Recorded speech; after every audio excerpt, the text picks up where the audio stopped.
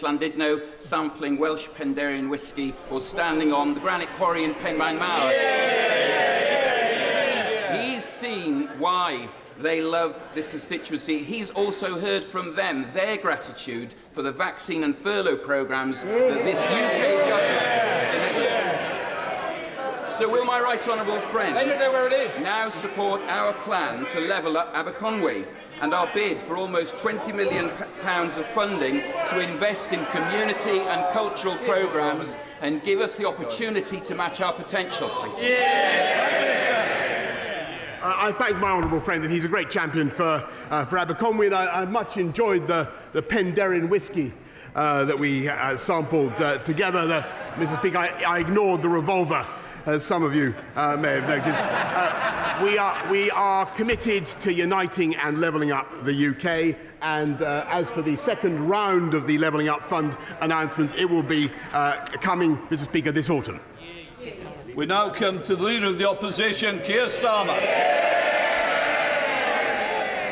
Mr. Speaker, may I join the Prime Minister on his comments about the former Prime Minister of Japan, a deeply shocking moment, and of course his comments about genocide. Mr. Speaker, may I welcome the new Cabinet to their places. We have a new Chancellor who accepted a job from the Prime Minister on Wednesday afternoon and then told him to quit on Thursday morning. A new Northern Ireland Secretary who once asked if you need a passport to get to Derry. And the new Education Secretary, whose junior ministers have literally been giving the middle finger to the public. It is truly the country's loss that they will only be in post for a few weeks. Now, the Prime Minister must be feeling demop happy since he was pushed out of office. Finally, he can throw off the shackles, say what he really thinks, and forget about following the rules. So, does he agree? Does he agree it's time to scrap the absurd non-dom status that allows the super-rich to dodge tax in this country? Prime Minister.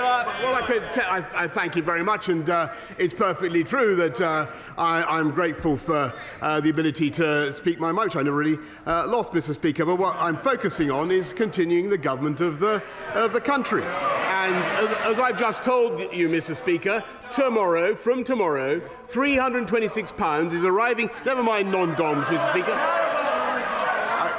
DOMs or non-DOMs, I don't mind. £326 is arriving in the bank accounts of 8 million vulnerable people. And how can we do that? Because we took the decisions to get the strong economy that we currently have, that I'm afraid were resisted by growth in May at 0.5%, Mr. Speaker, which they weren't expecting. We have. As I've told you before, Mr. Speaker, 620,000 more people in payroll employment than before the pandemic began. And one of the consolations of leaving office at this particular time, Mr. Speaker, is that vacancies are at an all-time high. Yes, Starmer. Cut him some slack. Faced with an uncertain future, a mortgage-sized decorator's bill that'll be soon for somebody else's flat, I'm not surprised he's careful not to upset any future employers. So here's an even simpler one. Does he agree that offshore schemes can pose a risk because some people use them to avoid tax they owe here? Prime Minister. Mr. Speaker, I'm proud of the investment that this country attracts from around the world. And he's talking about offshore people investing in the UK. I'm absolutely thrilled to see that we've had, I think, 12 billion in tech alone come in the last couple of months. I think it's possible, Mr. Speaker, he's referring not to me, but to some of the 8 brilliant candidates who are currently vying for my job. Let me just tell him that any one of them will wipe the floor with Captain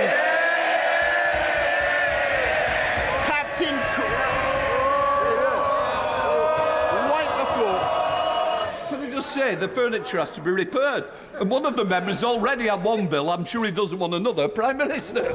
Any one of them would wipe the floor with Captain Crasheroony Snooze Fest, Mr. Speaker. And after a few weeks' time, that is exactly what they will do. They will unite around the winner and do just that. Yes, Starmer. He's been saying all week that he wants revenge on those that have wronged him. Here's an idea, Prime Minister. If he really wants to hit them where it hurts, he should tighten the rules on tax avoidance. But at the very least, does he agree that anyone running to be Prime Minister should declare where they and their families have been domiciled for tax purposes and whether they've ever been a beneficiary of an offshore tax scheme?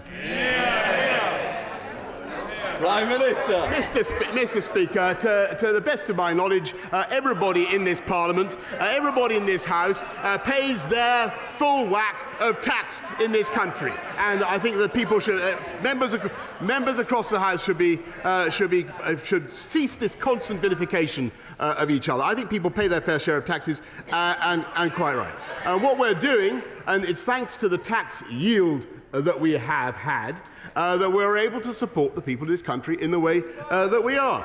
So we've been able to increase universal credit by £1,000, Mr. Speaker. We're putting £326 from tomorrow into the bank accounts of those who need it most, Mr. Speaker. And thanks to the policies we have pursued, as I have just told you, we have unemployment at or near record lows. And that is what counts, Mr. Speaker. No, they are very happy to see people languish on benefits. We believe in getting people into good jobs. And I'm looking for one.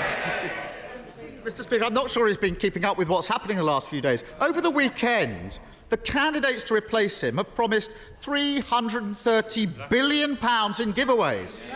That's roughly double the annual budget for the NHS.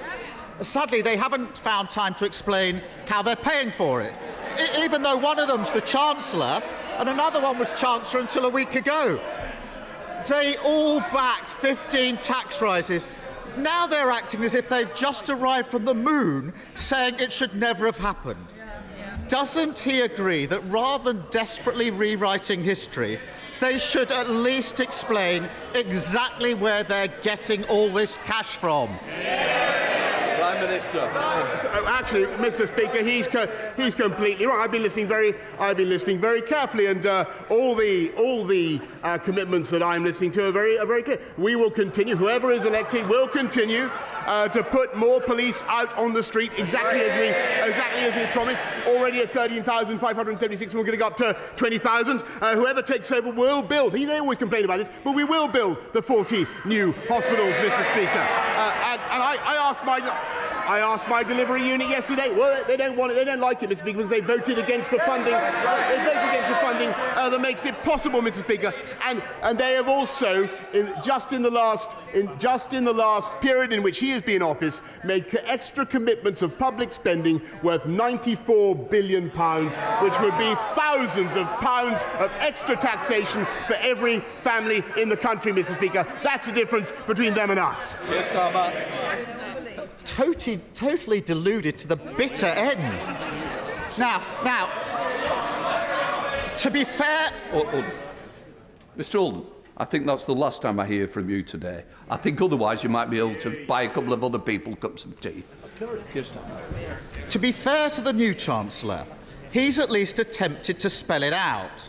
He's promised tens of billions in tax cuts and confirmed he would cut the NHS, the police and school budgets by 20% to fund it. The member for Stratford and Gibraltar is complaining, but he said it on TV. And yesterday he said it's simply not right that families are seeing their bills skyrocket and we do nothing. Was the Chancellor speaking on behalf of the government, Prime Minister, when he promised huge spending cuts and when he said that they're doing nothing on the cost of living crisis? Prime Minister. Look, Mr. Speaker, this is really pitiful stuff from the party that voted against the £39 billion which is necessary to pay for those 50,000 nurses which we're recruiting, and we will recruit by 2024, Mr. Speaker, which is necessary to pay for those hospitals and those doctors and those scans and that treatment. They don't have a leg to stand on, Mr. Speaker. And I can tell him something else. The reason we've got growth now at 0.5% in May is because we took the tough decisions to come out of lockdown on July the 19th last year, which he said was reckless. Never forget, he said it was reckless. Our economy would not be strong enough now to make the payments we are to our fantastic NHS, and they know it. Stop up. I really am going to miss this weekly nonsense from him. Let's move on. Let's move on from his current Chancellor to his former Chancellor. Last week, he resigned, accusing the Prime Minister of not conducting government properly, competently or seriously. He suggested the Prime Minister is not prepared to work hard or take difficult decisions, and implied that the Prime Minister cannot tell the public the truth. Yesterday, he claimed his big plan is to rebuild the economy. Now, even the Prime Minister must be impressed by that Johnsonian brass-neckery. Can the Prime Minister think of any jobs his former Chancellor may have had that means he bears some responsibility for an economy that he now claims is broken? Prime Minister. Mr. Speaker, look, I think everybody who's played a part in the last 3 years has done a remarkable job in helping this country through very difficult times. I just want to say to him, really, Mr. Speaker, the next leader of my party may be elected by acclamation, so it's possible this will be our last confrontation over this. It's possible. So I want to thank him. I want to thank him for the style in which he's conducted himself. I think it'd be fair to say he's been considerably less lethal than many other members of this House. Mr. Speaker. And I'll tell you why that is. Because he hasn't come up. Can I just say to this end of this front bench, I expect better behaviour, and I'm certainly going to get it. Prime Minister. There's a reason for that, Mr. Speaker. Is over 3 years, in spite of every opportunity, he's never really come up with an idea, a plan, or a vision for this country. And I can tell you that at the end of 3 years, Mr. Speaker, we got Brexit done, which he voted against 48 times. We delivered the first vaccine in the world and rolled it out faster than any other European country, which would never possibly listen to him, Mr. Speaker. And we played a decisive role in helping to protect the people of Ukraine from the brutal invasion of Vladimir Putin and helped to save Ukraine, Mr. Speaker. And I'm proud to say that we are continuing, and every one of the 8 candidates will continue, with the biggest ever programme of infrastructure, skills and technology across this country to level up in a way that will benefit the constituents of every member of this House, Mr. Speaker. And it's perfectly true that I leave not at a time of my choosing. And it's absolutely true. But I am proud of the fantastic teamwork that has been involved in all of those projects, both nationally and internationally, Mr. Speaker. And I'm also proud of the leadership that I have given. And I will be leaving, Mr. Speaker. I will be leaving soon with my head held high.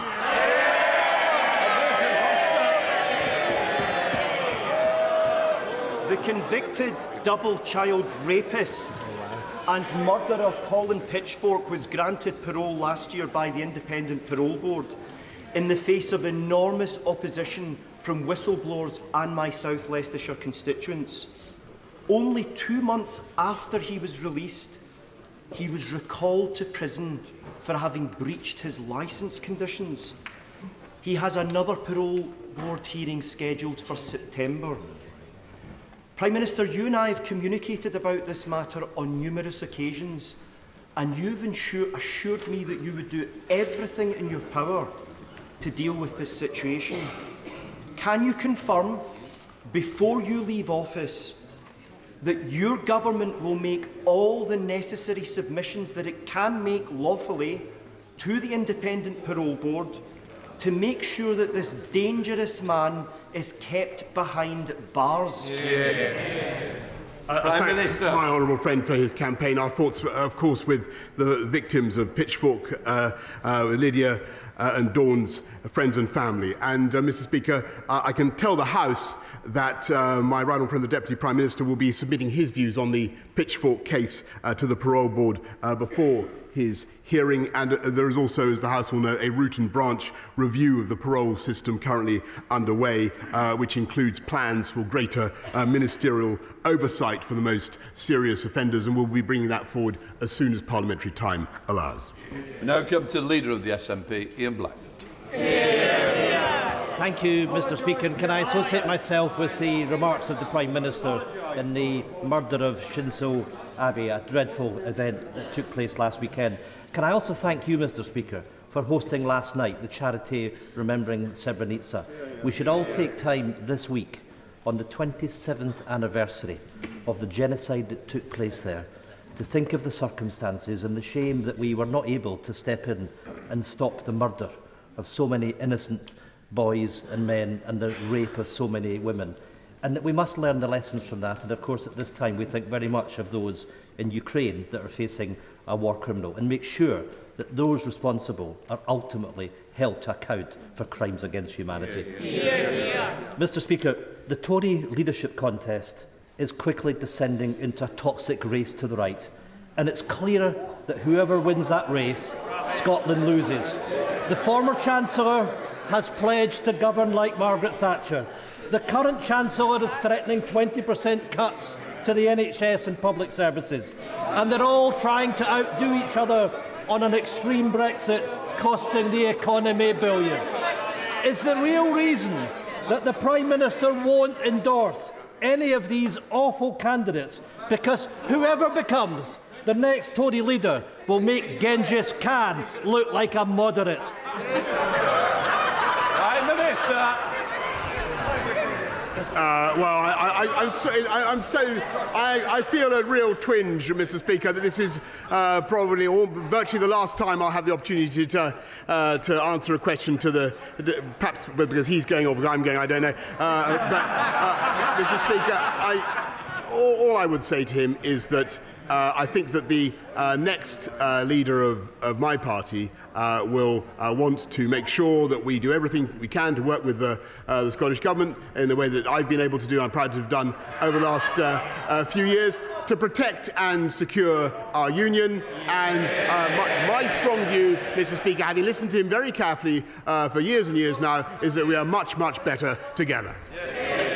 Ian Blackford. I can say with all sincerity, I hope whoever is the next Tory leader will be as popular in Scotland as he has been. Because for people in Scotland, Westminster has never looked so out of touch. We've got right-wing Tory contenders prioritising tax cuts for the rich and a zombie UK government failing to tackle the cost of living crisis. Whilst the Tories are busy tearing lumpouts of each other, money-saving expert Martin Lewis has warned the energy price cap could soon rise by a sickening 65% in October to £3,244 a year.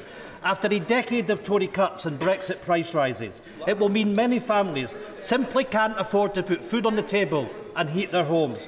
Scotland literally can't afford the cost of living with Westminster. Does the Prime Minister not get that people in Scotland don't just want rid of him, they want rid of the whole rotten Westminster system? Prime Minister. Mr. Speaker, I think that's not what is actually happening in this country, is that we're using the fiscal firepower that we built up to cut taxes for working people, cut taxes for those on low incomes, and you saw that last week in the average of £330 tax cut on national insurance. We're increasing support for those vulnerable households from tomorrow, another £326 going in. And Mr. Speaker, it's thanks to our union that we were able to deliver the furlough scheme, which helped the entire country, and to make the massive transfers that boost the whole of the UK economy. And I think that the last thing the people of Scotland need now, the last thing they need is more constitutional wrangling when we need to fix the economy. Mary Robinson. Thank you, Mr. Speaker. After securing almost £14 million in my town's fund bid for Cheadle, I was delighted last week to get the green light for our new Cheadle rail station. And £4 million for our state-of-the-art eco-business park. I've had tremendous support from the Cheadle Towns Board and local community, who understand how important it is to have connected towns and villages, bringing investment and high-tech jobs to our area. I'm ambitious for Cheadle, and now want to secure the redoubling of the Mid-Cheshire Line and the extension of Metrolink through my constituency. Will my right honourable friend join me in thanking the Towns Board and Station Working Group for their support, and agree with me that improving connectivity is key to economic growth and the future of our levelling up?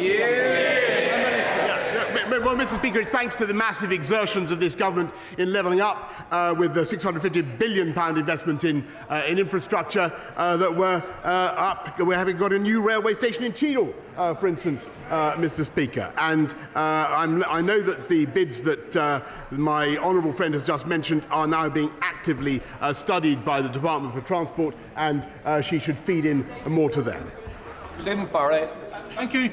In a recent opinion poll conducted by Lucid Talk for Queen's University, only 5% of the people of Northern Ireland expressed any trust whatsoever in this government.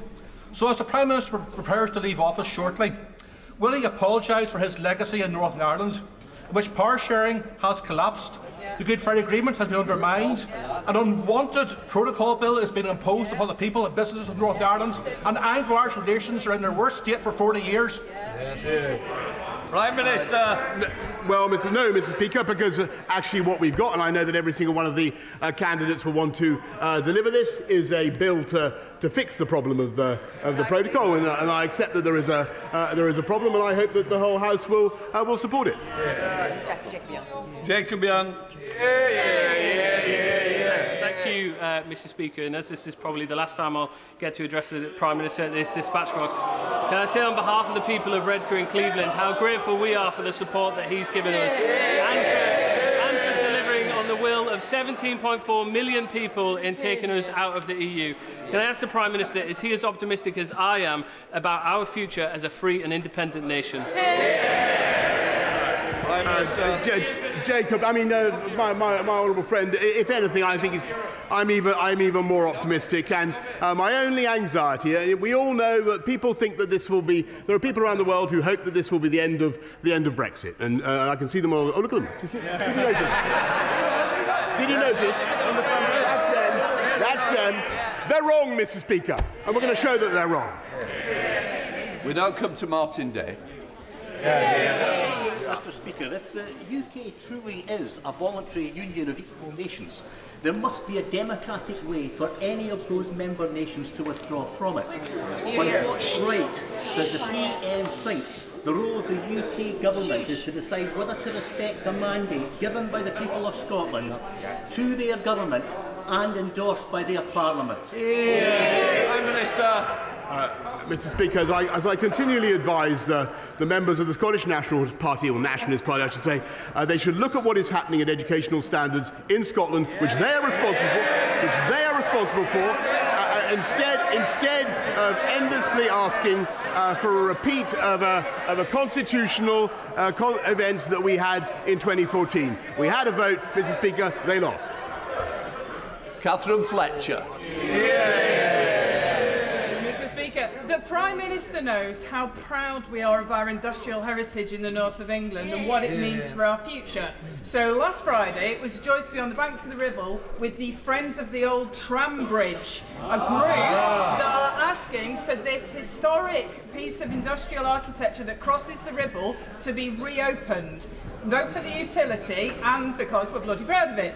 So, does the Prime Minister share my hope that Preston City Council will include the plans to get the bridge reopened as part of their Levelling Up Fund bid? Prime Minister. Mr. Speaker, I think it's possibly fair to say that I'm responsible for building more river crossings than anybody else in this House, including and bridges, including Suggett's Lane crossing, Mr. Speaker, which I delivered for my honourable friend. I think at this stage in my political career, I could not, in all honesty, promise that I can deliver this bridge, Mr. Speaker. But I think that she has 8 people to whom she could direct that request right now, and she's in a strong bargaining position. Let's have a Robert. Child poverty has increased in every part of Wales in the last 7 years under Tory cuts to public services and malign welfare policies. In the communities I represent, 37% of children are now growing up in poverty. He has one last chance to make a real difference to these children's lives before he leaves office.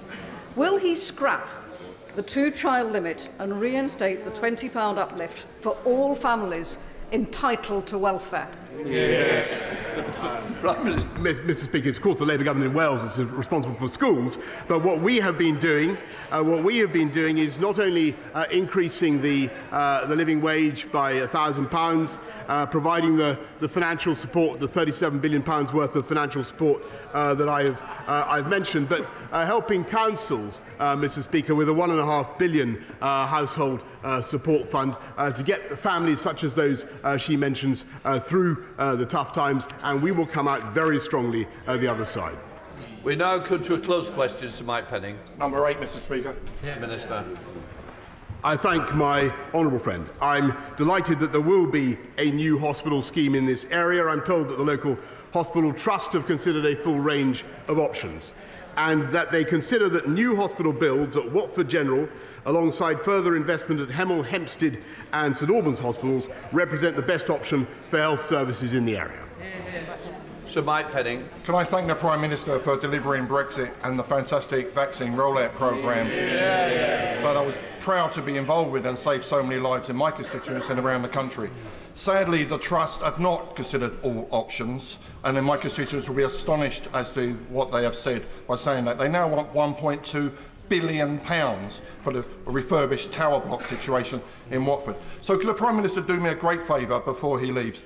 Can he put a little note in the drawer of number 10, so when the new incumbent comes in to say Penning needs a new hospital on a greenfield site?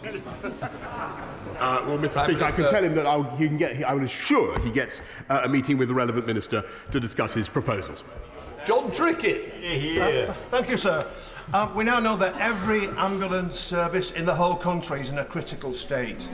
But last week, well before the current national heatwave emergency, my constituent, Mrs. Meacham, died following waiting for hours for an ambulance in an excruciating and prolonged delay.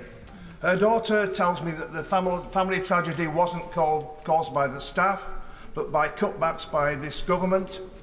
But in any event, without immediate and drastic action, we cannot be sure that there won't be many more Mrs. Meachams. Does the PM accept we now are living through an emergency health crisis?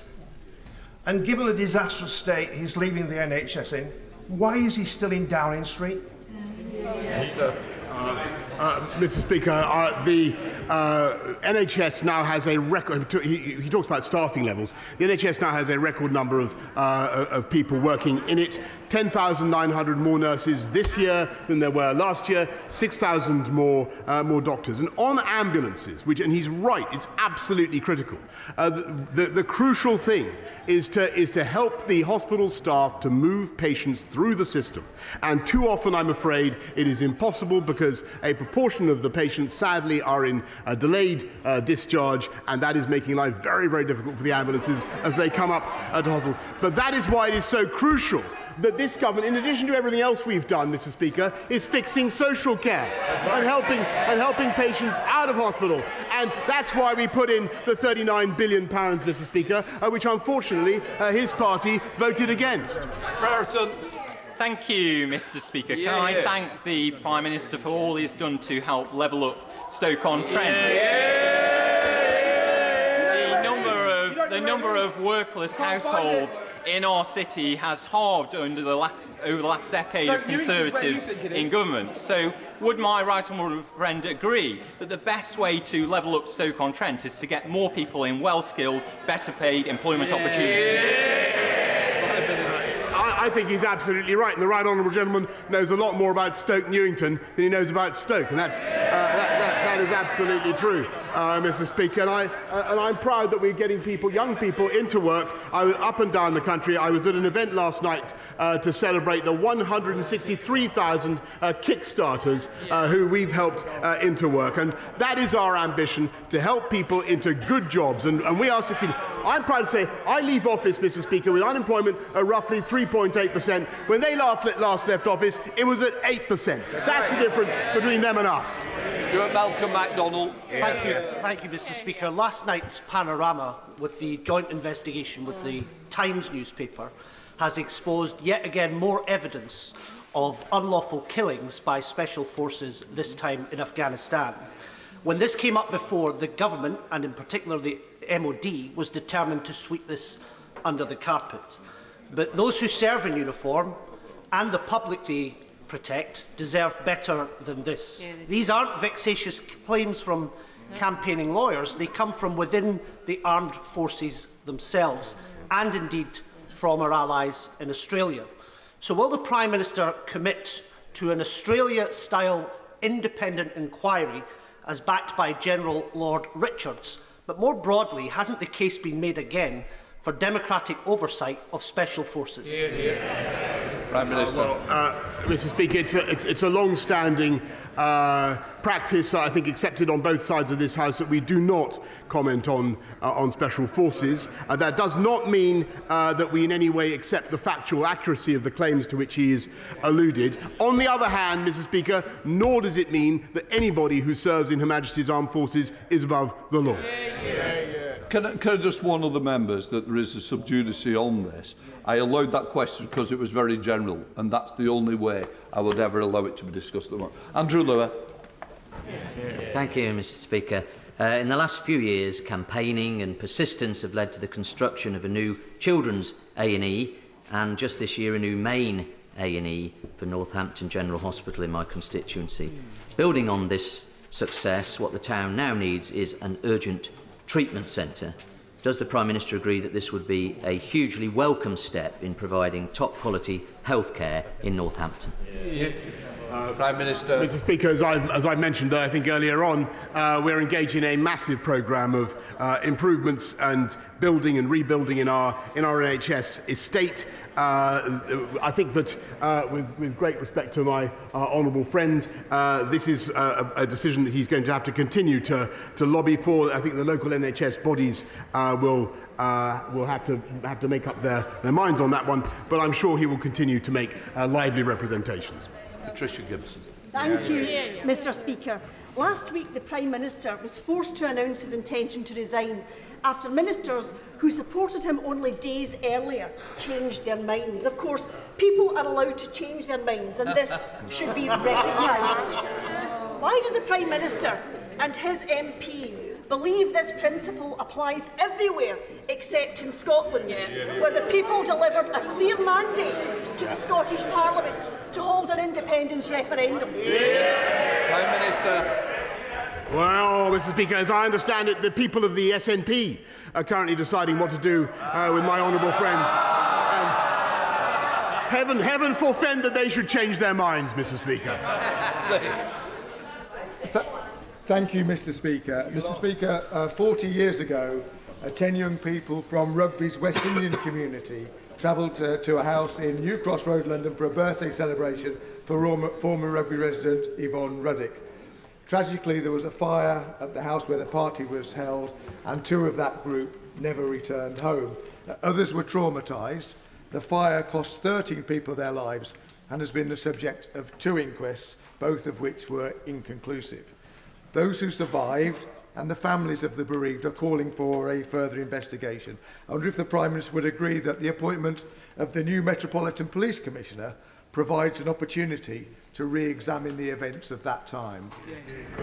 Prime Minister. I thank my honourable friend, and I know from my own experience of running the city of the anguish that that particular tragedy caused, and I know the deep feeling that surrounds it, Mr. Speaker. I thank him for raising it, and I can tell him, of course, that whatever my own views, this is a matter for the Independent Metropolitan Police Service, and I'm sure the new Commissioner will be considering what he has just said. Alan Brown. Thank you, Mr. Speaker. While he was editor of The Spectator, he published a poem out exterminating the Scotch, a verminous race. He previously stated that £1 spent in Croydon is of more value to the country than £1 spent in Strathclyde. He called for an ending of the Barnett formula, and he stated an MP from a Scottish constituency shouldn't be a Prime Minister. So given his anti-Scottish views, his abject failure as a Prime Minister, why did he think he's a right to try and block a democratic vote for Scotland to choose its future away from this corrupt Westminster? Can I just say to the honourable gentleman that after 3 years of listening to this delirium of monotony from the Scottish nationalists, I really think they need to change the record. What the people of this country want is a focus on the cost of living, a focus on the economy, making sure on schools, Mr. Speaker, on standards in schools. Those are things that he should fix, Mr. Speaker, and to say nothing of the tragedy of drug deaths in Scotland, Mr. Speaker, which they still haven't done anything to address, Mr. Speaker, and everything I have seen has taught me that we are far, far better, whether it's on Ukraine or COVID, Mr. Speaker, or on furlough. There is absolutely no doubt, Mr. Speaker, that we are better off working together. Thank you, Mr. Speaker. Kensington is at the heart of the Ukrainian community, and on their behalf, I would like to first send their huge thanks for your support to Ukraine. Yesterday was the first-year anniversary of the devastating flooding that affected my constituency, with more than 1,000 homes affected, people in basement flats losing all of their belongings, and many people still in temporary accommodation.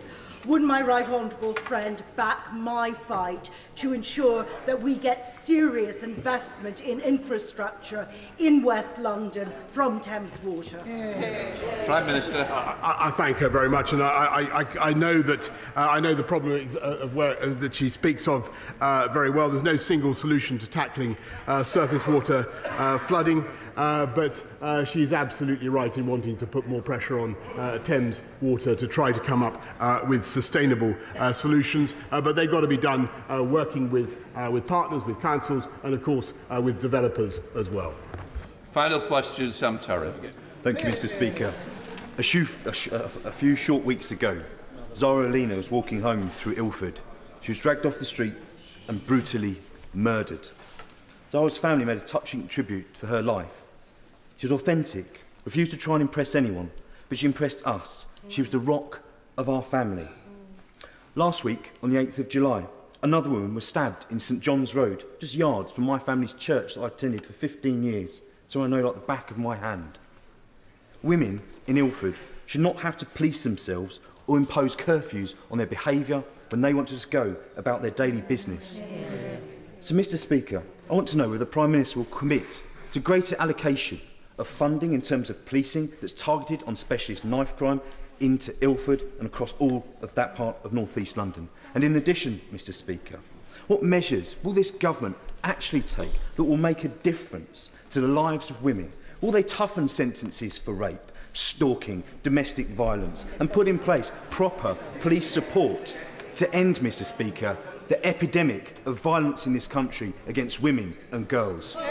Just before the Prime Minister answers, just to say it's a very important, I've allowed it to raise, be careful of going into detail on the first name because it is sub judice, but in general terms I'm sure that we can answer it. Prime Minister. I thank you, Mr. Speaker, for your guidance, but I think we can say safely how much we sympathise with the victim and her family. On knife crime, it is a scourge, Mr. Speaker, and I believe there are many different solutions, but one of them is unquestionably allowing the police to do more stop and search. and making sure we have more police out on the street. And that's why we've made the massive investments that we have, and I hope that those investments will be continued, Mr. Speaker. I'm sure that they will be. And on rape and serious sexual offences particularly against women, this is incredibly important to the whole House, and it's something that we have worked on very hard over the last 3 years. And what we have done, Mr. Speaker, is not only introduced more street lights and done everything we can to give women, invested more in independent sexual violence advisors and domestic violence advisors and all the people you need to give victims the confidence they need to get cases to trial, which is such a problem, Mr. Speaker. But what we've also done, in addition to putting more police out on the streets and specialist units to tackle this, what we've also done is introduced tougher sentences for rape and serious sexual violence, Mr. Speaker. And I have to say, I was amazed, and it's still the case, that his party voted against those tougher sentences. That was a great mistake, and I think they should take it back. At the start of Prime Minister's questions, the honourable member, Fries Lothian, Kirkcaldy and Cowden Beath persistently denied the authority of the Chair. In their absence, I wish to proceed to name them and call on the leader to move the relevant names. So I name Kenny Maskell, Neil Hanvey, and I'm sure now the leader will pick it. Mr. Speaker, I beg to move that Kenny McCaskill and Neil Hanvey be suspended from the service of this House.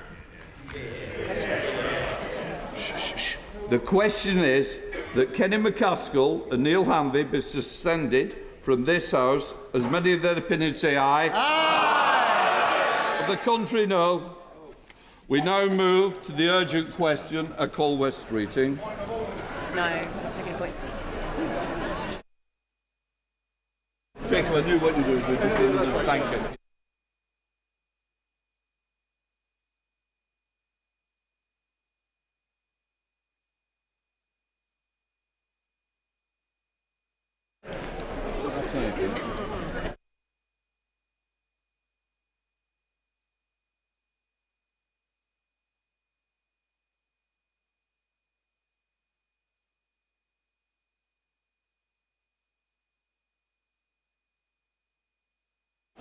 I understand that you want to raise a point of order relevant to the questions that you just asked. Right, in which case I will take that one point of order. Sir Mike Penny. As a former minister, I'm very aware of the information that's given to ministers and prime ministers when they're going to answer a question, especially when the question has been pre-informed. The information the Speaker was given was that, that my trust, my hospital trust, have looked at all options, for the decision on the new hospital in my part of the world. That is not correct, Mr. Speaker, and I wish to put on the record that the Prime Minister has been misled by my trust, and it's not the Prime Minister's fault that he had that information. I'm not going to carry on the debate of the question, but I would say you've certainly got on the record. I'm sure the Trust will be reading it as you sat down. Right, let's try again with the urgent question, West Streeting. Thank you, Mr. Speaker. To ask the new Secretary of State if he will make a statement on ambulance services and the declaration of a national heatwave emergency. Minister. Thank you, Mr. Speaker. Our ambulance service performs heroics every single day, and I want to put on record my thanks to every single one of them for all their dedication and hard work. And we do have a duty to support this vital service and give them the resources and support that they need. The latest figures from the NHS in England show that ambulance service response time performance has improved month on month. And also, the ambulance hours lost is also improving month on month as well. However, we do fully acknowledge that there are rising pressures facing the service, and there are three significant factors influencing this. First, bed occupancy, which is currently around 93%, which is something we'd normally see around winter times, is influencing this. We know that there's high rates of COVID admissions in hospital, whether that's people with COVID or because of COVID, and that puts pressure pressure on A&Es to be able to admit patients. We're roughly running on void beds of around 1,200, and part of this is because there's a 16% increase in length of stays. We also have the pressures of delayed discharges, but they remain flat, but a significant influence. But also, we have record numbers of calls to the ambulance service, at 100,000 more calls compared to May last year. So there is significant pressure on the system. As well as that, we also have to be mindful of the weather in the coming days. We do have a heatwave plan for England, which was published earlier this year. I'm sure the honourable gentleman has read it. And we also have the hot weather plans that the NHS Trusts have also put in place. In addition to that, we're providing sector-specific guidance, setting out the best way to protect people who may be at risk. But we're also supporting the service more widely to make sure it's got the resilience it needs. We've allocated £150 million of extra funding for this year for the ambulance service, and we're boosting the workforce too. National 999 call handler numbers have risen to nearly 2,300 at the start of June, which is a considerable increase on the previous September. And we're on track to train 3,000 paramedic graduates nationally per year, every year until 2024. And on top of this, we've invested £50 million in NHS 111 to help give extra capacity to the service. I will be meeting all 11 ambulance trusts over the coming days to make sure that they have the capacity and resilience they need, not just to deal with the pressures now, not just to deal with the pressures with the warm weather, but to prepare for the winter pressures that we know will be inevitable and forthcoming. This is an important issue which I take extremely seriously, and I will keep the House updated as the situation develops. We now come to Shadow Secretary of State again. Thank you, Mr. Speaker, and thank you for granting this urgent question. But what a disgrace that the Secretary of State isn't here. Our NHS is going through the biggest crisis in its history. Every ambulance service is on the highest level of alert.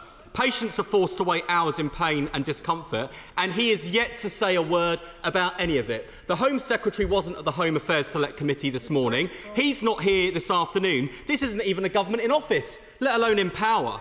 One person who is still in office, however, is the Minister. Her boss resigned, saying he couldn't put loyalty above integrity any longer. Well, the Minister obviously made a different choice. So can she say whether any further meetings of COBRA are scheduled beyond the meeting held on Monday?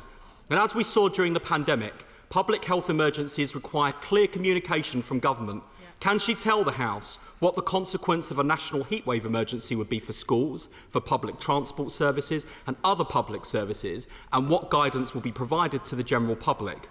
What assessment has she made of the suitability of care homes to protect residents from the extreme heat? And what contingencies are in place should further measures be necessary? Every ambulance service is now on the highest level of alert. So what is the Secretary of State doing about it? The Minister talks about targeted help for ambulance services. She's going to be hitting the phones this week. Presumably the Secretary of State's too busy.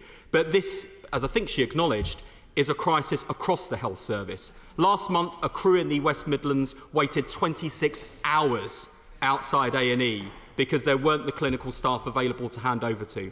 What is the government doing to provide additional support to A&Es during this heatwave? And, Mr. Speaker, these pressures are not new. Average waiting times for stroke and heart attack victims are an hour. Patients in the North East were told to phone a friend or call a cab rather than rely on emergency services. Isn't it the case that, of course, extreme weather is putting further pressure on our emergency services, but it is 12 years of Conservative underfunding that has left them unable to cope? And in conclusion, Mr. Speaker, if people like the Home Secretary and the Health Secretary can't be bothered to turn up to do their job, if they're not interested in the business of running this country, they're too busy making endorsements for fantasy candidates with far-fetched promises, perhaps it's time they set aside so that Labour can give Britain the fresh start it needs. Well, can I say how disappointed I am in the Shadow Secretary's response? If he's not happy that a female minister with over 20 years' experience in the NHS is able to answer the question on NHS waiting times, then I find that very disappointing. And as I said in the debate a few weeks ago, I don't want to bring politics into health because I think it's too important. But if he wants to play politics, I will give him politics. If we look in Wales, where Labour run the NHS service there, the ambulance service and the A&E departments are facing exactly the same pressures. 51% of red calls in Wales are only being seen in 8 minutes. The target should be 65%. If he looks at the call time for strokes, only 17% of those calls being made in time. And that's falling on month on month, whereas in England, our responses are improving month on month. And the 4-hour wait in Wales in A&E is 34.9% as being seen in 4 hours. Now, he shakes his head, but he stood at that dispatch box just now and said Labour would do better. They are not doing better in Labour, in Labour-run Wales. They are actually either similar response times or actually worse response times. Now, I have set out the plan. It's clear he hasn't read the heatwave plan for England, which was published earlier this year, because he would have the answers in there. And we are making sure that all NHS trusts are prepared. I am happy to work with each and every member across this House to make sure that the ambulance service, our A&Es and hospital trusts have the support that they need. But if all he wants to do is play politics, I think that's extremely sad. Right, Bridge.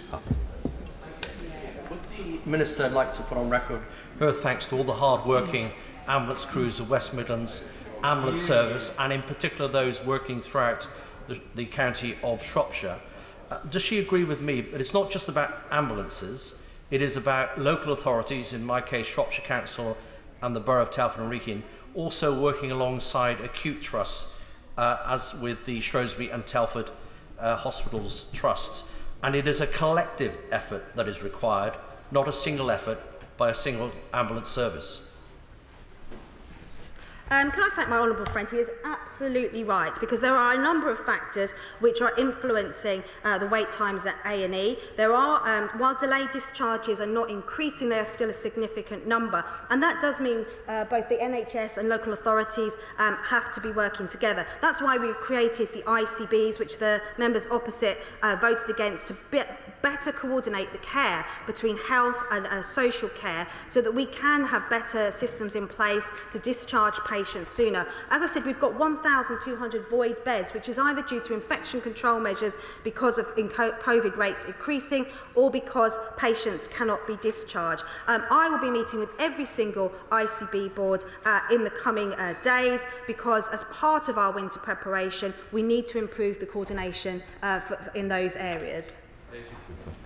Thank you, Mr. Speaker. Last October, I revealed through a parliamentary written question that every ambulance service in England was at the highest alert level. We are now 9 months on, and we are in that situation again.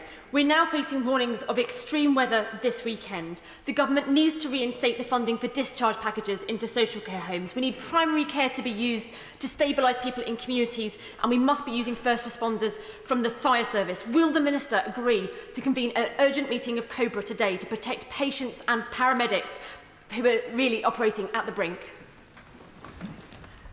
So, can I say to the Honourable Lady, we have put additional investment this year, over £150 million of extra funding into the ambulance service to help them meet the demands, because they have got significant demands. And for this time of year, these are the sort of rates that you would normally see in winter. And we are doing exactly that. We have got our heatwave plan, which was published earlier this year.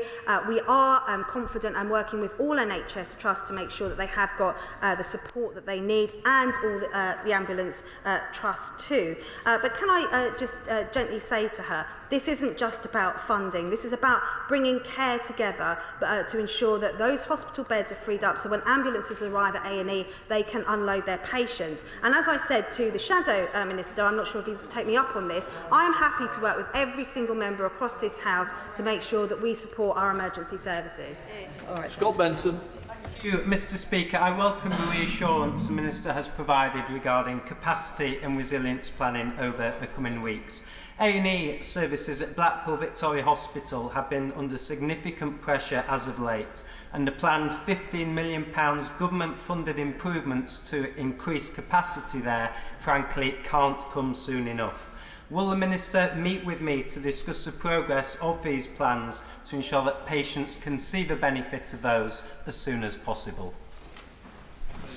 I thank my honourable friend. He has been campaigning vigorously for his local area in terms of better healthcare provision. I'm very happy to meet with him to discuss those plans. I recognise there's an urgency around that. But can I just reassure him that there are around 6 areas of the country which account for around a third of the handover delays, and we are specifically focusing our efforts on them because it is about the pressures in the system and whether that's more capacity at A&E so patients can be seen quicker once they arrive by ambulance, or whether that's supporting the ambulance service itself. I'm very happy to meet with him to discuss the problems in his local area. Graham Morris. Thank you, Mr. Speaker. And can I just say that despite the promises and assurances the Minister set out in the heatwave plan and in her response, I'm very disappointed that previous promises made in this House by the Minister that she would speak with a North East Ambulance Service whistleblower, Paul Calvert, who's my constituent, haven't been honoured. If ministers won't engage with those that identify ongoing problems and learn the lessons to fix our failing ambulance service, how can we expect the ambulance service to respond to an acute crisis like the current heatwave? Well, can I thank my honourable friend? The North East Ambulance Service is one of 3 areas that we're concerned in terms of performance. Can I reassure him I have met with the families and offered other families to meet with me to discuss. In relation to his specific constituent, there is a tribunal ongoing, and so it's difficult for me to meet with him while that is ongoing, but I'm very happy once that is over to meet with his constituent to discuss the issues he raised as a whistleblower. Theresa Villiers.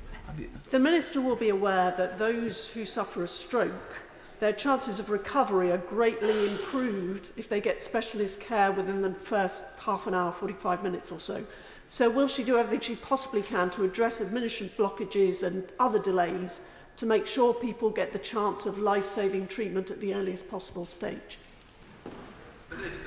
Yes, can I thank my honourable friend for raising that, because there are different response times required depending on the reason for the call. And in terms of strokes, which would be a C2 emergency, the target is 18 minutes.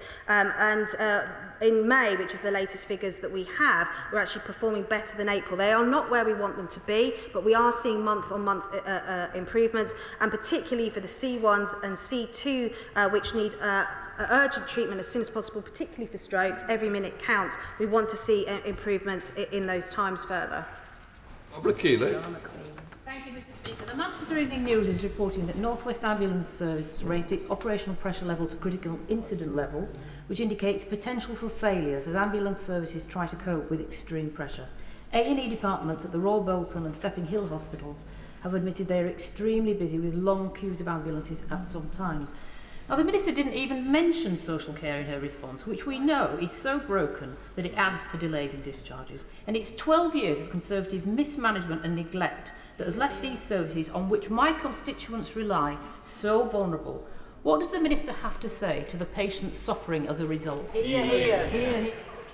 Well, I'm sorry the Honourable Lady didn't hear my response. I did specifically mention social care, and I specifically mentioned integrated care boards, which we have set up to bring health and social care together, which I think honourable members opposite voted against. It is precisely, and I mentioned in my remarks, that one of the factors affecting ambulance delays is the bed occupancy issue. Part of that is around delayed discharges, not all of it. Lengths of stay are 16% higher, but we have a plan for fixing social care. It's unfortunate members opposite voted against it. Mr. Speaker, Cheltenham General Hospital's A&E was saved from a trust plan to close it, thanks to the fantastic support of over 20,000 of my constituents. Does the Honourable Lady agree with me that in addressing the enormous challenge of the demands that we face, capacity is important as well as flow through the system, and that in light of that demand, that vindicates the decision of the Trust and indeed the Government to keep Cheltenham's A&E open? Well, I thank my honourable friend, and I'm pleased that he's already seeing the benefits of the A&E in Cheltenham staying over. I'm sure he's very modest. I'm sure he played a significant part in making sure that that stayed open as well. But it is absolutely about capacity. There isn't a magic bullet that's going to make this the pressures on the ambulance service and emergency services any easier. It's multifaceted, and capacity at A&E is crucial. That's why I'm meeting with the Ambulance Trust to find out that where there's good practice that's making a difference, that we can help share that that across the country. Thank you, Mr. Speaker. In June, a 59-year-old man collapsed in the West Midlands, going into cardiac arrest. Neighbours called an ambulance, but it took 90 minutes for one to arrive, 6 times longer than it should have taken. Now, sadly, the man soon passed away. We see this time and time again across my region, where ambulance waiting times are amongst the worst in the country. So when will this government provide the much-needed extra support to stop horrific incidents like this reoccurring? Sorry to hear about the sad death of her constituent. Her region is one of the 6 areas where we've got the worst handover times that we are targeting support to. And I'm very happy to meet with her and update her on the specific support we're offering her region. The Minister, when discussing ambulance response and waiting times, kept using the phrase month-on-month improvements. Could she specify which months? Because she will know that depending on which month you choose as your baseline, if it was the worst time in recorded history, then it's not difficult to show month-on-month improvements. So when we look at our figures, of course we look month on month, but you also compare to to previous years as well. And as I said in my opening remarks, we are seeing an increase in calls, over 100,000 compared to May 2019. He shakes his head, but they are the facts. And we are comparing month on month, but we're also comparing to previous years, and we are seeing an improvement both in response times, but also in the amount of ambulance hours that are lost to ambulances queuing at A&E. Sean Warren. Thank you, Mr. Speaker. Of the 22,000 people who visited Newcastle's Royal Victoria Infirmary A&E in May, 13%, over 3,000 people, had faced waits of over 4 hours. And last month, I know people were facing waits of 7 hours. And we have had people, my constituents, who have had rapid heart fluctuations, who have been told that they face a wait of 11 hours for an ambulance and they need to get a cab. Isn't it absolutely negligent of her government to leave our NHS unable to protect my constituents, particularly facing a heat wave? And what is she going to do to ensure that they have the resources necessary?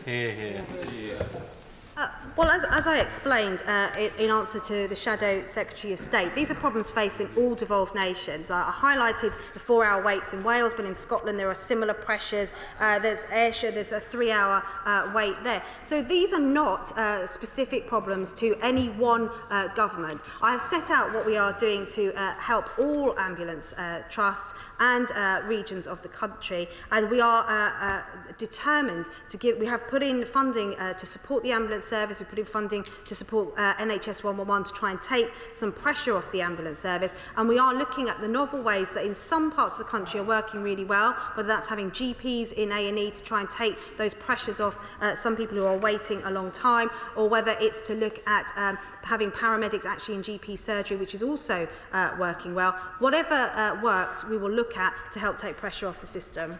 Sir Tony Lloyd. Rochdale is especially vulnerable because its A&E was closed some many years ago now. It means that people are dependent on an ambulance service which is not in crisis because of the heat wave. It's been in crisis now for some considerable time. We don't need blandishments, Minister. Why does it take a crisis to see you come before this House to explain what has not yet happened? Minister. Well, we're not waiting for a crisis. I've set out the funding that we've put in place this year to £150 million of extra funding for the ambulance service. I highlighted how we're boosting the workforce too. In case you didn't hear in my opening remarks, that's nearly 2,300 more 999 call handlers at the start of June. We've also invested £50 million in NHS 111 capacity to help us reduce the demand. We've been doing this. There will be pressures on the ambulance service and our emergency services at times in the NHS. We saw that with COVID. We've got the heat wave this week, which will put pressure on, and there will be pressures on in winter. If opposition members think that there's some magical way of avoiding pressures, there isn't. What we need to do is provide resources and capacity to make sure the service can meet that demand. Thank you very much indeed, Mr. Speaker. Further to the question about strokes. As we know, every minute counts, and the Minister's just told the House that in not every case is the ambulance response meeting, I think the 18-minute time that she said is the target. Given that, what advice would she give to members of the public who think that a loved one has had a stroke? Should they ring 999 and hope the ambulance might turn up within the 18 minutes, but if not, should they put them in a car or a taxi and take them to A&E? And when they arrive at A&E and say, I think my loved one has had a stroke, what confidence might they have that they will be seen quickly, given that time is of the essence? Can I thank the Honourable Gentleman? As someone who's suffered a stroke myself, I am very aware of the urgency of seeing stroke patients on time. I am not going to give clinical advice over the dispatch box. It's important that people dial 999 immediately if they suspect a stroke is in place. The ambulance callers will normally stay on the line with someone and advise them what to do depending on their symptoms, and will get an ambulance to them as quickly as possible. Once they arrive in hospital, if a stroke is suspected, they will be seen immediately. And we are not seeing reports of stroke patients once they're in hospital being delayed. It's crucial that they are seen urgently. The advice is to dial 999, and their clinical advice will be given to them over the phone. Steve McKay. Mr Speaker, West Midlands Ambulance Service says it's been a resource escalation action plan for the highest level of alert for several months now, almost unprecedented. Has the new Secretary of State spoken to the Chief Ambulance Officer for the West Midlands yet about this terrible situation?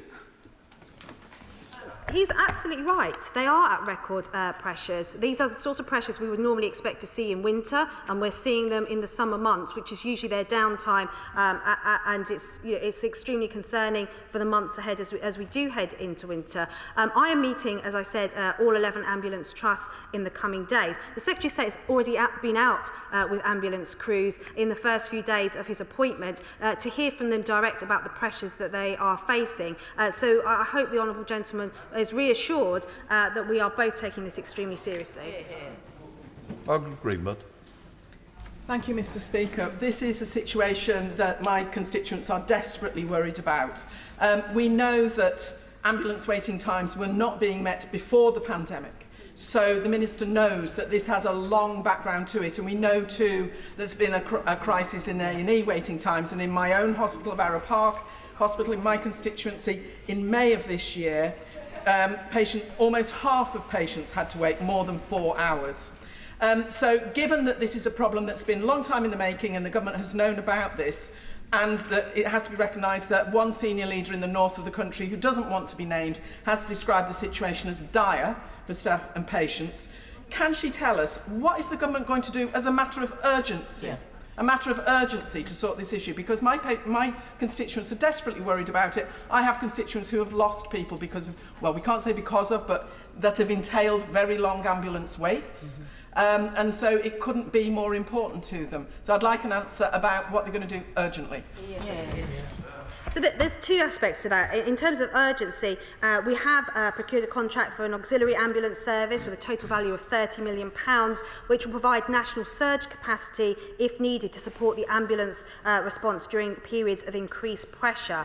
So that is there should we need it. But she talks about long-term plans. We have been investing in the ambulance service since 2010. I talked about the extra paramedics that we're training, 3,000 graduates every year to 2024 to increase our capacity. We've also made significant investments in the workforce, with almost 40% increase since February 2010. So we are improving. Sometimes those changes do take time to come through, but we're investing in the workforce, we're providing more funding, we're training more paramedics, and we also have an auxiliary ambulance service procured should we need it.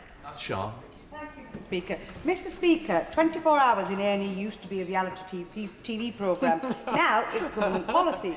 Can the Minister tell me why this government has presided over a watering down of standards that will see the zero tolerance for 12-hour ward waits in A&E, and 30-minute standard for ambulance handover delays scrapped?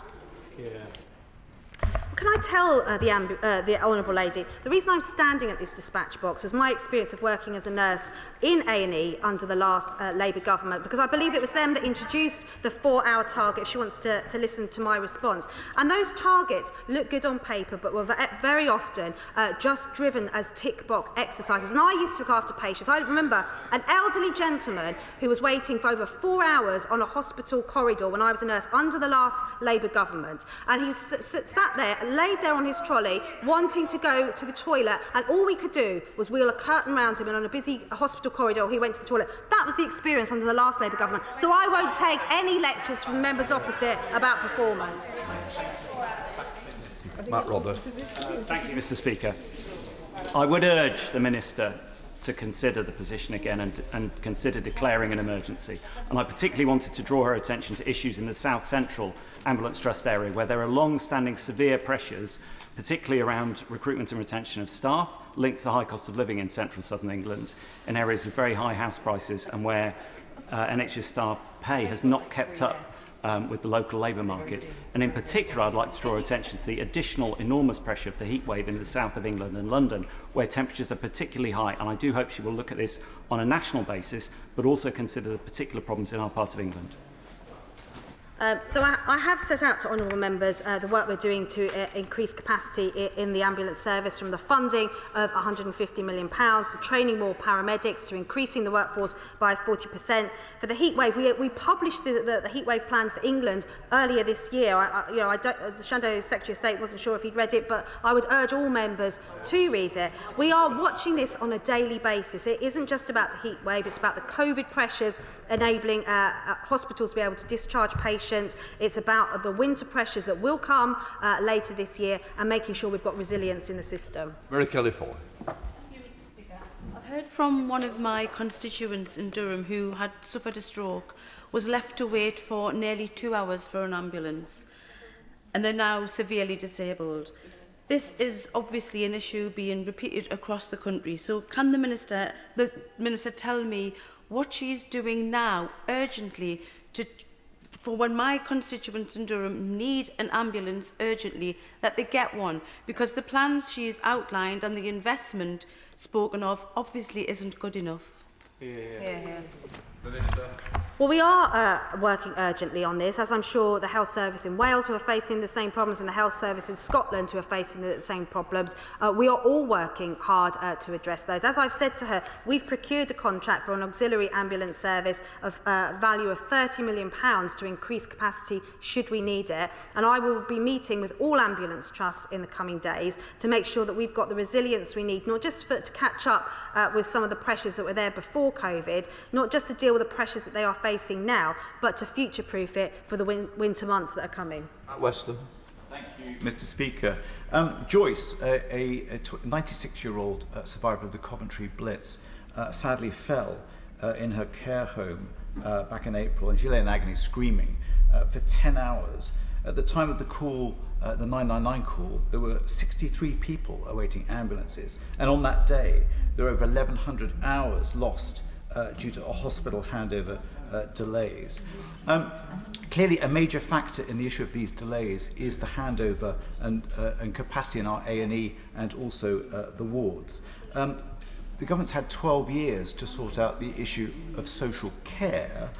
So does the Minister support the calls from various leadership candidates to make tax cuts and remove the NI increase that was supposed to be supporting social care? I'm not sure if that means that the Honourable Gentleman is now supportive of the social care levy, which is there to pay for improvements to social care. It's this government that's bringing forward the changes, the ICBs, which are bringing health and social care together to deliver on the delayed discharges that we have. I've been very honest, they are having an impact on bed capacity and having a knock-on effect on our ambulance services. If he's now changed his mind and now supports the social care levy, then I welcome that news. And Diana Johnson. With the greatest of respect to the Minister, I cannot fathom why the Secretary of State for Health is not here when we are facing such a perfect storm. Because the Home Secretary failed to turn up to the Home Affairs Select Committee this morning, can I just ask the Minister, is this a new approach that the government are taking, that members of the Cabinet do not turn up to be accountable and for scrutiny to happen in this House anymore? Yeah.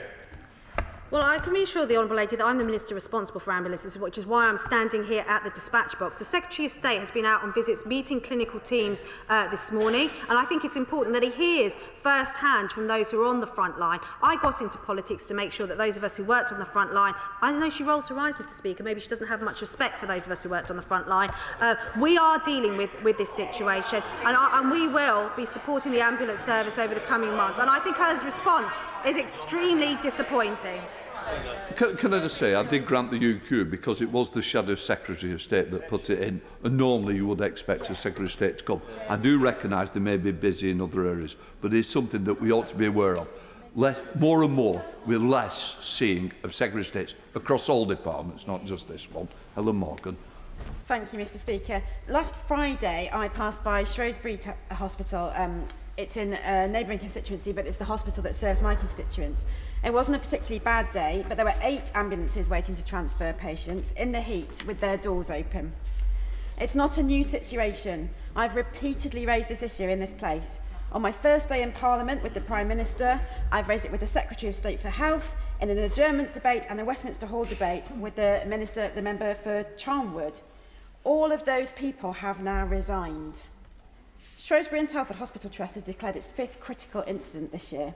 When is the government going to end the chaos and the infighting and start taking steps to prevent avoidable deaths in Shropshire and across the country? Well said.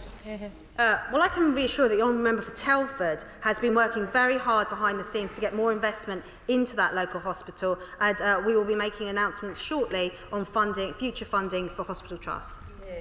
Jim Shannon. Thank you, Mr Speaker. Minister and Government were able to respond for the COVID-19 pandemic and showed resources could be made available. So can I ask the Minister this question in a positive fashion?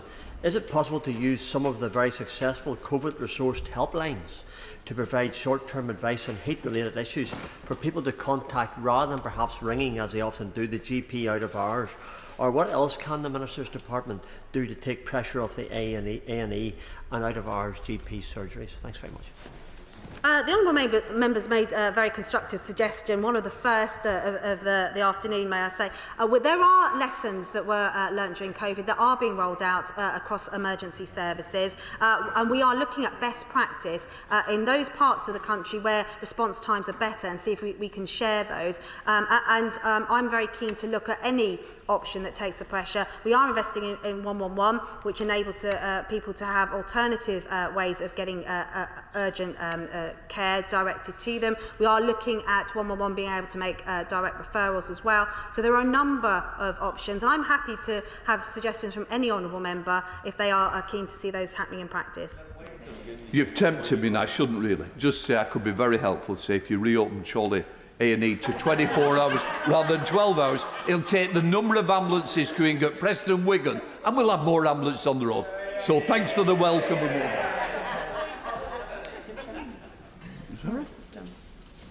Just let people go. Have you called it? Yeah. Well, yeah. Thanks for that. Right. Urgent question, Siobhan McDonough. Thank you, Mr Speaker. To ask the Foreign Secretary if she will make a statement on the state of emergency declared in Sri Lanka.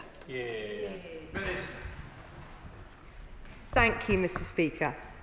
We are closely monitoring the fast-moving and fluid political, economic and security situation in Sri Lanka. The Minister of State for South Asia has engaged directly with our High Commissioner and team on the ground. We encourage all sides to find a peaceful, democratic and inclusive approach to resolving the current political and economic challenges. Sri Lanka's political and economic challenges should be resolved through an inclusive and cross-party process. Any transition of power should be peaceful, constitutional and democratic, and I call on all parties to exercise restraint and refrain from violence. Siobhan McDonough. Thank you, Mr. Speaker. A state of emergency has been declared in Sri Lanka by Prime Minister Ranil Wickremesinghe after President Rajapaksa fled the country last night. This follows weeks of protests on the island, with inflation running at more than 50%, rocketing the price of everyday goods. The health system is on the verge of collapse due to lack of medicine. There is no fuel for essential transport services and medical vehicles. There have been power cuts, school closures, and we woke this morning to protesters overtaking the Prime Minister's office, tear gas fired by police, a curfew imposed on the capital, and the national TV broadcast suspended. This is a crisis in democracy, decades in the making. The world turned away when the Rajapaksa government cluster-bombed its own people committing genocide, murdered its journalists and enriched a small group led by one family. Their malign dynastic control has stripped the country bare, leaving behind a broken nation on the brink of economic collapse. Sri Lanka is unable to buy essential goods from abroad and for the first time in its history failed to make a payment on its foreign debt, a consequence of swinging populist tax cuts at the time of economic instability. Tory leadership candidates, beware. An IMF bailout is essential. But does the Minister agree with me that any financial assistance must go hand in hand with democratic and human rights reforms, particularly for the Tamil community, who continue to fight for truth, justice and accountability as a result of the human rights abuses perpetrated at the end of the civil war by the outgoing Rajapaksa regime? I'm grateful for the honourable member for her question. As I say, that we have been monitoring this very fast-moving and fluid situation, and both kind of political, economic, and security one too. And as in her question as well, you know, we urge for a peaceful and democratic transition in line with the Constitution and the rule of law. As I say, the Minister for South Asia has been thoroughly engaged with the team on the ground in the High Commission. And also, I'd just like to kind of stress that actually he visited Sri Lanka earlier this year and specifically met with a range of civil society groups to discuss the human rights situation. And he also, at the time as well, met with ministers, for instance, including the President and the Foreign Minister, and urged them to take steps to improve human rights and deliver justice and accountability following the conflict. But I'd like to reassure the House, you know, we are kind of closely monitoring the situation on the ground, a very, very fast-moving and fluid situation. Dr. Matthew. Thank you, Mr. Speaker. I find it a pity that some people are seeking to use this debate as to perform criticism of the government in Sri Lanka as it currently is. And the Honourable Lady can shunt it from a sedentary position, but the elephant in the room isn't about the governance of Sri Lanka. It's actually about the decision in 2019 to become an organic country within 10 years, which has led to food shortages, which has led to overseas remittances not being returned. The problem in Sri Lanka is there's no food for people to eat. So what the British government need to do is to assist that country and to assist agencies to ensure that only food, fuel and other supplies are provided. We need to come to a Commonwealth country in its time of great crisis, not make silly political statements. I'm grateful for my honourable friend for his question. And as I say, you know, we are monitoring this very closely. But actually, in answer to just one of the points that he made, but also a point the honourable lady made, you know, the UK economic support is forthcoming through multilateral institutions like the IMF and the World Bank.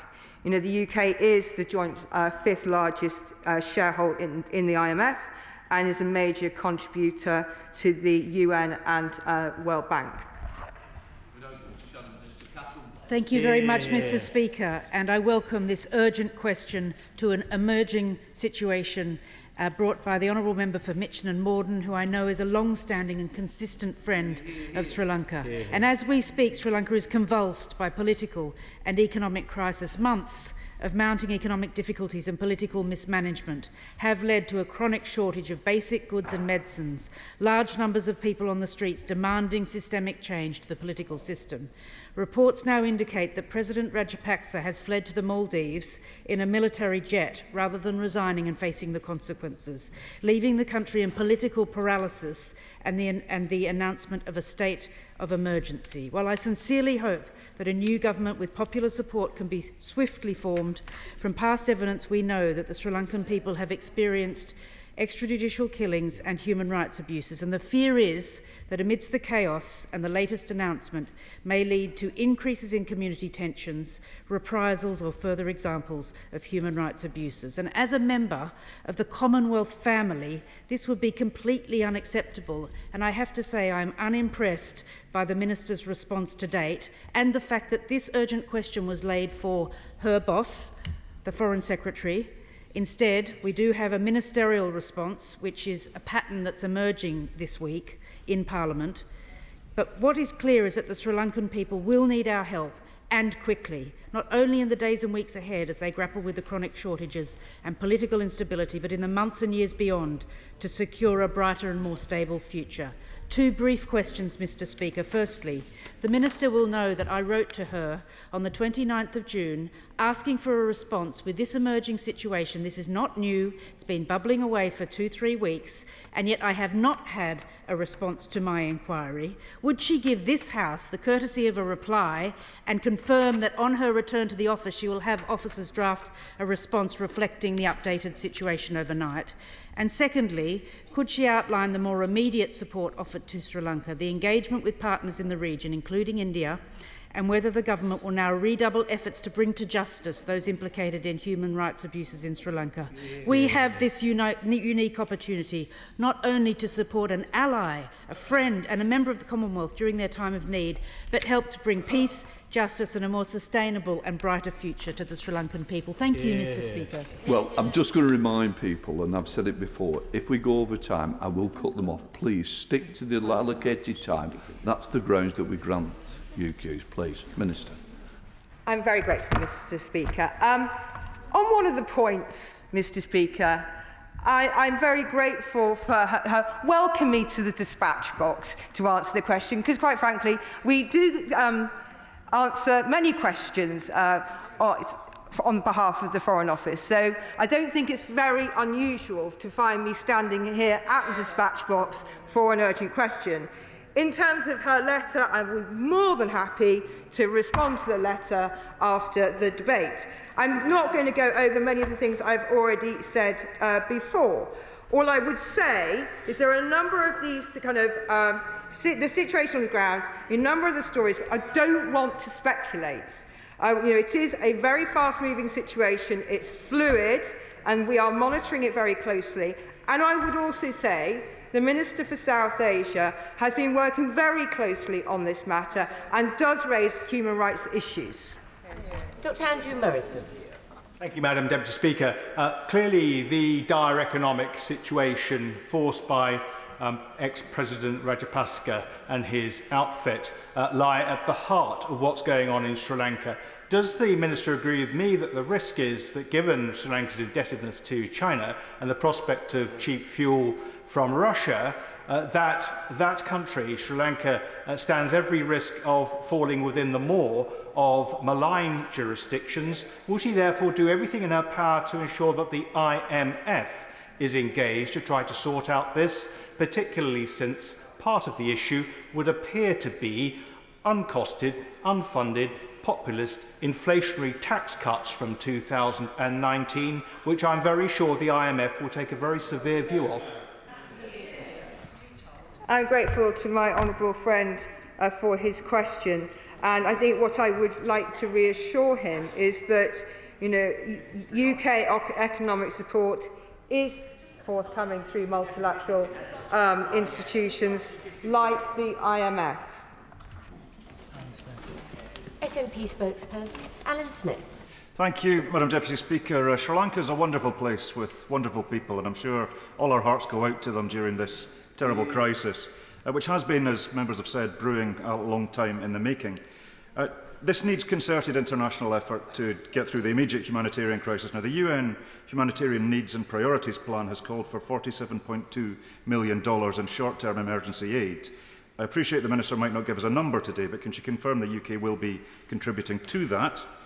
Also, on accountability, the fact that the President's fled, he can't flee accountability. Would the Minister agree with me that him and all his officials complicit in acts of humanitarian abuses will be held accountable and must be held accountable, and the UK will contribute to those efforts? And on the wider point, this was triggered by economics, as we've heard, with inflation at 54% this month, last month likely to be 70% this month, and that's a terrible cost of living crisis for the ordinary Sri Lankans. Now, that was triggered in part by unmanageable debt. Now, the UK is in an important position in the IMF and the World Bank, and this doesn't just apply to Sri Lanka. I fear that there's other countries having trouble with unmanageable debt as well. What talks has the Minister had on that? Thank you. Thank you, Madam Deputy Speaker.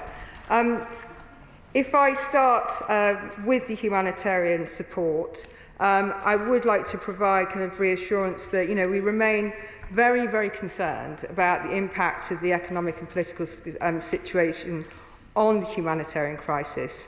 And we're working with the United Nations and its agencies in coordination of their human needs and priorities plan.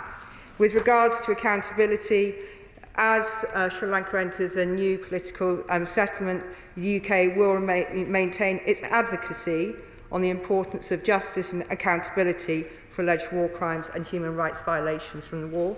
And this remains crucial for building on peace-building efforts supported through the UNHCR process and for social cohesion. Sir Ed Davey. Madam Speaker, can I first of all congratulate the Honourable Lady, the Member for Mitcham Warden, on securing this question? And can I agree with her that this horrible, appalling situation for the people of Sri Lanka has been brought about by the corruption of the Rajapaksa government, their populist unfunded tax cuts, their skyrocketing defence expenditure, their draconian police powers, and the cronyism corruption the like we've rarely ever seen. And therefore, can I urge the Minister to work with international partners for a full economic and political solution to support the Democrats in Sri Lanka? Can we start with an economic package with the IMF and others so we can give immediate support? But can that be followed and included with a political package which includes an international arrest warrant for President Rajapaksa and his cronies?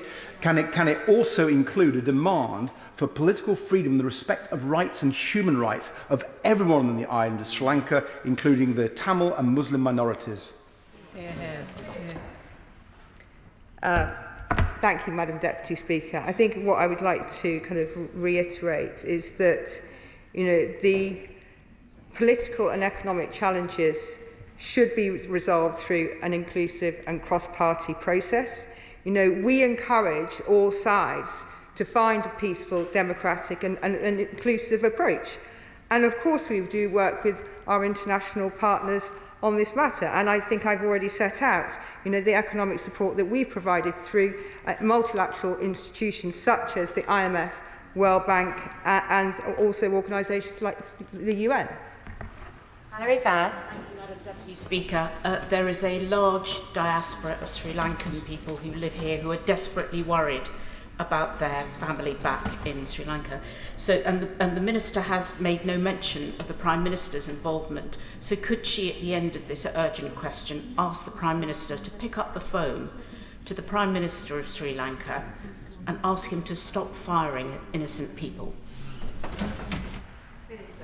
I'm grateful for the Honourable Lady's question. I think one of the things I quite understand, the point that she's making, that there are family here, there's a diaspora here who are concerned about their family, and I can completely understand that. As I said earlier on, I would like to reassure the House that the Minister for South Asia is in regular dialogue with the High Commission and the team on the ground in order to be able to kind of keep an up-to-date view on the situation there. After all, it is incredibly fluid and fast-moving. Stephen Timms. Thank you, Madam Deputy Speaker. David Cameron, when he was Prime Minister, visited Sri Lanka in 2013, and after that, the UK with Sri Lanka jointly moved a resolution at the United Nations Human Rights Council setting out a mechanism for resolving the legacy of the issues we've heard about today. That Sri Lanka has largely ignored its obligations under that resolution since then. In the last 3 years, it's not even paid lip service to them. Will it be a requirement of the medium-term support that's going to be needed for Sri Lanka that it does come back into compliance with its obligations under the decisions of the United Nations Human Rights Council? Thank you, Madam Deputy Speaker. I think what I'd like to say on this is through our leadership at the UN Human Rights Council process that we've been encouraging Sri Lanka to respect democratic and international human rights standards as Sri Lanka makes its political transition. And it was in March this year that the UK government and our core group of partners led an ambitious new resolution on Sri Lanka at the UNHCR. Barry Gardner. Thousands of Tamil in my constituency of Brent North are deeply concerned, but they look back to a history in 2013 where the then coalition government supported the move to have Chogam in Sri Lanka. They look back to the measures that the UK government took when part of the European Union to end GSP Plus, to reinstate GSP Plus, to give the trade preferences back to Sri Lanka, all of which this side of the House advised against at that time, saying that this government in Sri Lanka was no more than a kleptocracy. And that is what has now been proven. So the Minister really does need to outline the measures that she's going to take to support a new, strong, inclusive and democratic government in that state. Madam Deputy Speaker, I think I've been clear throughout that we all encourage all sides to find that peaceful, democratic and inclusive approach to resolving the situation. And I can stress to the House that the Minister for South Asia has been doing exactly that in terms of calling for that, but also engaged with the High Commission on the ground and through all of his kind of ministerial contact. Stella Creasy. Thank you, Madam Deputy Speaker. I'm sure you, Madam Deputy Speaker, and indeed the Minister would agree that dismissing any woman's urgent question in this House as silly is disrespectful to the subject matter that we have in hand, because we all recognise how serious the situation is. The member might chunter from a sedentary position, but the women are talking now, and we're talking about human rights, because many of us recognise the United Nations told us over 100,000 Tamils were potentially killed during the 26-year-long genocide. The Minister will know that the UNHCR has been investigating this matter, and further to my colleague from my nearby colleague from East Ham, I do apologise, it's been a long day, it's a hot day. There is due to be a report, there is due to be further criticism of the resolution that's at the United Nations. Can she tell us whether she's had any talks with the United Nations as to whether that timetable will vary, and when might our constituents finally see justice for the Tamil communities arrive?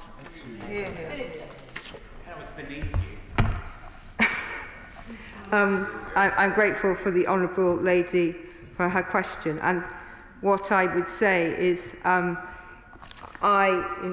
given the situation on the ground, it is a very serious matter. We are seeing deeply concerning scenes, and so I'm more than happy to be at this dispatch box answering the question. As I've said throughout, we are concerned about the human rights environment in Sri Lanka, and those concerns are quite wide-ranging, from the harassment of civil society groups, the range of civilian functions brought under military control, increased anti-Muslim sentiment, and the reversal of progress on post-conflict accountability and reconciliation. But I would like to reassure the House, we do lead the way in the UNHRC in terms of the process, and we will encourage Sri Lanka to respect democratic and international human rights standards. Matt Rodder. Thank you, Madam Deputy Speaker. And as we've heard today, Sri Lanka is a Commonwealth country, and there are very deep community ties across the UK to many towns and cities, and I want to pay tribute to the local Sri Lankan community in Berkshire. Will the Minister set out in some detail in her response, as she's committed to write to my honourable friend, will she set out in some detail what the UK is going to do in terms of supporting the IMF process, bilateral aid of any type that we can offer, and also action on potential human rights matters as well?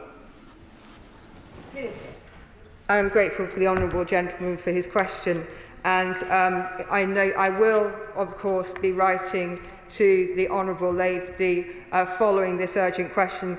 What I would say is that we are well within the timeframes of answering responding to the letter itself. Sarah Olney. Thank you very much, Madam Deputy Speaker. The human rights abuses of the Sri Lankan police force have been well documented, and it's been clear in their response to the widespread protests that we've seen that their unacceptable treatment of the people in Sri Lanka, and particularly the Tamil community, and their draconian powers have been a key contributor to the current unrest. Now, the UK government has been funding police training in Sri Lanka, despite clear evidence of these abuses. Can the Minister confirm whether those police and security forces involved in the response to these protests have received funding from the UK government, and will she commit to ending this funding as soon as possible? I thank the honourable lady for her question. So the UK's police training in Sri Lanka has focused on the role of women in the police service and improving responses to sexual and gender-based violence. Police Scotland have confirmed that they will not seek to participate in any future programmes in Sri Lanka. Sam Tarry. Speaker. Madam Speaker, I wonder if the Right Honourable Member, the Minister, would agree with me that the UK government must bring play its role in bringing a peaceful transition to a democratically elected government in Sri Lanka, which is inclusive and allows for the self-determination of all of the peoples of the island of Sri Lanka.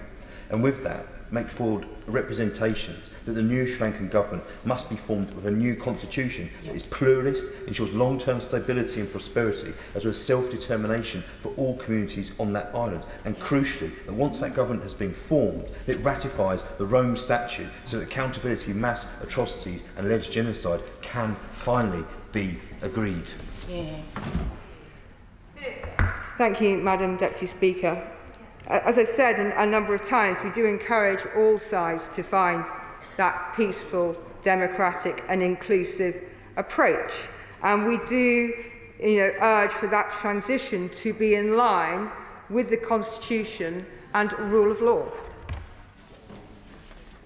Margaret Ferrier. Thank you, Madam Deputy Speaker. It has been reported that doctors in Sri Lanka have had to resort to using social media to try and source critical medicine and equipment. Will the UK government be providing any support for the nation's medical community to help ensure Sri Lankans can access urgent medical treatment when needed?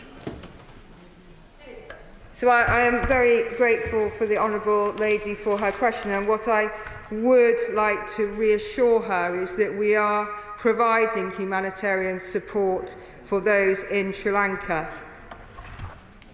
Jim Shannon. Deputy Speaker, and thank the Minister for her response. What aid is the Minister and Government able to make available for those who rely on tourism for their income and who find themselves starving, which seems to be the story at the moment? And what contact has been made to ascertain if the NGOs or the churches, and there's many church groups, I know from my constituency, I have some as well, who have the capacity to distribute aid to those not involved in the unrest, but who are watching their children starve just because of the very things that are happening on the streets of Sri Lanka? I would like to reassure the honourable gentleman that my colleague, the Minister for South Asia, did actually kind of meet with a number of civil society and NGOs earlier in the year when he actually visited Sri Lanka.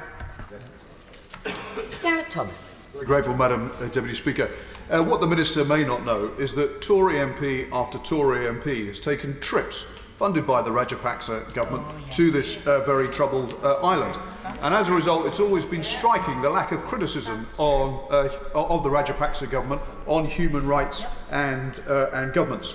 I do hope the Minister will be able to tell the House that the Foreign Office had absolutely no involvement at all in the escape of Mr Rajapaksa from Sri Lanka. And can she reassure the House too that if the people of Sri Lanka want him back to face trial for corruption and poor governance, that Britain will play its role in helping get him back from the Maldives? Yeah. I'm really kind of disappointed, actually, that of the nature of that question. We are seeing a situation on the ground where I am stood here at the dispatch box because what we want is a peaceful, democratic and inclusive approach so that, we've talked earlier on about, families who were worried about families in Sri Lanka.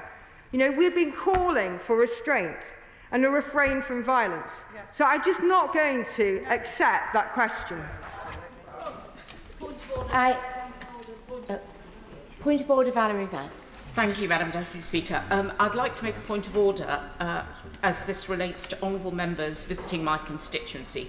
Could you please advise me on how I should deal with a breach of protocol where I'm informed by the honourable members within a few hours on the day of the visit and these visits have been undertaken by members for Walsall North and the member for Aldridge Brown Hills, and I have given notice that I will be making the point of order today. So by way of example, in the case of the honourable member for Aldridge Brown Hills, she told me on the 4th of February that she'd be visiting Walsall College on the day. On the 25th of April, I was informed by text, and on the 1st of May, I was informed that the member would be in my constituency on the day of her visit.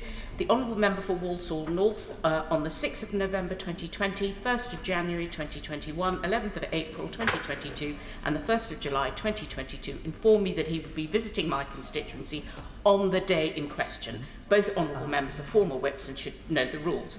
Madam Deputy Speaker, I'd be grateful if you could confirm that according to the protocol set out in Rules of Behaviour and Courtesies in the House of Commons, advance notice is required of visits to the constituency of another member.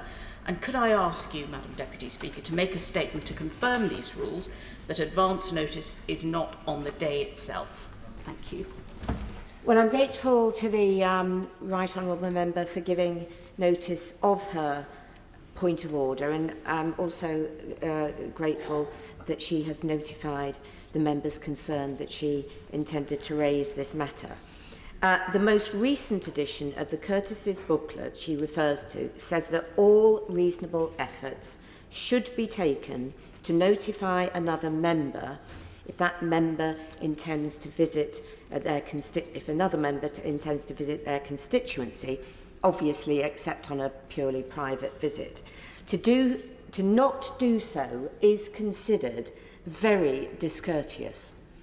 Whilst the booklet does not set out a minimum notice period, I agree that receiving notice on the day of the visit does not reflect the intention of the guidance. And I think we all know that it is highly unlikely that visits would be organised on the day.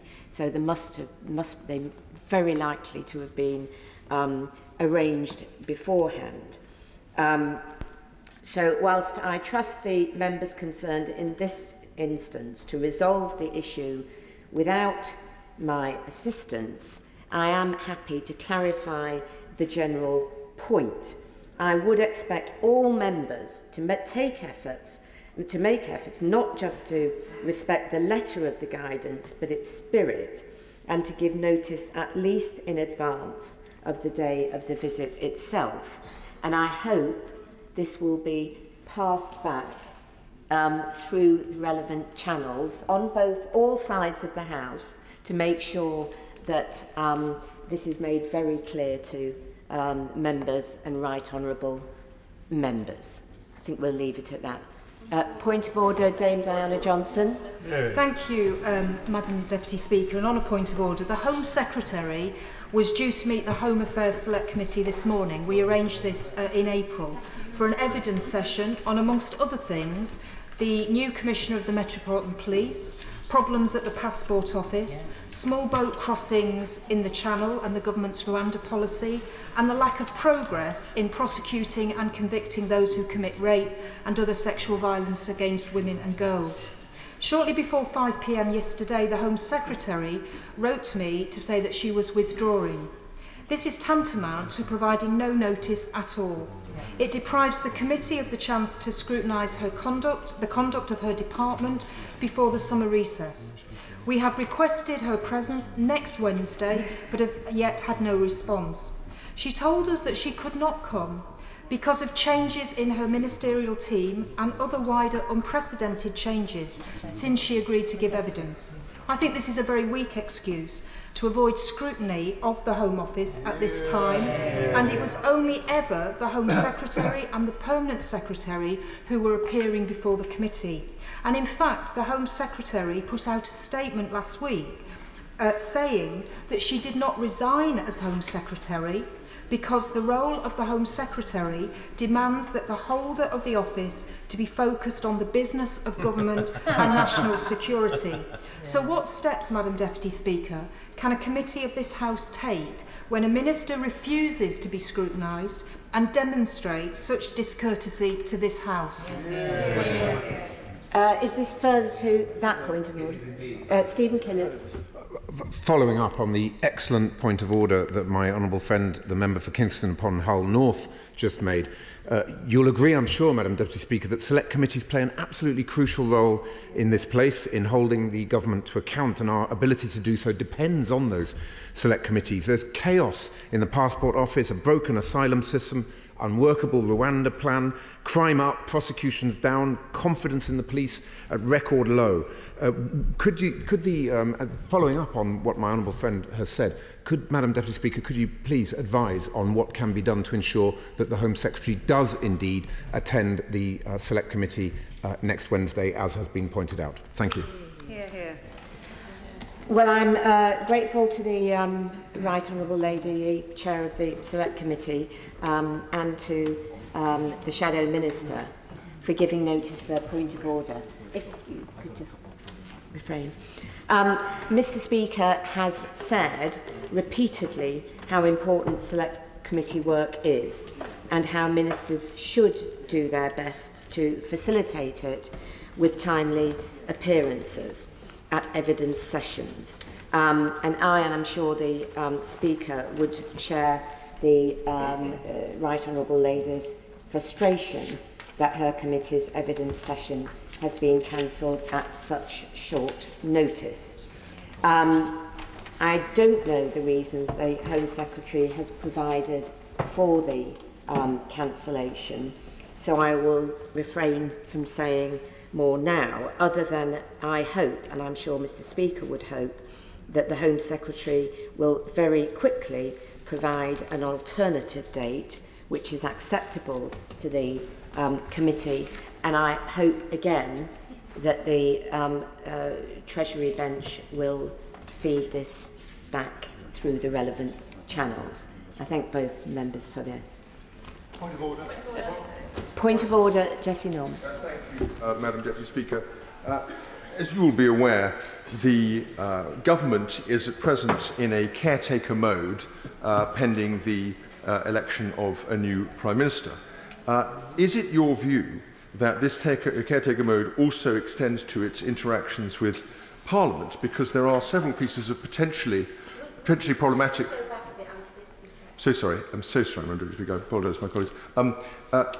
With the government in caretaker mode, could I ask your advice as to whether this also extends to its interactions with Parliament? Because there are a series of potentially contentious pieces of legislation that could be laid in the next few days, and I would like to suggest that perhaps this falls outside the remit of strictly attending to business in the government's relationships with this House. And I seek and clarify your guidance. In particular, I have in mind the broadcast or media bill, which covers the potential privatisation of Channel 4, which is a matter of great interest and some political controversy across the House. Well, I thank the Right Honourable Gentleman for his point of order. I gather a similar point of order was made yesterday by the Right Honourable Gentleman for Halton Price, I believe, David Davis. The scheduling of government business is not a matter for the Chair, it's a matter for the government. I might suggest that this is something that he might like to raise at business questions perhaps tomorrow. That would be a forum for him to be able to further question the Leader of the House with regard to the points that he's made about government business at the moment. Thank you.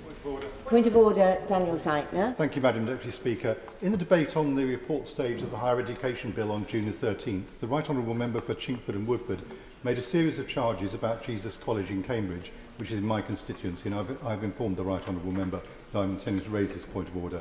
The college is rightly concerned about the reputational damage that is done when members of this House make such accusations, particularly when there's little opportunity for those being criticised to defend themselves. And it's particularly galling in the college had written to the Right Honourable Member over a year ago to correct previous misrepresentations. The college insists that intellectual independence is always safeguarded and point out the financial contributions in question had in fact been promoted and supported by the then Conservative government, and they're very happy to meet any member who has concerns to ensure that these often complex historical situations are properly understood. So I seek your advice, Madam Deputy Speaker, on how such misrepresentations may be prevented in future. Well, I'm grateful to the Honourable Member for giving notice of his point of order and for also confirming that he has told the Right Honourable Member for Chingford and Woodford Green that he intends to raise the issue. The Chair is not responsible for the content of members' contributions. Also, freedom of speech is essential to our effective functioning, and I'm sure he will appreciate that it is important that members are able to set out their views, even if those views are questioned or opposed. I appreciate that actually the Honourable Member was very keen to put on record the views that he has and of the response of the college, and he has obviously done that. Thank you. Point of order, Daisy Cooper. Thank you, Madam Deputy Speaker. During questions to the Prime Minister, the Honourable Member for Hemel Hempstead, I've inadvertently misled the House over the decision-making process to proceed with redeveloping West Hertfordshire hospitals at St Albans, Hemel Hempstead and Watford General. I've notified the Honourable Member by email and in person of this point. He unfortunately repeated the claim during a point of order earlier today that all sites had not been considered by the Trust when reaching this decision, implying this was the wrong thing to do. The Honourable Member may not be aware that the judicial review brought by campaigners who share his view, who brought the judicial review in October 2020, found that the Trust had acted properly and legally when they concluded that developing one of the greenfield sites that he would suggest would be too risky and take far too long to bring to fruition. As such, Madam Deputy Speaker, it was quite proper that the Trust did not consider these risky sites. So I wonder, Madam Deputy Speaker, if you could advise me on the most expedient way for the Honourable Member to be able to correct the record on this important point, and how we as a House might press the Government to urgently release funds to our hospital trusts where buildings are literally crumbling down. Thank you. Well, I thank the Honourable Lady for her point of order. She is in effect continuing a discussion which took place earlier during Prime Minister's questions. And as I've just said in response to another point of order, it really is not for the Chair. I'm not responsible for the comments made by Honourable or Right Honourable members. There are plenty of ways which she can, if she would like to consult the table office, that she can that she could use in order to put her point of view on the record. She has just done that, but I really don't want to effectively just continue a debate of where there are different views.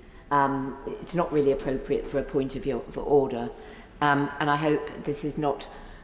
I should, if the right honourable gentleman wishes to make a further point of order, as he has been referred to, I fear I must go to him first, but I am anxious that we just don't spend the whole afternoon debating different views about what was said earlier. Sir Mike Penning. Thank you very much, Madam Deputy Speaker, and I thank the Honourable Lady for informing me that she was going to contradict my comments that I had at Prime Minister's question time. I was just exposing the contradictions that are going on in West Hertfordshire, and my constituents, who I'm responsible for looking after, do not want a tower block built in Watford at 1.2 billion. We want a new hospital on a greenfield site, and that's what we'll continue to campaign for. I thank the right honourable gentleman for that point of order. It is as I feared slightly. We are continuing this debate, and I am quite anxious that we move on to the very important business before the House. Sir Bill Wiggin, point of order. Mr. Speaker, would you be kind enough to pass on my thanks to Mr. Speaker, who very wisely and rightly curtailed the debate on special forces during Prime Minister's question time. These people are the bravest, most wonderful constituents I could ever hope to represent. And the attack on them and on Sir Mark Carlton-Smith by the BBC was without evidence. And so curtailing that debate is very welcome. And would you mind passing on my thanks? I will pass on the comments of the right honourable gentleman, but I should be very clear that the Speaker made clear that we have to be very careful to references about this at this point. So I'm going to absolutely leave it there and move on to the 10-minute rule bill. Liz Twist. Hear, hear. Thank you, Madam Deputy Speaker. I beg to move that leave be given to bring in a bill to provide for a code of practice to be followed by retailers of fashion clothing, footwear and accessories in their relationships with suppliers, to set up an adjudicator with the role of enforcing that code of practice and encouraging compliance with it, and for connected purposes. Now, the COVID-19 pandemic saw major disruption within the retail sector. As shops shut, retailers cancelled orders from suppliers, refused to pay for goods already in production or in process, delayed payments by long periods, and demanded reductions in price for clothes that had already been shipped. Meanwhile, issues of worker exploitation and COVID unsafe working environments made their way into the headlines. In June 2020, workers in Leicester garment factories were found to have been paid as little as £3 an hour and are alleged to have been trafficked, forced to go to work despite testing positive for COVID-19 and involved in furlough fraud. But revelations about working conditions were not confined to the UK. 2020 saw millions of workers, largely women, made destitute in Bangladesh, Cambodia, Myanmar, Pakistan, Sri Lanka and Vietnam, as suppliers have been forced to lay off workers and been unable to pay living wages. Indeed, the garment sector has been identified by the United Nations International Labour Organization as one of the hardest hit by COVID's disruption of trade. It estimates that 86 million garment workers worldwide are now in extreme hardship, unable to pay their rent, feed their families and send their children to school. Now, these problems are not new, but they are connected. They illustrate much wider problems in the garment production system. For decades, UK retailers have imposed purchasing practices on their suppliers, which have at times amounted to illegal breaches of contract and can be abusive. That means that the volatility facing suppliers as a result of these practices and the need to meet their fixed costs has led to the problem being passed down to workers in the form of wage reductions and mass unemployment. This problem was reported on in 2019 by the Environmental Audit Committee, who reported on a race to the bottom culture in the fashion industry, which, they said, creates an environment for precarious employment. The COVID-19 pandemic shed fresh light on the power imbalance between buyers, suppliers and workers in the ready-made garment chain that drives these unfair practices.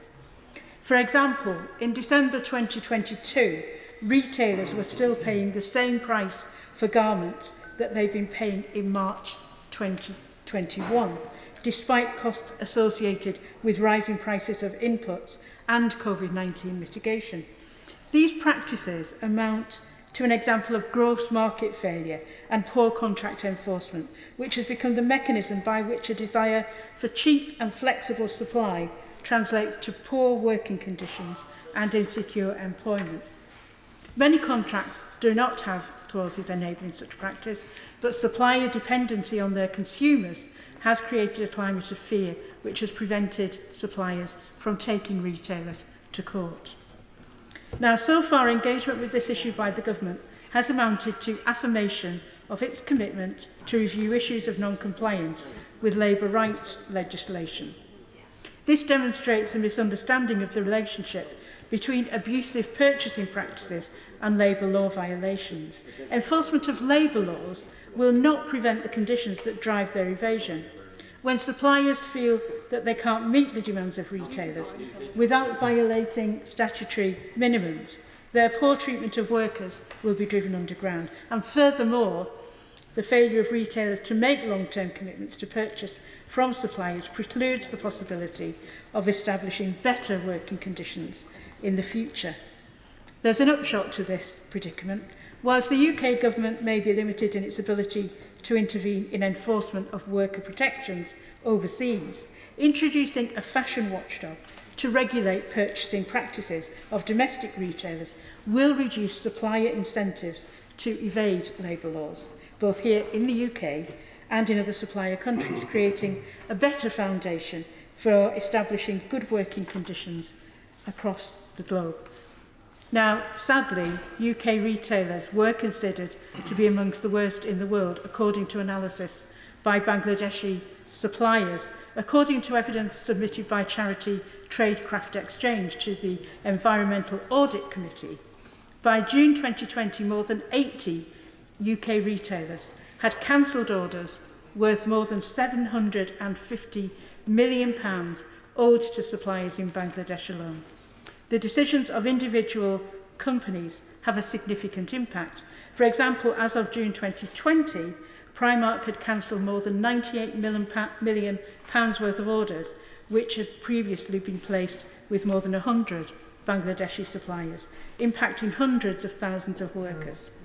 And later, Primark did commit, I'm glad to say, to pay for outstanding orders. Also from Tradecraft Exchange's evidence, we see that in the worst cases, suppliers received an email cancelling an order with no possibility of follow-up or resolution. In this manner, Peacocks, part of the Edinburgh Woolen Mill Group, sent emails advising its suppliers that products already landed in the UK would not be paid for, and cancelled more than $4 million worth of orders from at least Bangladeshi suppliers. One supplier wrote to their trade association, "They are holding the goods at the destination port to put pressure on us to give huge discount. These unethical buyers don't care of our people starving and struggling. We are communicating with them every day and request them to release the goods, but they never reply." And workers have been struggling and starving. In Bangladesh, where the garment trade produces 85% of export earnings and employs 4 million workers, an estimated 50% of factory owners and managers said they'd been subject to one or more abusive purchasing practices. During March and April 2020, at least 25% of workers in Bangladesh lost their jobs. Now, a recent survey by the University of Nottingham and Royal Holloway College of female garment workers in Cambodia, where 1 million people are employed in the sector, found that 85% had been suspended from work by October 2020, and the average take-home pay had fallen by 20%. This disruption drove problems of food insecurity and exacerbated an existing crisis of over-indebtedness. of garment workers.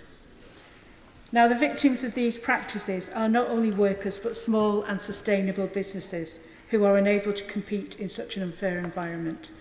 The EAC's report at paragraph 135 says, "We heard concerns about the extra costs and barriers that the UK's sustainable fashion industry businesses face. Innovators are faced with competition from businesses who are focused on reducing costs and maximising profits regardless of environmental or social costs." Now, what do we need to do? To end these abusive purchasing practices and regulate the relationship between retailers and suppliers, the UK Department for Business, Energy and Industrial Strategy should set out a timetable for establishing a garment trading adjudicator. This fashion watchdog would prevent fashion brands from cancelling orders without compensation or making last-minute changes, thereby levelling the playing field for fashion retailers and suppliers and creating an environment where suppliers are not compelled to evade labour law enforcement. The proposal should be modelled on the Groceries Code adjudicator, which was established in 2013. Evidence so far suggests that this adjudicator's enforcement of a fair purchasing code has drastically reduced the prevalence of abusing purchasing practices which were once widespread in the sector. In the annual supplier survey conducted to assess the effectiveness of this regulator, 79% of suppliers experienced a breach of the statutory fair purchasing code in 2014 and reduced to 29% of suppliers in 2021. The government needs to consult on what's included in the statutory code. It should include the principle of fair dealing to enable suppliers to act with certainty and should replicate the characteristics of the Groceries Code adjudicator. These measures are necessary to break the climate of fear which has thus far prevented suppliers from challenging retailers. I move. The question is that the honourable member have leave to bring in the bill. As many as are of that opinion say aye. Aye. The contrary no. I think the ayes have it. The ayes have it. Who will prepare and bring in the bill? Peter Aldous, Stephen Timms, Barry Shearman, Pauline Latham, Kate Green, Catherine McKinnell, Daisy Cooper, Mary Kelly-Foy, Carol Monaghan, Philip Dunn, Stella Creasy, and myself.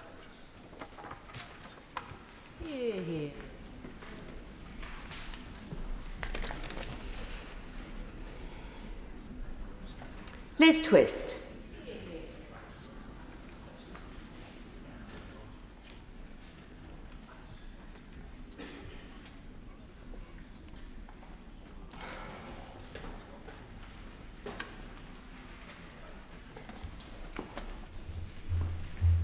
Thank you. Fashion Supply Chain, Code and Adjudicator Bill. Second reading what day? 25th of November. 25th of November. Thank you. Thank you. The clerk will now proceed to read the orders of the day. Northern Ireland Protocol Bill, Committee. Now. We now move to Committee of the Whole House. Order.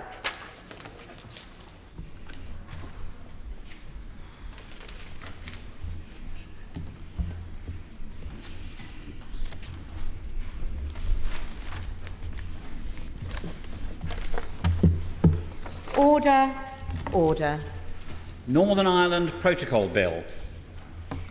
We will now move to Group 1 and we will begin with Amendment 1 to Clause 1, with which it will be convenient to consider the amendments, clauses and new clauses as listed on the selection paper.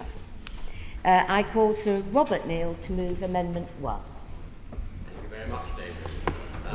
It's a pleasure to speak to this amendment, which leads, of course, to Clause 26. They relate to the commencement and the bringing into operation of the provisions of the bill.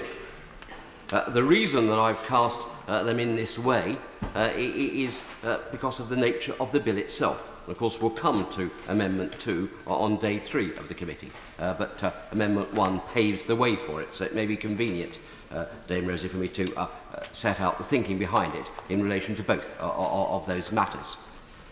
And the essence of it is this. As was debated at some length at second reading, I don't seek to repeat everything that's said there, this is an unusual bill, a rather exceptional bill, and not necessarily in a good way, because it's one that, if fully brought into effect, would lead to the consequence of the United Kingdom breaking unilaterally, or departing unilaterally, from an international agreement, and therefore breaking its obligations under international law, both in terms of customary international law and the Vienna Convention on the Law of Treaties. That's a very grave and profound step for any government to take. There are circumstances in which it can be taken, and I recognise that. And the government's assertion at second reading was that the situation that has developed with the way in which the Northern Ireland Protocol has operated give rise, or potentially give rise, to those circumstances. The essence of that, though, depends upon a mixture of applying a factual evidence base, to the legal test. And the legal test in this case is essentially the International Customary Law Convention of Necessity, which is in fact now enshrined in Article 26 of the Articles on State Responsibility, adopted by the International Law Commission in 2001 and recognised by the UN General Assembly, by our government and by the international community as an authoritative statement of the law. And Article 25, I should say, of that doctrine sets out that necessity may be invoked if certain tests are met.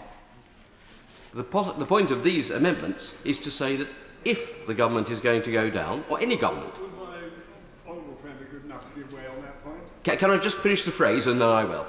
By all means. Yeah.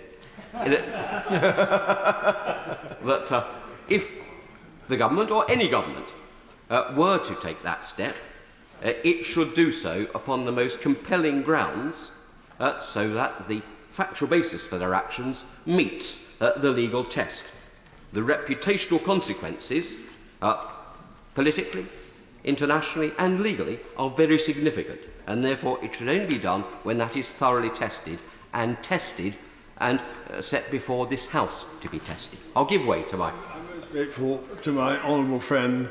I'd be grateful in view of the fact that he's referring to certain tests of a reputational character, whether he will tell the House what those tests are right now.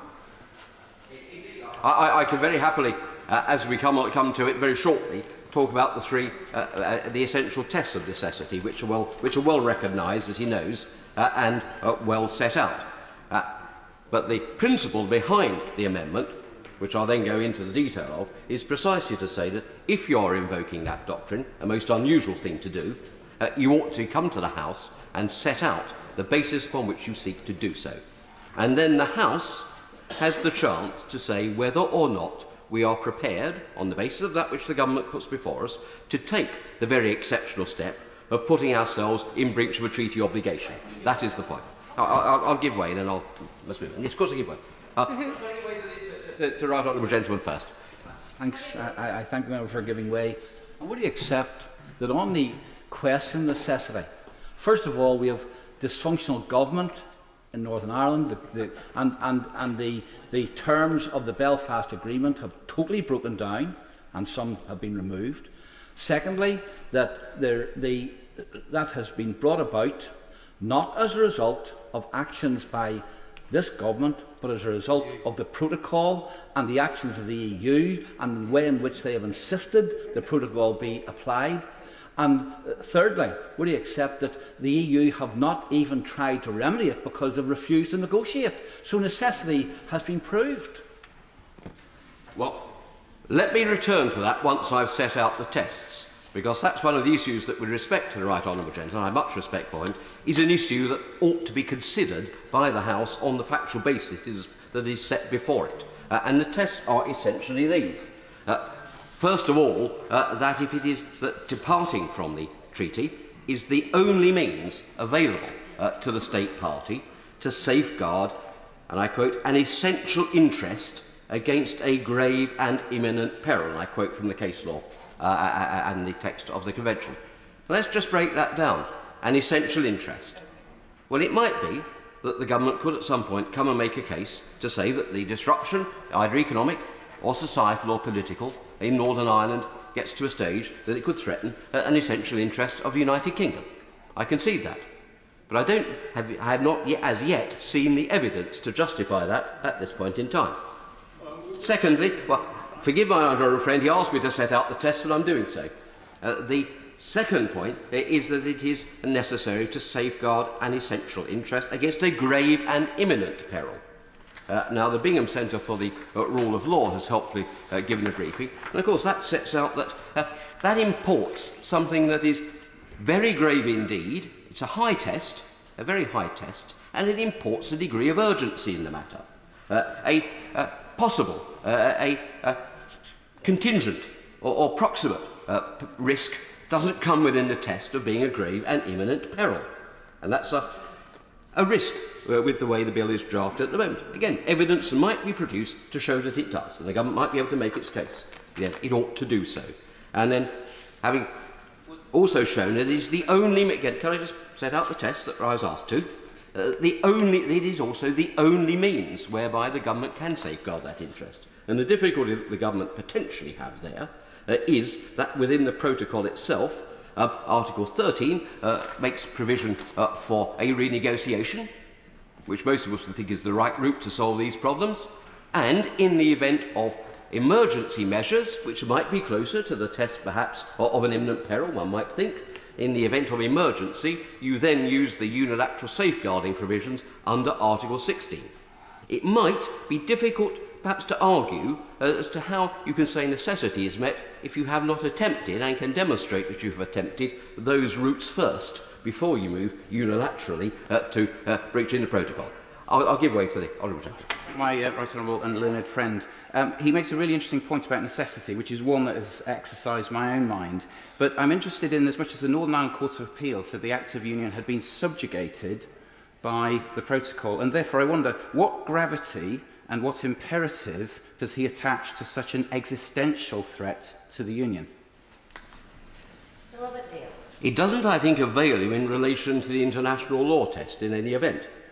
And the difficulty with this bill is that it's seeking to disapply parts of the protocol in domestic law, but it does so in a way which breaches an international obligation. And at all events, could it be said that all available means have been taken to rectify that potential difficulty anyway? That comes back to my point that the government, any government, should have to come to the House and set it out. I'll give way to my right honourable friend. I'm very grateful to my honourable friend. I admire the elegant way in which he set out the three tests. However, the Joint Committee has been working at this for a long time and it has failed to make progress. At what stage, what circumstances does he envisage that we could proceed on the basis of this clause that we're debating at the moment? It seems to me we've exhausted the possibilities and we are at the position to defend the Good Friday Agreement of having to do this now. So why on earth is it necessary to have an amendment that will put another hurdle in the way of ministers trying to resolve this? Well, with respect, I don't think it does put another hurdle in the way because it doesn't prevent the bill proceeding, and it doesn't prevent what I hope my right honourable friend, I know my right honourable friend wants to see, which is a negotiated settlement. By far the best thing that everyone in this House wants is for the protocol to be renegotiated. I concede at once that the protocol is not working. It's not working properly, it's not working as was intended. And part of that, I'll also readily concede, is due to a rather intransigent stance that has been taken by the European Commission and their refusal, for example, to give greater flexibility to Vice President Šefčovič in his negotiating mandate. This is not an issue where all the fault is on one side at all. The EU have not acted wisely, or I think helpfully, in these matters. But that's not the same as saying that the international law test is therefore automatically made out as of now. I'll give way to my right friend, probably for the last time, possibly. I think that would be fine at this stage. I only say this, that when my honourable friend is referring to grave and imminent and peril, would he not agree that at the heart of this entire problem lies the question of the democratic deficit. And I think, without going into it now, but I shall explain later, that the manner in which the legislation is pouring into Northern Ireland on every side, like a tsunami, as we put in our European Scrutiny Committee report, namely a motorway, we said, starting with a small number of cars following into a motorway. The bottom line is that that is a grave and imminent peril on a constant and perpetual basis, week in, week out, where they have absolutely no time or opportunity to say anything at any time. Well, I think the difficulty that my honourable friend has there is this. That's an assertion. I'm not sure as yet we have had set out to the House the evidence base which the government says it has and is working on, which I referred to the Foreign Secretary to in the second reading debate and asked when are we going to see the evidence base that will set out the government's case and its reasoning. And I'll give way to my right honourable friend. Lady. I'm very grateful to my honourable friend for giving way. He will recall that the member opposite raised the question of the necessity standard applying in a context where a state has not contributed to that state of necessity. Does he feel that that provision has been activated or in some sense triggered by this present situation? Well, that is, of course, the fourth limb of the tests. Well, in fact, there are actually two other limbs of a five-limb test. One is that an essential interest of the other member states should not be imperilled by this. So in this case, essentially, the European Union member states. I have to say I don't think that they are by this bill, because it's pretty clear that the risk of leakage into the EU single market has been minimal, even in the way the protocol is operating, or partially operating now. So I think that's probably the strongest ground that the government has. But there is then also the argument as to whether or not the party which invokes the doctrine of necessity has in some way contributed to the situation. I think that's more finely balanced, in fairness. I have seen the briefing from the Beijing Centre which suggests that that test is not met either. I'm more prepared to give the government some potential slack on this, but the whole point is we need to have the evidence for that as well. Because, after all, at the end of the day, the government agreed the protocol. It agreed it not long ago in 2020, and, of course, would have done so on the basis of intending to operate it in good faith. And that, of course, is a very important reputation that this country has. But even before we get to those stages, and he's right to flag them up, I'm not at all sure that we yet have the evidence before the House to justify it. And can I then come back to my right honourable friend's point about why the amendment is necessary? Because what it then does is this. As it stands, the bill, as well as potentially setting up that risk of a breach of international obligation by directly disapplying certain areas of the protocol immediately, then gives ministers very wide powers to go further than that, and indeed then to effectively create new law and to change legislation by what's been described as one of the, sort of the grandmothers of all Henry VIII clauses. Exceptionally wide delegated powers. And because of the issue that I came back to at the beginning, potential reputational risk of unilaterally departing from an international agreement that we have entered into in good faith without the most compelling grounds, that's not something, in my respectful submission to the House, that should be left to ministers acting under delegated powers. Yeah. The consequence of it is such important that it should come back to the House. And that needn't take long. The second amendment that I have, Amendment 2 to Clause 26, sets out a procedure which could be dealt with very swiftly by ministers coming to the House, laying a motion to approve the relevant matters and setting out their case. And if the case is made out, then I would happily vote for it. If I thought too, I just make this point, if I thought too that that great objective of seeing political stability return to Northern Ireland and a functioning executive in place once more, that might persuade me, and many others no doubt, to take a greater risk than might otherwise be the case. But as yet, I do not think we have the evidence that that would happen either. And so at the moment, we're in danger of giving ministers a very significant blank cheque on a matter which relates to our political and legal reputational standing in the world. And that's my objection to the way the bill stands in its current form. I don't rule out the possibility of the government using the bill, but it should come back to the House, make its case. And that's the essence of my case. Of course, I give way to the Honourable Gentleman. I thank the Honourable Gentleman for giving way and thank him for his knowledge and experience that he brings to this House, which we all very much appreciate. Does the Right Honourable Gentleman agree with me and probably with others on this side of the chamber that the problem has been that Northern Ireland has been used as a bartering tool between the EU and the UK when it comes to trying to sort the part of the problems out. And the examples of that is whenever the vaccine was stopped from us and then it was made available. We've had all the other things about tariffs, with the issues with regulations and red tape. All those things are an imperative to show that the process quite clearly isn't working, and Northern Ireland doesn't want to be a bartering tool between the UK and the EU. We want to be part of the UK. Does the Right Honourable Gentleman understand why these issues are so important to us? I think he does, but I just would like to hear his opinion. Thank you.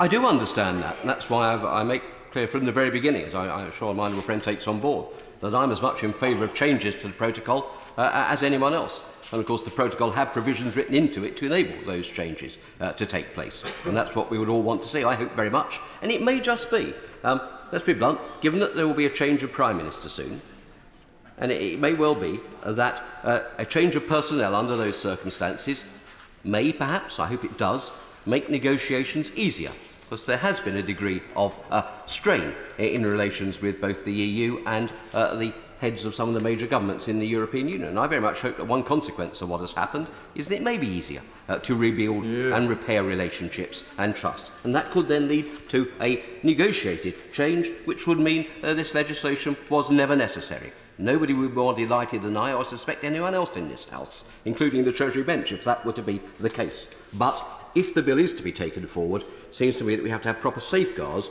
to ensure proper parliamentary and democratic oversight of the way it is taken into force. Of course. I thank the honourable gentleman for giving way. He's making a very powerful speech. Of course, Henry VIII only had 6 wives. This bill has 19 delegated powers within 26 clauses. Does the honourable member agree with me that if we set a precedent that such legislation could be written here, it may be tempting for some ministers to expand that precedent to other forms of legislation? So it is very important that we confine whenever delegated powers are used, not just in this legislation, but to make sure we uphold the primacy of this chamber. Well, I think the honourable lady makes a very fair point. And we all know, those of us who served as ministers do know, that all governments frankly do use Henry VIII powers. And we all tend to criticise them when we're in opposition and use them a bit when we're in government, if the truth be known.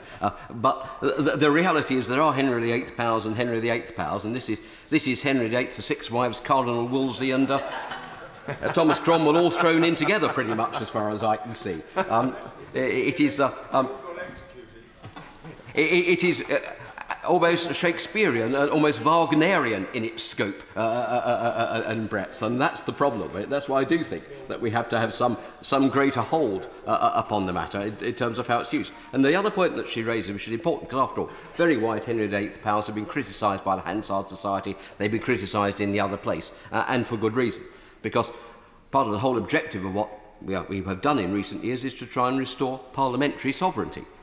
The danger is it becomes actually restoring power to the executive rather than Parliament. And I say to my honourable friends on this side of the House, we all know that governments come and go. And once you set a precedent which gives very sweeping powers to a government which may happen to agree with, they may, and indeed inevitably there will, as Night Follows Day, be a day when the government, which we do not agree with, comes in and uses those powers in a way which we might wish to object to. So better not to set too wide a precedent anyway.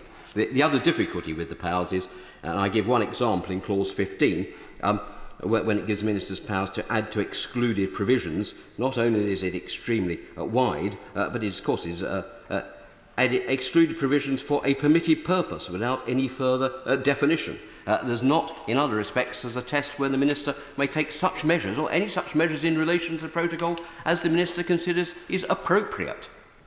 Well, that's an extraordinarily low test. Essentially, it lacks any kind of objectivity. It's a purely subjective test. And giving ministers delegated powers to act in a purely subjective manner, without requiring them to demonstrate the evidential basis upon which they exercise those powers, is, I think, a very dangerous precedent to be going down, a very difficult one. And it will be interesting to see, and I know the ministers on the Treasury bench are well aware of this, that since this is a bill which could not have been foreseen, in fairness, but therefore could not be put in my party's manifesto for the general election. It will be interesting to see in the other place, which of course is very anxious to examine the extent of delegated powers, precisely what view they take upon the matter. So it might be in the government's own interest to progress the bill, to think about ways in which we can get a better balance in ensuring that there is a proper and proportionate hold. Madam Deputy Speaker, I've covered, I think, the real essence of what I need to say, but it comes down to this. If the government has a case, and I concede, without going into all the rest of the legal argument about it, I concede that it might be able to make that case. I don't know, but it might be able to. And whether or not, in fact, you might have a ground in law, I simply say to my clients, as in the old days, just because it's lawful doesn't mean it's a wise thing to do. Just because you've got a case that you might argue might not necessarily be a good idea for you to go and argue it, if need be. Sometimes these things are, litigation is best avoided, and sometimes sweeping legislation is best avoided if you can find a better route. So the thing is this, if need be, it's not unreasonable, it seems to me, for the government to come back to the House, make its case in relation to the specific items where it seeks to disapply an international treaty. If it's got a good enough case, the House will support it, and they can then get on with it. It can be done quickly, it need not cause undue delay, but it would at least make sure that we have acted within a reasonable and proportionate legal framework, and at the same time, if we can demonstrate that we are seeking in good faith to renegotiate, and I would suggest it will be very prudent, at the very least, if we can't do that, to invoke the Article 16 safeguard provisions, either before or perhaps even in parallel with those matters. We could have shown again that we've acted in good faith there to do all that we could within the framework that exists, which is one of the important parts of the necessity test. So that's why I hope the government will take on board those arguments, because it's pretty fundamental, not to the bill itself, but to the well, it is fundamental to the bill itself. It's not fundamental to obstructing the objectives of the bill, i.e. of getting the protocol changed or of getting devolved government working in Northern Ireland, both of which we wish to see. But it's doing it in a proportionate and, I would submit, constitutionally sound manner. Thank you, Madam President. The question is that Amendment 1 be made. Just a gentle reminder that there are quite a few members and right honourable members wishing to catch my eye, so I can't impose a time limit because we're in committee stage, but members just might like to bear that in mind. Sir Geoffrey Donaldson. Thank you, Dame Rosie, and it's a pleasure to follow the member for Bromley and Chislehurst. We've become good friends since both serving together on the UK delegation to the Council of Europe Parliamentary Assembly, and he is a member that I hold in the highest of respect. Could I also, on behalf of my colleagues, first of all pay tribute to the former Secretary of State, the Right Honourable Member for Great Yarmouth, who is in his place, for the work that he has done in bringing the bill to this stage, for the work that he did during his tenure as Secretary of State. I think that the Right Honourable Member developed a good understanding of the difficulties there are in Northern Ireland with the protocol and the other issues. I know that it is his desire to move Northern Ireland to the next stage of the peace process, to move towards reconciliation, but he recognised that there was a need to deal with these fundamental issues before we could get to that point. And for the work he has done in that regard, on behalf of my right honourable and honourable friends on this side of the House, we extend our grateful appreciation. Can I also welcome the new Secretary of State to his place, the Right Honourable Member for North West Cambridgeshire. I got to know him well when he was a Minister in the Northern Ireland office, and we look forward to working with him in the weeks ahead on the issues that confront us at this time. Dame Rosie, I want to respond to the points that have been made in relation to the Amendment 1 and related amendments. On the question in particular of necessity and on the immediacy of the risk that has given rise to the government introducing this legislation. And I understand the points that have been made very cogently here, and therefore I think it's important, representing one element of the political community in Northern Ireland to outline why we believe this bill is necessary, and that we would counsel against impeding the ability of the government to press forward with this legislation. In terms of the risk, I want to echo the comments that were made by the Honourable Member for Aberconwy. For us as unionists, there is a risk to the union in relation to how the protocol is being applied in Northern Ireland. And both the High Court and the Court of Appeal in Northern Ireland have stated that the protocol subjugates Article 6 of the Act of Union itself.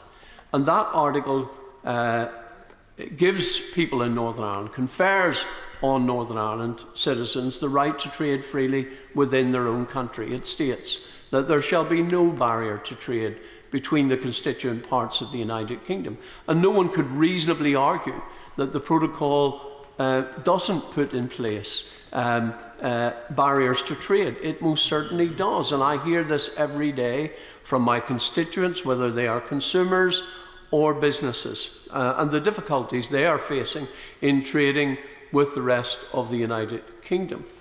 And those difficulties have led to political instability in Northern Ireland. They've had an economic impact in Northern Ireland, and I would argue strongly that also there is the potential for that to lead to societal problems. And we have worked hard on this side of the House to ensure that those problems have not arisen. And when people have taken to the streets and engaged in violence, we have worked in local communities to prevent a repetition of that.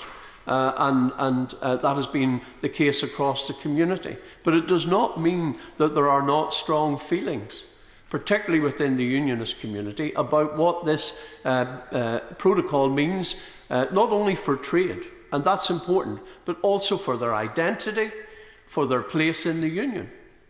And this has, as we've seen over the years in Northern Ireland, when people feel their identity is threatened, when they feel their place in the United Kingdom is being undermined, that can lead to societal problems. Now, the Honourable Member has rightly argued that, from his perspective, he's looking to see the immediacy of the risk.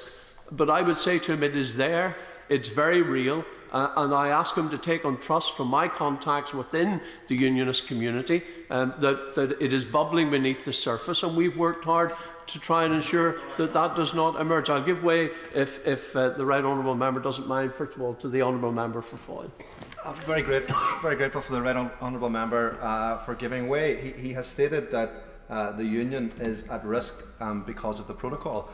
I know he's no big supporter of the Good Friday Agreement, but does he not accept that very clearly written into the Good Friday Agreement is the principle of consent? That basically means no matter how much I want it, we can't change the constitutional position of Northern Ireland until the people of Northern Ireland and the people of the Republic of Ireland vote for it. Well, I am going to come to the Good Friday Agreement in my remarks, but I would simply say to the Honourable Member that there is a difference of view as to how you interpret what is required in terms of consent. The Right Honourable, the Noble Lord Trimble, has stated very clearly as one of the key negotiators of the Belfast Agreement that in his view the principle of consent does not just apply to the final question as to whether Northern Ireland should remain part of the United Kingdom or not, but the term constitutional status extends to these circumstances where Northern Ireland's constitutional relationship with the rest of the United Kingdom has been changed by virtue of the subjugation of the Act of Union. I give way. I think the Right Honourable Gentleman knows with what affection I regard him and his party and Northern Ireland, having had the privilege of being Advocate General for Northern Ireland. But what the Right Honourable Gentleman is saying is a very good case for triggering Article 16, which was the entire purpose of the inclusion of Article 16 in the Protocol. It's not necessarily a good reason, however, for changing the entire basis of the treaty, including writing out the jurisdiction of the Court of Justice of the European Union, and so on. So how do you get from the position where you have societal impacts, with which I am perfectly willing to agree and believe to a position where you virtually rewrite the terms of a treaty which we solemnly signed only 2.5 years ago. Yeah. Well, I have great respect for the Right Honourable Member, and I know of his affection for Northern Ireland.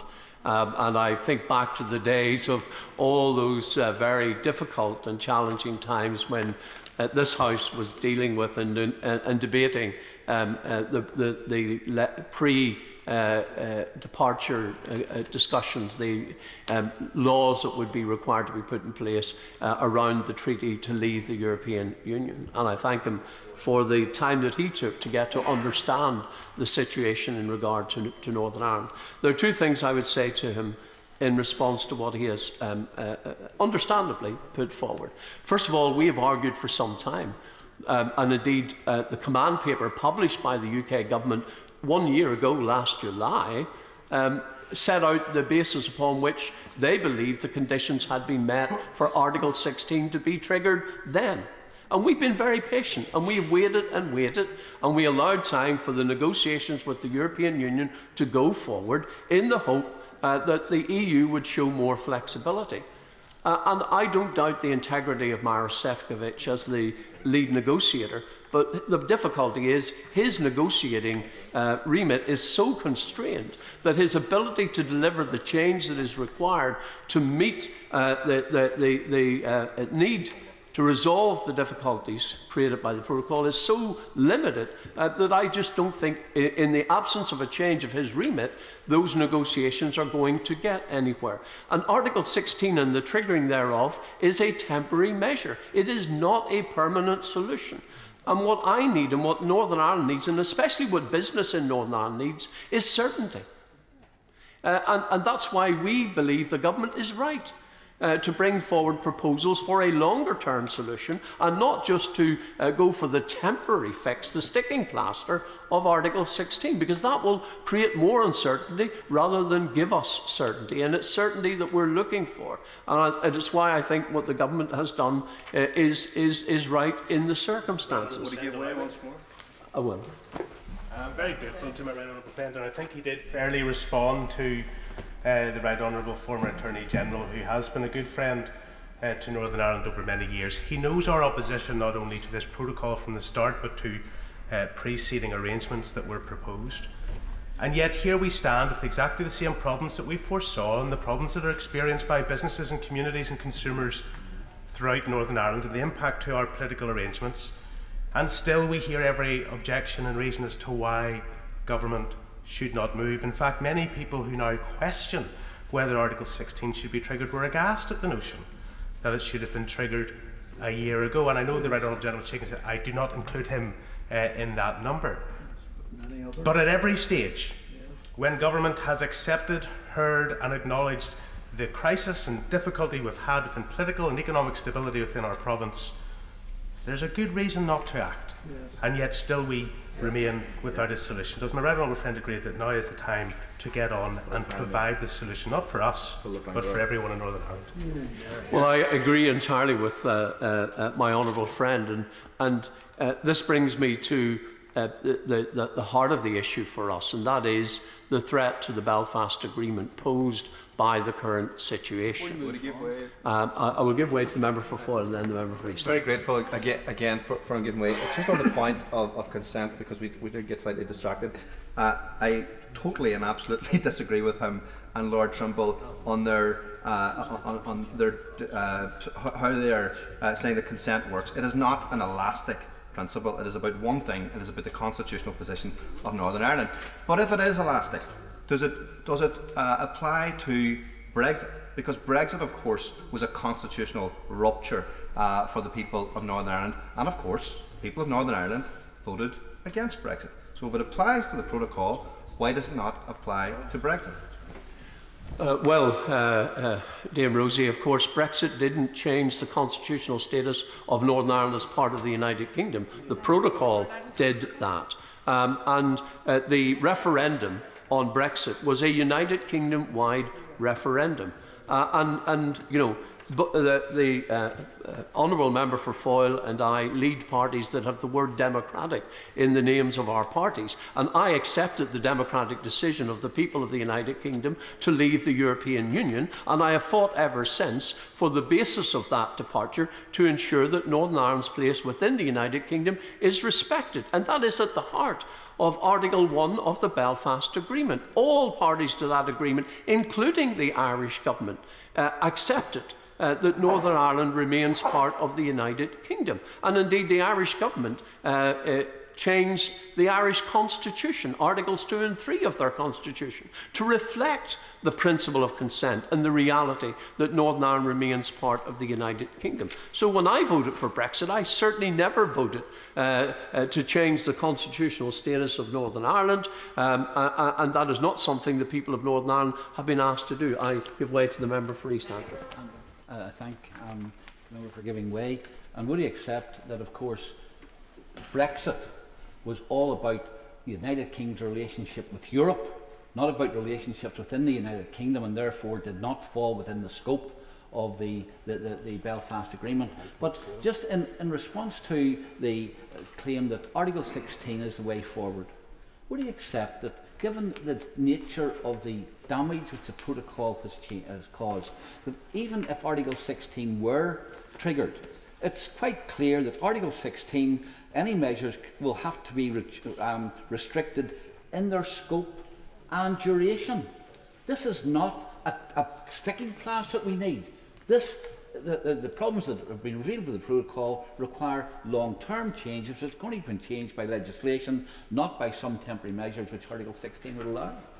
Well, my right honourable friend makes a very strong point. And to be absolutely clear, as unionists, for us the greater issue here is our place within the United Kingdom and our ability to trade freely within that United Kingdom in accordance with our rights under the Acts of Union. And that is fundamental to us as unionists. So fundamental, and I understand why the honourable member for Foyle, and indeed perhaps also the honourable member for North Down, will argue strongly that the protocol should be retained. And I have heard the arguments that they make on this. But let us be clear. The Belfast Agreement respects the right of unionists to adhere to their position and to support and uphold their position as part of the United Kingdom, and it represents for us a fundamental change that is now threatened, and that for us, unless it is corrected, unless it is resolved, means that our confidence in the agreement itself and its ability to protect our place in the United Kingdom is fundamentally undermined. I give way. Yeah, and grateful to the right honourable member giving way. I think we all agree on the principle of consent as set out in that agreement. But does the member recognise that the one-sided approach that's been taken by the government and also his party is actually eroding support for the union inside Northern Ireland? And by contrast, finding a workable solution around the protocol actually provides a soft landing, which may actually create a much longer perspective in terms of the maintenance of the union itself. Well, you know, the honourable member started out this journey as someone whose party advocated that the protocol should be rigorously implemented. Now he's shifted to a position of the protocol should be rigorously retained. Well, look, you know, you cannot on the one hand say the protocol is creating problems and then, you know, not come up with viable solutions to deal with that. And I've heard what those solutions are from the honourable member, but they do not have cross-community support in Northern Ireland. And what we are looking to achieve, and what I believe the government has put forward, is capable of resolving this issue in a way that meets the needs of everyone. It meets the needs of the United Kingdom so that the integrity of our union is respected, the integrity of our internal market is respected. It meets the needs of the European Union insofar as it protects and takes measures to protect the integrity of the EU single market to ensure that goods at risk of entering the EU are dealt with properly and dealt with by this country in a way that meets their requirements. And it enables the restoration of the political institutions in Northern Ireland so that the Belfast Agreement can remain and can be continue to be the basis upon which we move forward in Northern Ireland. So I believe that what the government is proposing is not one-sided. I believe that what the government is proposing is reasonable, measured and fair, that it meets the need. And you know, there is so much focus on how the government is doing this that we've lost sight of what the government is actually proposing to do. And I think any objective assessment of the government's proposals can only conclude that they are reasonable and fair in all of the circumstances, and that their overriding objective is to protect the very delicate progress that has been made in Northern Ireland under the Belfast Agreement. In relation to agreements, Dame Rosie, and I think this is important. We have heard much about the need to ensure that the UK maintains its honour and its international reputation. But I remind this House that the Belfast Agreement is itself an international agreement, and that the protocol undermines that agreement. It is an agreement where the co-signatories are the Irish government and the UK government. That is actually part of the agreement. They both signed. There was an international agreement attached to the Belfast Agreement, which was co-signed by the British and Irish governments. That it makes it an international agreement of international standing. And indeed one that has been approved in many international bodies across the globe. And therefore the protocol, in the way in which it undermines that agreement, is actually harming what is an international agreement, and that needs to be addressed.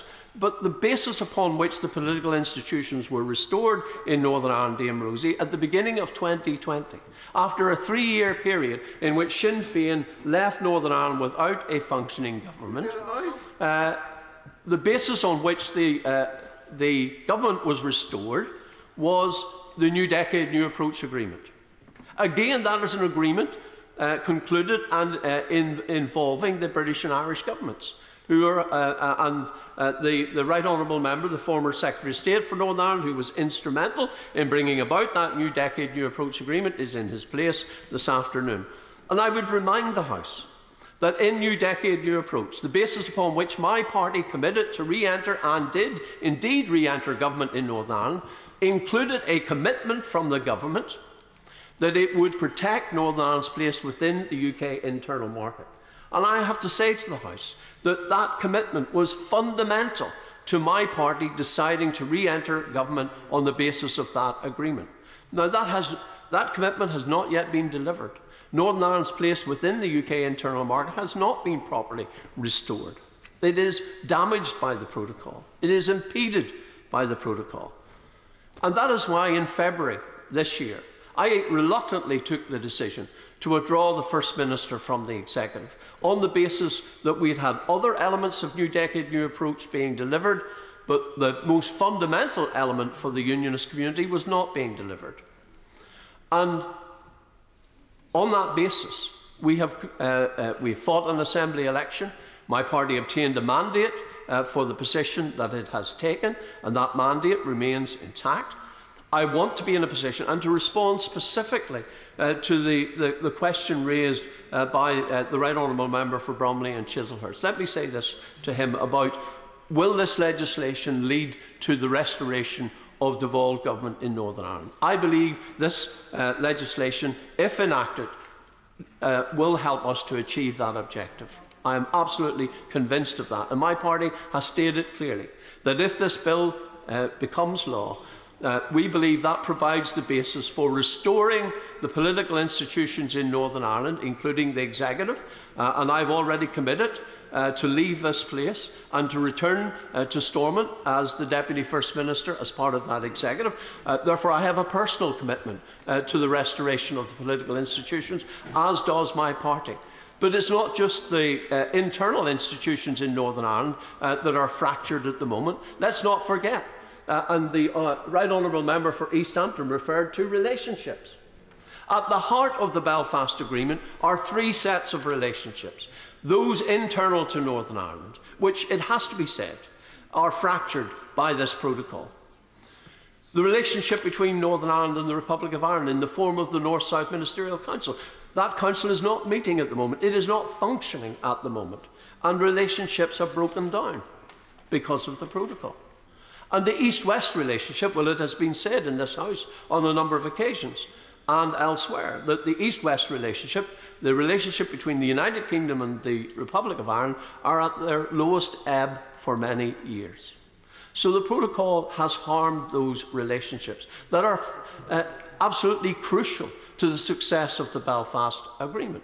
And if we're to restore those relationships to a better place, then I believe this legislation has the potential to help us do that. And so I would say to the member for Bromley and Chislehurst, in the affirmative, it is my belief, and if there's any doubt about this, let me be absolutely clear.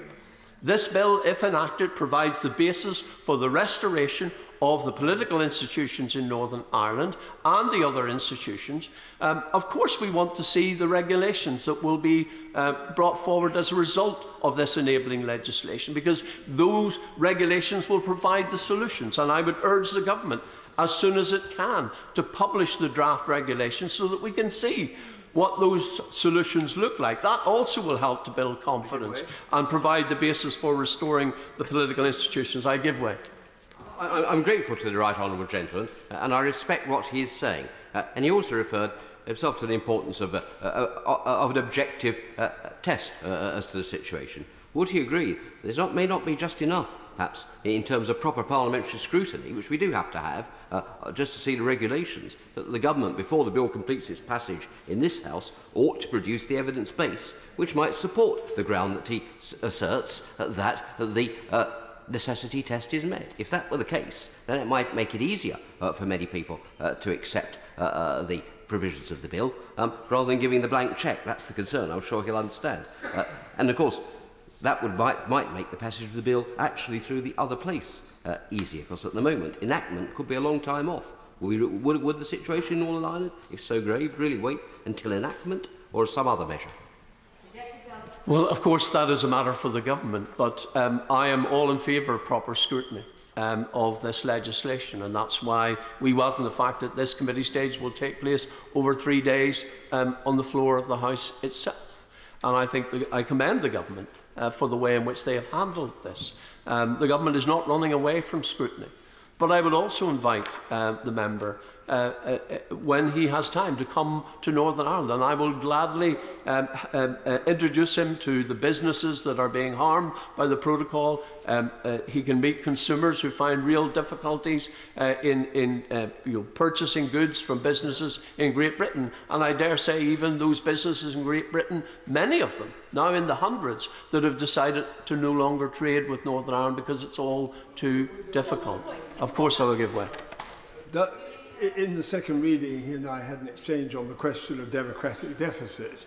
On that question and scrutiny and the political institutions and the voters of Northern Ireland themselves, as was indicated in the McAllister case, it is perfectly clear. The judge said, used the word subjugation. The fact is that in Northern Ireland, people of Northern Ireland, the voters, are being subjugated to the laws of the European Union in a manner which is inconsistent with our leaving the European Union. And does he not therefore agree that that democratic deficit is absolutely crystal clear? It doesn't require evidence because it is so self-evident, coram populo. Dame Rosie, that will bring me to my final point, which is on the democratic deficit. But before addressing that, I will give way to the honourable member. Thank you, John, for giving way. He's talking there about businesses, about consumers who've been affected. Earlier on, his argument for this legislation was that this would somehow give the certainty that he says that the protocol doesn't give to people. Can he hand on heart argue that he knows everything that will happen if this government proceeds with this legislation? Can he really tell his constituents that he can give them certainty in the chaos that we're talking about, which didn't start with the protocol, it started with Brexit? Where is his proof that this provides the certainty, the solution that he's missing, in comparison to what they know now? Better the devil. Well, look, I'm many things, but I'm not a prophet, so I cannot say with certainty this will happen or that will happen. But I can point to this, that when the protocol as part of the withdrawal agreement was before this House, we warned then of the consequences of the protocol. We are not late to the table when it comes to recognising the difficulties, the real difficulties that the protocol would cause for Northern Ireland, for businesses, consumers and for our place in the United Kingdom. What I am certain is that these proposals put forward by the government in this bill are reasonable, fair, proportionate, and I believe will offer what business needs to continue trading within the United Kingdom and continue trading with the European Union, and that's the kind of certainty that business is looking. If I may turn to the point that my right honourable friend and someone who I have great respect for has made, and this is very important. When the government, and indeed those who supported Brexit, argued very strongly the case for the United Kingdom to leave the European Union, it was about taking back control. Control of our borders, our money and our laws. And yet, in the part of the United Kingdom that I represent, and have had the honour and privilege of representing in this House now for 25 years, this does not apply. As the Honourable Member has said, there are many regulations applying to business in Northern Ireland and how we trade with the rest of our own country, which are now being made in Brussels without any democratic input whatsoever from anyone in Northern Ireland. Not myself and my colleagues as members of Parliament, nor members of the Legislative Assembly at Stormont. There is a democratic deficit, which means we are having laws imposed upon us over which we have no say. That is not about taking back control in our part of the United Kingdom. Our money, again, our rules on VAT, for example, and on state aid are determined not by this government, not by this place, but by the European Union. And we have no input into how our VAT rules are drawn up. And we have no input into the rules on state aid which apply to businesses and the support for businesses in Northern Ireland. This is very important for us. So we haven't got complete control of our money in Northern Ireland, and we are losing out because of those restrictions. So this is very important for us, that we get this right. And I believe, as I've said, what the government has proposed is fair and reasonable, and it will restore Northern Ireland's place fully within the UK single market. I will give way. I'm very grateful to the right honourable gentleman for giving way. Obviously, the loss of input and being at the top table is a feature of Brexit. It's a feature of all members of only the EEA, single market, but not actually the EU. So Norway and Iceland and others do not get to make those decisions. So is he suggesting he would prefer that Northern Ireland was completely out of the single market? Because obviously that's the privilege that Northern Ireland has, that's helping its economy, that is supported by all business leaders, which Scotland asked for and was refused. Well, if I may say so, we're not Norway, we're Northern Ireland. And in respect of the single market, Northern Ireland is not in the single market. Let's be clear about that. Northern Ireland is not in the single market. What the protocol requires us to do is to align our regulations on manufacturing of goods to those of the EU single market. We are out of the single market. We are out of the EU's customs union, but we're required to abide by their rules. That is the position we find ourselves in. And I would say to the Honourable Lady that the solution the government is offering will enable businesses to continue trading with the European Union in a way that is helpful and beneficial for cross-border trade, for my farmers, for our agri-food processing industry. This will still work for Northern Ireland, but what it will do is also ensure that we can trade freely with the rest of the United Kingdom, which we believe is fundamental to our rights as part of the Union. And therefore, in conclusion, Dame Rosie, we believe this bill has the potential to move us forward in terms of resolving the problems created by the protocol. Obviously, the regulations that will be put in place when this bill is enacted are fundamentally important to delivering those solutions. It will address the democratic deficit, meaning that, once again, all of the United Kingdom has a say in how our money, our laws and our borders are controlled. And finally, Dame Rosie, it will enable us to restore political stability in Northern Ireland, to see the political institutions back up and running again, to protect the Belfast Agreement and its successor agreements, including St Andrews, and of course, New Decade, New Approach, which was the basis upon which we re-entered government, and we will not re-enter government until we are clear and sure that what the government is taking forward is going to deliver what we need for Northern Ireland. Paymaster General Sir Michael Ellis. Thank you very much indeed, Dame Rosie. And I would like to begin, if I may, by thanking the honourable members of this House from across the floor for their participation in the debate at second reading. And I also want to allow, of course, for a thorough debate on the bill at this stage. And in order to facilitate this, because of the plethora of amendments, of course, and a number of people who wish to speak, I may perhaps not be giving way as much as I usually do, but I want to facilitate the number of amendments and allow people to speak for themselves. And I want to therefore make some good progress, because I'm duty-bound to go through a large number of amendments in this opening speech.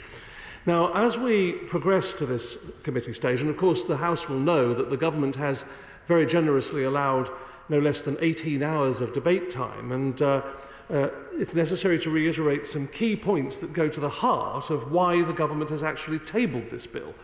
The Northern Ireland Protocol, as the House knows, was agreed with the very best of intentions, but it is causing real problems, has already been accepted across the House.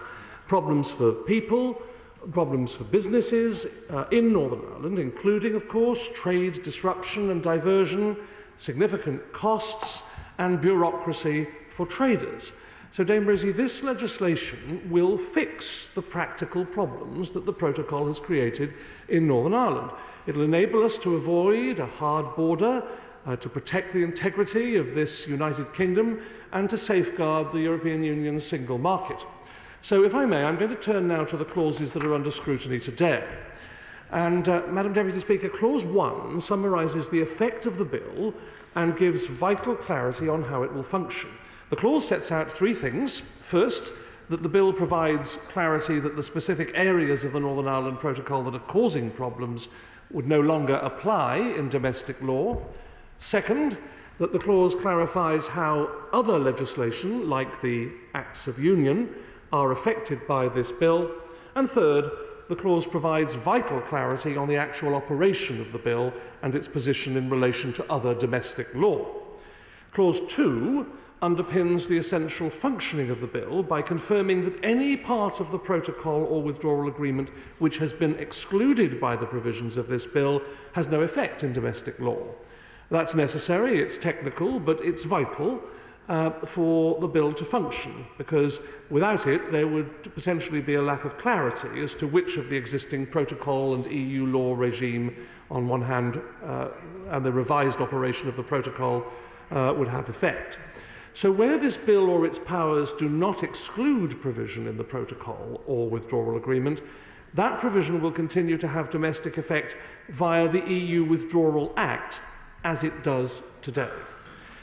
Dame Rosie, Clause 3 then supplements Clause 2 and would remove the requirement for courts of law to interpret relevant domestic law in line with the withdrawal agreement, insofar as that would lead to an interpretation of domestic law that is incompatible with this bill and any regulations subsequently made under it.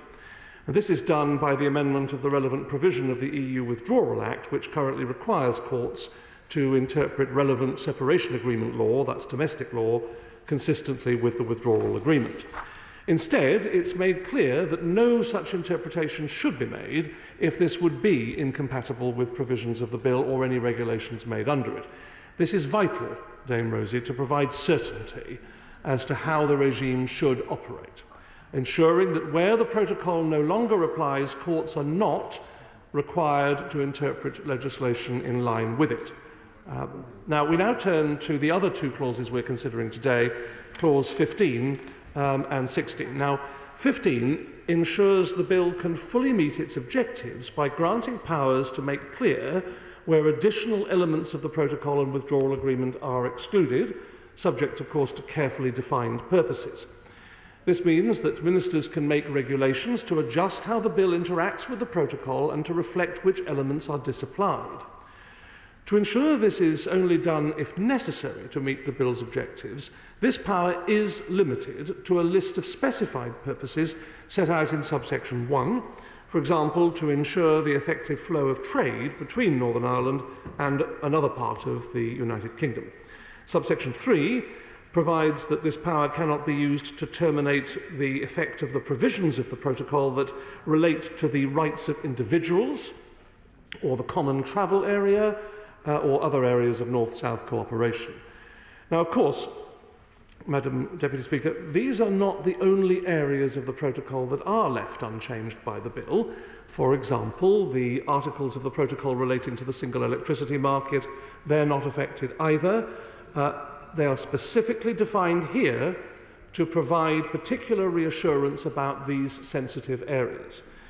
Now, this clause is important to ensure the bill is flexible enough to tackle any unintended consequences or future issues that may arise that threaten the objectives of the bill, particularly considering the importance of the issues this bill is intended to address. And I'll give way in due course, if I may, because I'm going to come on to the specific amendments, and it might be more prudent to give way at those points to the individual members. And I just want to address clause 16, which supports the functioning of the bill by granting the power to make new arrangements in any cases where it becomes necessary to use the powers contained in clause 15. And this means that new law can be made via regulations, if appropriate, to do so in relation to any element of the protocol or withdrawal agreement that has become excluded provision, as provided for in the regulations, of course, made under clause 15. So it's vital to ensure the functioning of the bill and prevent any gaps in the arrangements established underneath it. Without it, clause 16, there is a risk that any new issues arising from protocol provisions could not be properly addressed due to an inability to satisfactorily make replacement arrangements. So, if I may then, Madam Deputy Speaker, I'm going to come firstly to the Amendment 1. And my right honourable and learned friend from Bromley and Chislehurst. And I want to thank members for their contributions in this place. The government is committed to ensuring that the provisions in this bill go through the appropriate scrutiny. As I mentioned, there's 18 hours set aside before this House rises for the recess to do that, whilst also balancing the need for urgent action to ensure that the issues with the protocol are rectified as soon as possible. Amendment 1, tabled by my honourable and learned friend, amends clauses 1, paves the way for honourable members' amendment to clause 26, which we'll be debating next week. It reflects a desire for the House of Commons to approve the provisions in this bill before they can be commenced. That's what my learned friend is seeking to do. But let me begin by saying that I understand the desire of my honourable and learned friend for Parliament to vote prior to the commencement of these sections. I'm cognizant of the fact that it was not 2 years ago that he famously introduced a similar amendment in another bill for which the government broadly accepted the substance. But I would submit to this House that the situation is not the same as it was 2 years ago. Now, as I'm sure he'll accept, we face an urgent and grave situation in Northern Ireland, not a hypothetical one. We know that as it stands, the EU is not prepared to change the protocol to resolve the problems we face. We have tried that repeatedly, and there is no prospect of seeing a power-sharing government restored in Northern Ireland if we are unable to tackle those problems. It is a simple fact. We need to be able to move swiftly, using the powers in the bill to deliver the changes we propose and enable the protocol to operate sustainably. Now, I will give way. I understand what my friend is saying, and I'm grateful to. But if there is a need to act urgently, we are likely to be many months before this bill ever completes its parliamentary passage. It's a contradiction with respect. Isn't what he makes, actually, is a compelling case for using the Article 16 safeguarding procedure? Well, I'm grateful to him for his intervention. Urgent does not necessarily mean immediate. What it means is as soon as we... as soon as we can reasonably practically do it. And I think he knows that. As for Article 16, I'll come to that in due course. But we are going as fast as we can with the time that the House is sitting. Additional parliamentary procedures after royal assent would risk delays to the regime coming into force and undermine the certainty and clarity that we're looking to provide through this bill. That would risk undermining the aim that we all share of seeing an executive back up and running and delivering for the people of Northern Ireland, and risk real harm to businesses and citizens. So this, if I may, this proposed amendment is well-intentioned, but I hope the House will understand that our priority as a government is to proceed in a way that best supports the functioning of the Belfast Good Friday Agreement and its institutions, which in this case means giving certainty to the people of Northern Ireland and the regime we propose under the bill to be in place as quickly as possible.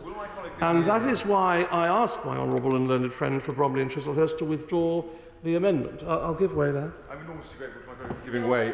Just further to the point just made by my colleague, the member for Bromley and Chislehurst, is not the concession by the government that urgent does not mean immediate itself a plain acknowledgement of the fact that necessity does not apply because it means there is no grave and immediate peril, which is one of the tests for necessity? He's conflating two issues, and I will come to the issue of necessity in due course. But what has also been mentioned by my honourable friend is the issue of Article 16. The reality of the matter is that that does not solve the problem at hand. It would only treat symptoms without fixing the root cause of the problems. So what we need, as has been referred to before, is a comprehensive and durable solution to this urgent problem, and certainty for businesses and the people of Northern Ireland. So, yes, I'll give way. Just on this point of durable solutions, would my right honourable friend agree that the only durable solution is for the EU to listen to what my right honourable friend for Lagan Valley has been articulating about the needs of unionism, and for a British Prime Minister here in place from September not to go moaning to his counterparts, that, as has happened in the last 2 years, but to actually grip this issue and politically solve it? Well, of course, it takes two sides to discuss these matters and come to a solution. I think it's been accepted by all who've spoken in this House so far that there has been some intransigence on the side of the European Union, and I think that is the clear reality. I would point out, for example, that there have been more than 300 hours of discussions between the parties.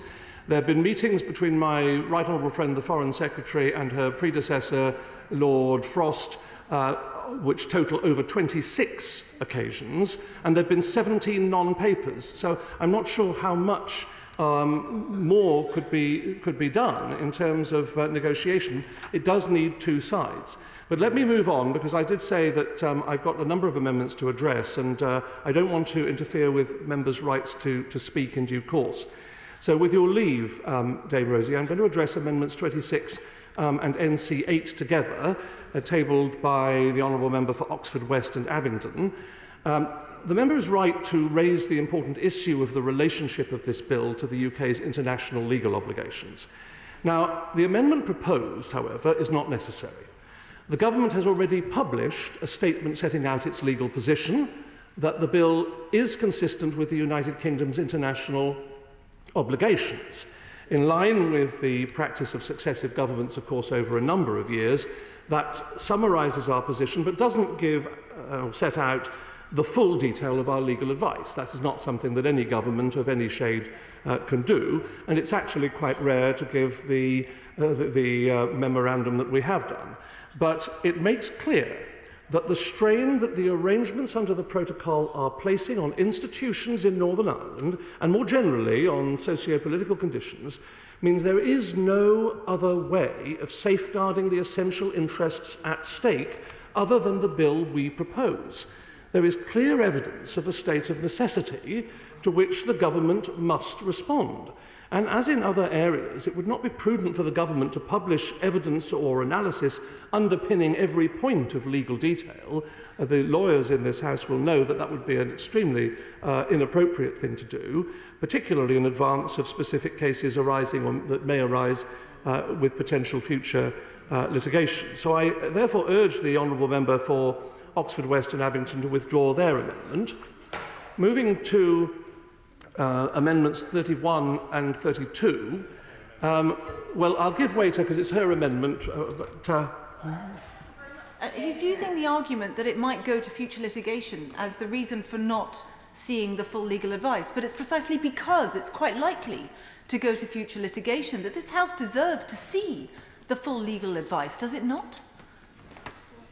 It is the long-standing convention, for very good reason, that legal advice is not published in full. We know that, of course, famously from the previous Labour government a couple of decades ago, where there was an enormous controversy about that. It stands as a very good reason, as I've discussed. And what we have done, however, is publish a paper, a memorandum on the matter, which goes some way towards answering her question. But as to Amendment 26 and NC8, I address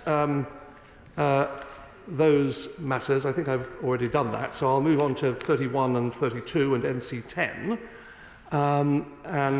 Madam Deputy Speaker, with your permission, I'll take those amendments and new clause 10 together, which are in the name of the Right Honourable Member for Tottenham. The bill is designed to bring swift solutions to the issues that the protocol has created in Northern Ireland.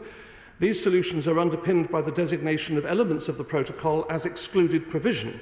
So put simply, it is by excluding some elements of the protocol and withdrawal agreement in domestic law that the bill is able to introduce, with the necessary certainty, the changes that are needed in Northern Ireland. These amendments, through the conditions they impose, would undermine the ability to exclude elements of the protocol and therefore undermine the entire operation of the bill. So the first condition in particular, that provision is excluded only if the EU and the UK agree it, well, obviously that is unworkable, because negotiations with the EU have so far been incapable of delivering the solutions that are needed. So to set that as a condition would clearly be dysfunctional. The second condition, that provision is excluded only if necessary as part of an Article 16 safeguard, also fails to meet the needs of the situation. As I've already said, Article 16 has inherent limitations in terms of its scope, in that such safeguard measures could address some trade functions, but not the broader identified impacts of the protocol. So, in sum, the amendments from the member for Tottenham would unacceptably caveat the core operation of the bill. In other words, they would be wrecking amendments, preventing it from delivering the swift solutions in Northern Ireland that it is intended to provide, and that's why I'd ask that right honourable gentleman for Tottenham to withdraw his amendments. I will. From giving way. He referred a little earlier to the three bits of the protocol which this bill specifically prevents from being excluded, namely rights of individuals, common travel area and other north-south cooperation. He described them as particularly sensitive. Could he just explain to the House why he doesn't regard Article 18 of the Northern Ireland Protocol, which relates to democratic consent in Northern Ireland, as being equally sensitive? Why is that not covered by the exclusion? Because as I read the bill, the government could, if it wanted to, change Article 18. Is that correct? Well, I hope to come to his point more specifically in due course, if he'll bear with me. But I want to turn firstly, if I may, to Amendment 5. We have always been serious about negotiations, and we remain so. The whole matter is sensitive. The whole issue is one that we remain serious about. Our preference remains to resolve the issues with the protocol through negotiations, and the bill provides for this. So I welcome and endorse the sentiment underlying this amendment. It's clear, however, as I've said, and I have to emphasise this because it's not emphasised often enough in my view, that there have been over 300 hours of talks to date. in which the United Kingdom has we have shared 17 non-papers with our counterparts in pursuit of a solution. I won't give way. The European Union is not willing to entertain the changes that are necessary to fix the issues with the protocol. So the government's judgment is that, absent a change in stance from the European Union, we have to be realistic, and good faith negotiations to resolve the issues with the protocol have already been exhausted. As I say, 26 separate meetings between the Foreign Secretary and Lord Frost. Now, Amendment 5 requires that this judgment be endorsed by both Houses of Parliament and, where relevant, the Northern Ireland Assembly. But, Madam Deputy Speaker, this would not be appropriate. I'm not giving way to the Honourable Lady, I've indicated that, and I'll give way in due course, but it has long been the position that the Northern Ireland Protocol and negotiations regarding it are, like any other treaty, a matter for the government, operating under the Foreign Affairs prerogative. The Executive must retain that prerogative for very good reasons. And because of the protocol, there is currently no Northern Ireland Assembly sitting anyway to provide the consent that this amendment would actually require. So this bill, as introduced, aims specifically to restore stability in Northern Ireland and a working assembly. That's the very essence of it. So in requiring, as this Amendment 5 does, the Assembly to approve the operation of this bill, there's an essential flaw in the logic of the amendment. And that's why I ask the Honourable Member for Foyle to withdraw that amendment. Of course, the Government will continue to update Parliament and the Executive when they return on the status of talks with the EU regarding the protocol, and to consult stakeholders in Northern Ireland on the operation of the bill. Now, well, I'm very conscious of the time and the amount of amendments I've got to get through, but I will give way again. If the Northern Ireland Assembly is not up and running, the provisions within the bill do state that a vote that when the consent vote comes, it is recalled, and there's a vote on that consent vote, just so that there's no lack of clarity to the House with the current provisions within the consent mechanism. Well, I thank him for that, making that point. And so, with your permission, Madam Deputy Speaker, I'll now take Amendment 25 and New Clause 7 together, which are in the name of the Honourable Member for North Down. Yes, and this bill is designed, as I've said, to bring swift solutions to the issues that the protocol has created in Northern Ireland. These solutions are underpinned by the designation of elements of the protocol as excluded provision. Now, put simply, it is by excluding some elements of the protocol and withdrawal agreement in domestic law that the bill is able to introduce, with the necessary certainty, the changes that are needed in Northern Ireland. These amendments, by requiring the prior approval of the Northern Ireland Assembly, would undermine the ability to exclude elements of the protocol and therefore undermine the entire operation of the bill. So this is unworkable, and because of the protocol, there is currently no Northern Ireland Assembly sitting to pass the approving resolution that this amendment would require. The bill, as introduced, aims specifically to restore stability in Northern Ireland and a working executive and assembly. So, in requiring the Assembly to approve the operation of the bill, this is an essential flaw in the logic of the amendment. In a moment. Moreover, as the Honourable Gentleman will be aware, the Sewell Convention applies to this bill as it does to all bills of this Parliament which intersect with devolved competence. I can confirm to the Honourable Gentleman that in the absence of functioning institutions, senior officials within the Foreign Office have already made contact with the head of the Northern Ireland Civil Service regarding legislative consent, and we hope to reach a positive solution as soon as the institutions are restored. So the Honourable Gentleman's amendment, by contrast, would allow the Northern Ireland Assembly to constrain the UK Parliament's power to legislate, even if that legislation relates to a reserved matter. So that, of course, is wholly inappropriate under the devolution arrangements. The Government will consult stakeholders in Northern Ireland, including members of the Assembly, on the operation of the bill during passage and thereafter.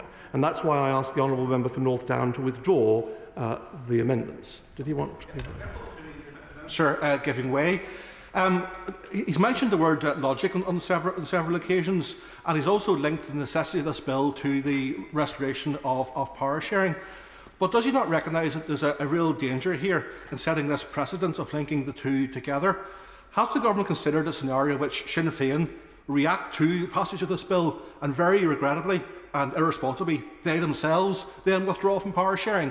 Where does that lead us? Are we any better off? Are we not in a different form of crisis?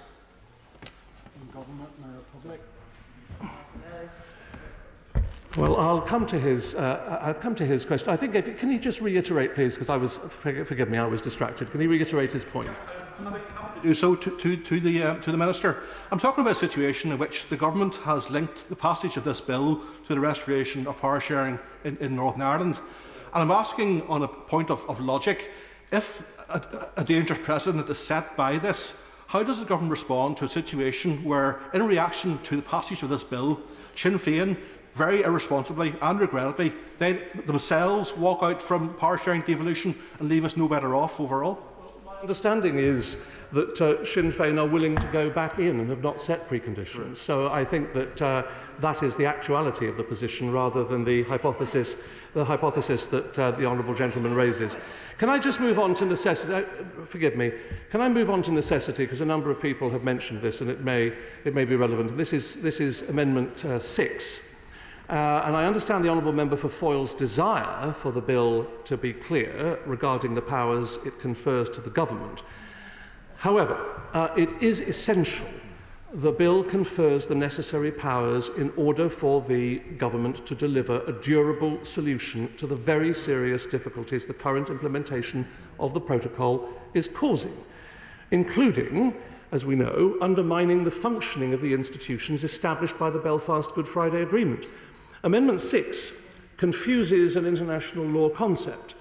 The international law concept is one of the doctrine of necessity, which is long established and well understood, and a domestic statutory one, the appropriate tests for ministers exercising powers given to them by this Parliament. It is essential the bill delivers clarity and certainty for the people of Northern Ireland, and the Amendment 6, undermines that. So I must therefore ask the honourable member to withdraw that amendment. I would just add the caveat that it is the responsibility of the government to deliver a durable solution to the issues the protocol is causing in order to protect the Belfast Agreement. Any unnecessary additional conditions to the exercise of the powers necessary to deliver the solution is only going to reduce the clarity and certainty of the bill and what the bill does to provide for the people of Northern Ireland, and it would undermine our ability, frankly, to get the executive back up and running, which is a desire I know we all share. So I therefore ask the honourable member for Foyle to withdraw his amendment. We're moving to Amendments 7 and 14. I know these were also tabled by the honourable member for Foyle. The legislation will fix the practical problems the protocol has created in Northern Ireland. This avoids a hard border, protects the integrity of the United Kingdom and safeguards the European Union single market. So I'm entirely sympathetic to the sentiment behind these particular amendments. I would say the government is motivated by the same concerns underlying them.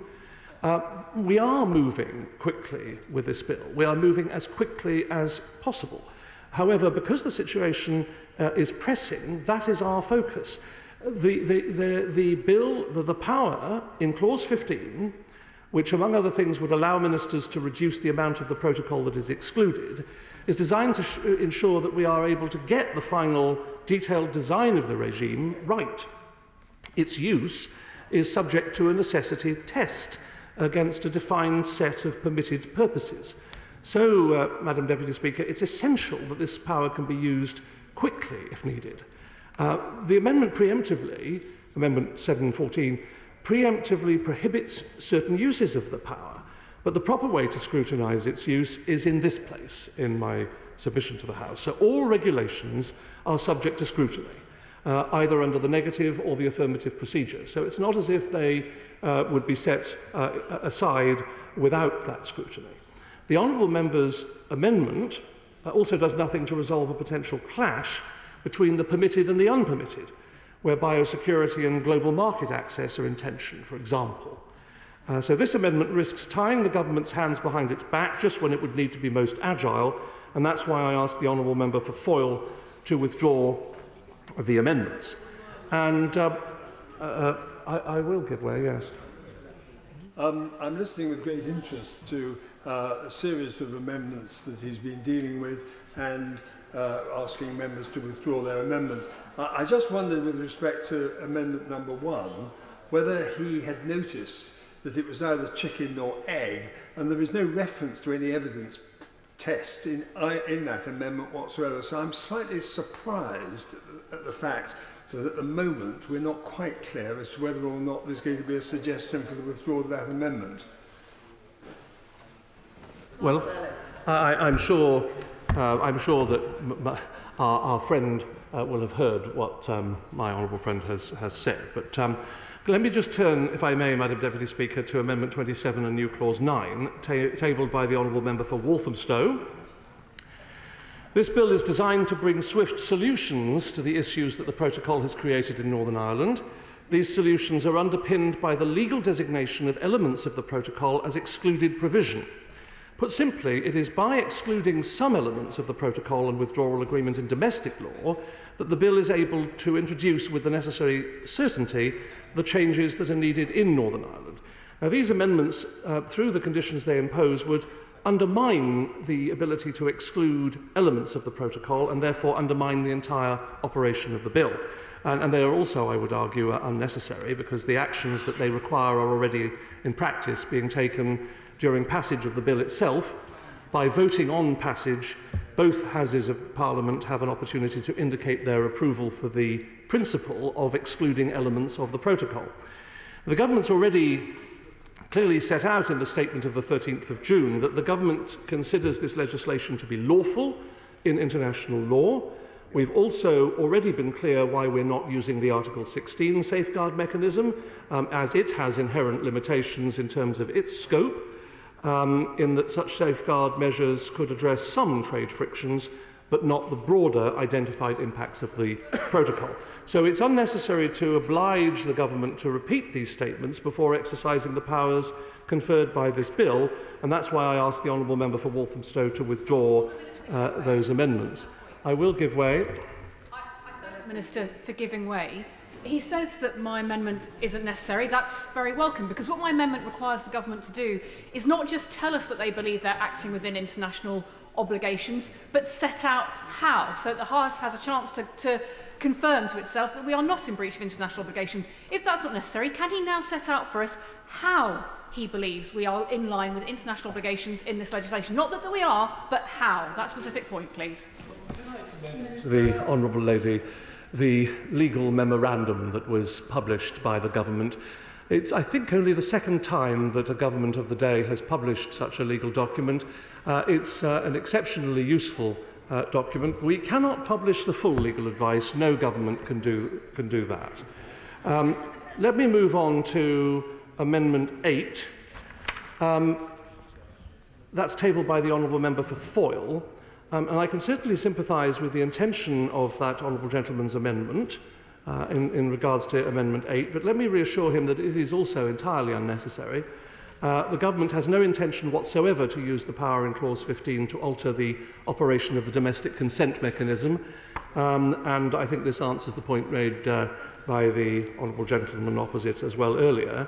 The honourable gentleman for Foyle will recall that securing the consent mechanism was one of the key concessions which actually paved the way for the government to agree to the revised Northern Ireland Protocol back in 2019. It was a concession that this government secured. So it would therefore make no sense for the government to subsequently remove one of its key negotiating successes through this bill.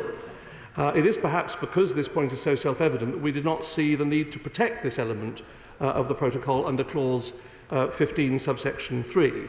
And I hope that answers the point made by both right honourable gentlemen. For the avoidance of doubt, I can confirm, however, to the honourable gentleman that the democratic consent process remains an integral part of the protocol. The protocol should not, and indeed cannot, continue unless it maintains the support of a majority of members of the Northern Ireland Assembly. And I hope that I've provided the assurance that honourable gentleman requires and would urge him to withdraw his Amendment 8. Amendment 9, if I may, is tabled again by the member for Foyle. The government has already been very clear why it is necessary to seek to exercise such powers.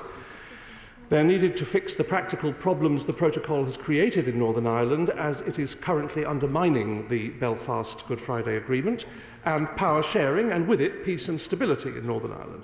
We've already published a policy paper and legal statement on the 13th of June setting out the government's position in detail. And I appreciate, however, the honourable member's desire to ensure the regulations which implement the full details of the model are properly scrutinised. The full details of the new regime will be set out in regulations alongside and under the bill, including economic impacts where appropriate. The regulations will be the product of engagement with business to ensure the detail of the new regime is as smooth and operable as possible, and that is what we are getting on with now. The House will have the opportunity to scrutinise these regulations in the usual fashion, under the normal parliamentary procedures, as it regularly does.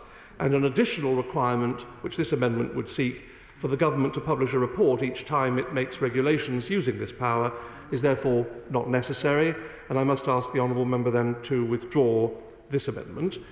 As the government set out in the legal statement on the 13th of June, which I have referred to, the strain that the arrangements under the protocol are placing on institutions in Northern Ireland, and more generally on socio-political conditions, has reached the point where the government has no other way of safeguarding the essential interests at stake than through the adoption of the legislative solution that is being proposed as quickly as possible. There is therefore clear evidence of a state of necessity to which the government must respond to. And so I would ask the member for Foyle to withdraw that amendment. I'll give way. Very grateful to the Minister. Has he ever heard the opposition point out that the EU is breaking the protocol by diverting our trade and undermining the Good Friday Agreement? Or has he ever heard them ask to see the legal advice that the EU purports to use when they are so clearly violating the protocol? He makes an excellent point, as usual, and I have to say that I have never heard those requests. As to Amendment 10, tabled by, again, the honourable member for Foyle, this is about the Northern Ireland Human Rights Commission and Equality Commission for Northern Ireland. These are, of course, important and well-respected institutions. They were established on the basis of the Belfast Good Friday Agreement. They undertake important duties, and any change to their remit should not happen arbitrarily. The government engages regularly with the commissions, and they have powers to provide advice to the government on issues arising from Article 2 of the protocol. And the government has engaged broadly on the issues created by the protocol with stakeholder groups across business and civic society in Northern Ireland, in the rest of the United Kingdom, and internationally. In fact, the engagement has been considerable. And as the House will know, this bill provides specific powers to establish a new regime in Northern Ireland which addresses the issues with the current operation of the protocol. We are consulting with stakeholders on the detail of how these powers are to be used, and we will give plenty of notice to those affected in due course. So, Madam Deputy Speaker, this particular amendment, 10, would compel the government to do what in many cases it already intends to do. So we are moving quickly with this bill because the situation in Northern Ireland is pressing. The power in Clause 15, which, among other things, would allow ministers to reduce the amount of the protocol that is excluded, is designed to ensure that we are able to get the final detailed design of the regime right. Its use is subject to a necessity test against a defined set of permitted purposes. It is designed to provide stakeholders in Northern Ireland with certainty that the government will deliver the solutions that we have outlined to the problems the protocol is causing. So, Madam Deputy Speaker, it is essential that this power can be used quickly if needed. Now, while in normal cases the government will of course engage with stakeholder groups in Northern Ireland, there may be occasions when the urgency of a situation means the government needs to act swiftly. This amendment risks tying the government's hands behind its back, and that's why I ask the honourable member for Foyle to withdraw the amendment. Amendment 40, Madam Deputy Speaker, if I may, is in the name of the Right Honourable Member for Tottenham, who I don't think is in his place, but if I can address that briefly, it notes that this is the Well, I will note, actually, if I may, that this is the first of a number of amendments by the Right Honourable Member in the same vein, to which the Government has a single view. The amendment would replace the test of appropriateness in the use of the Bill's delegated powers with one of necessity. Now, I should note that members should not confuse this with the international law doctrine of necessity. What the member for Tottenham is doing is that the question is a well-trodden ground point. Members may remember the extended debates on this topic during the passage of the European Union Withdrawal Act 2018. The powers there are similar to those in this bill, the Withdrawal Agreement Act and the Future Relationship Act. And I note that the House and their lordships in the other place ultimately accepted that appropriateness, the word appropriateness in this context, was in fact appropriate. Necessary, the use of the word necessary, which this amendment seeks to import, is a very strict legal test for a court to interpret. Where there are two or more choices as to what provision is appropriate to address the issues the protocol has created available to ministers, arguably neither one is strictly necessary because there is an alternative. So ministers need to be able to exercise their discretion to choose the most appropriate course, and that's why the word appropriate is the correct word. There are clearly multiple choices in how to replace the elements of the protocol which no longer apply in our domestic law. The government must propose that which would be the most appropriate choice, and that's why we've chosen that word, and I therefore ask the Right Honourable Member for Tottenham to withdraw that amendment. Order. Just before the Minister comes on to his next point, might I draw to his attention that there are a great many people who wish to speak in this session, and lots of people have a right to do so because they are proposing amendments to which I would like to give them time to speak. And the Minister has now had the floor for 41 minutes. I'm hoping that he might soon be able to draw his remarks to a close and possibly just address the essential parts without the peripheral parts. And that way there might be enough time, as we only have an hour and a half left of this debate. I am in full agreement with you, Madam Deputy Speaker, and I'm coming very rapidly to a conclusion because new clauses 1, 2 and 3 are one of the concluding points that I wanted to make. And this is, if I take them together then, Madam Deputy Speaker, they relate to the government's approach to environmental protection and principles as related to this bill. They introduce new provisions to the Northern Ireland Protocol Bill which require ministers of the Crown to provide statements on the environmental impacts of any powers taken under the bill prior to being able to exercise these. And on this, I think it's important to say that I understand the Honourable Member's desire to ensure that our high environmental standards are upheld across the United Kingdom. In the UK, we already have some of the highest standards of environmental protection in the world. We have no intention of weakening or lowering these standards.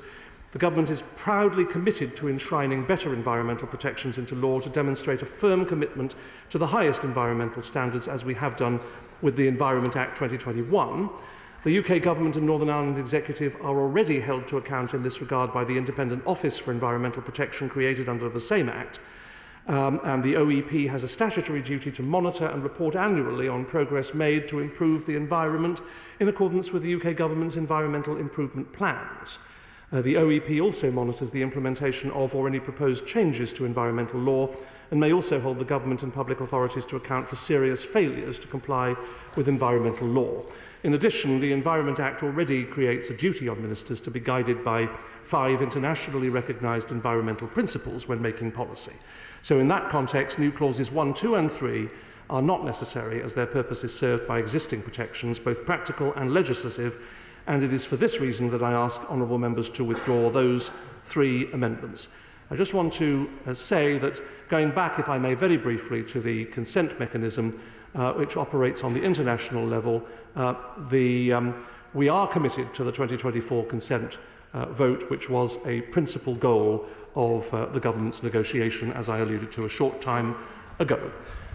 Thank you, Madam Deputy Speaker. Thank you. Peter Kyle. Thank you, Dame Eleanor. I'm very grateful for you being a chair today and the opportunity to speak in this debate.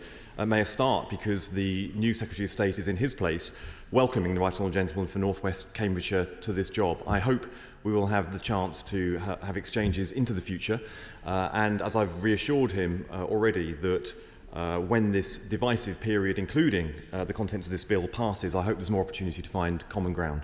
His predecessor was in his position a little earlier. It would also have been a good opportunity to pass on my sincere gratitude to the way that he dealt with me when he was in his position. Today we are taking clauses 1 to 3 of this bill, which deal with the intention and the main powers. I will be pushing new clause 10 to a vote, which attempts to inject at least some respect for the rule of law into this bill. We are also supporting the SDLP's Amendment 8.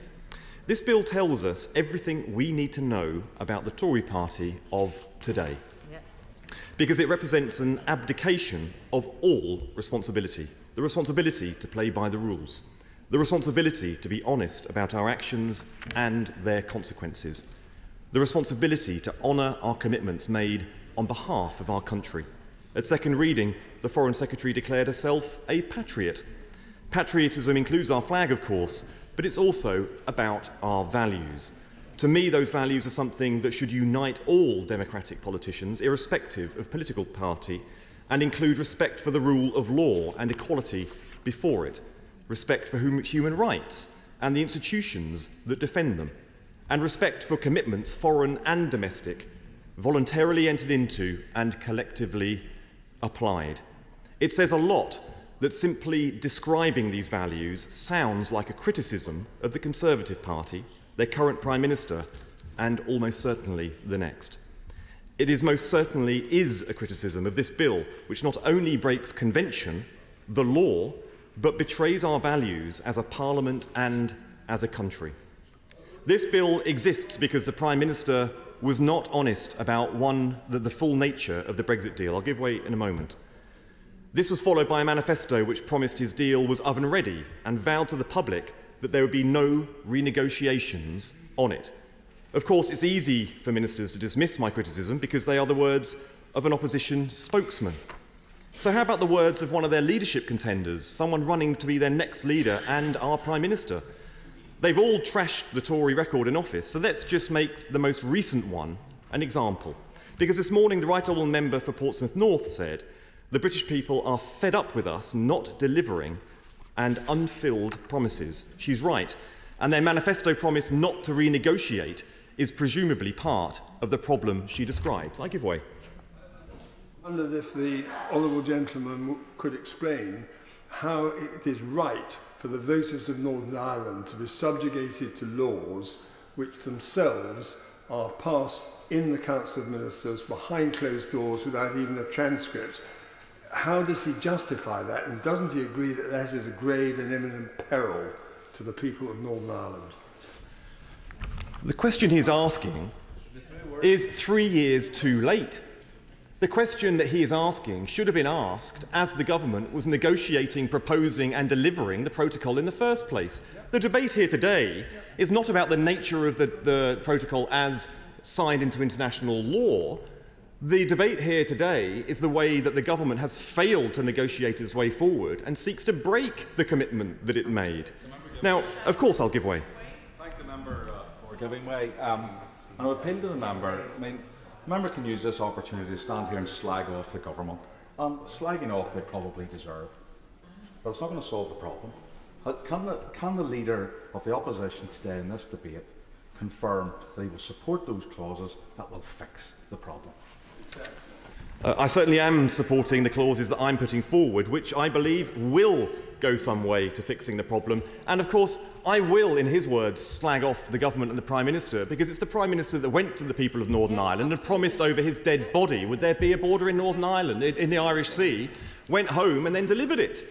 So I will be critical of the government that treated Northern Ireland in the manner in which it did. Now, I do accept that the DUP and others in the unionist community opposed the protocol from the beginning, and they oppose it now. They have been consistent, while the Conservative Party has not. I certainly won't be giving way to somebody who didn't show the courtesy to be here for the whole debate.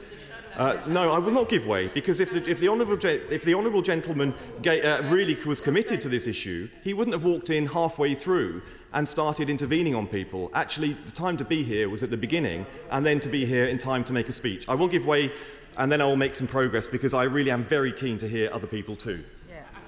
Minister for giving way. Is the problem of this bill not that it will not give voice to people in Northern Ireland or their representatives? It actually puts all the control in the hands of a government minister here in Westminster. As we've seen all the way through with the government's response to the challenges of Brexit, they have repatriated powers from the EU, but they have hoarded them, often not just for Whitehall, but for themselves. Yeah. They often end up being the powers of patronage, which ministers have wielded for their own benefit and the political party's benefit that we see opposite, rather than for the benefit of our entire country.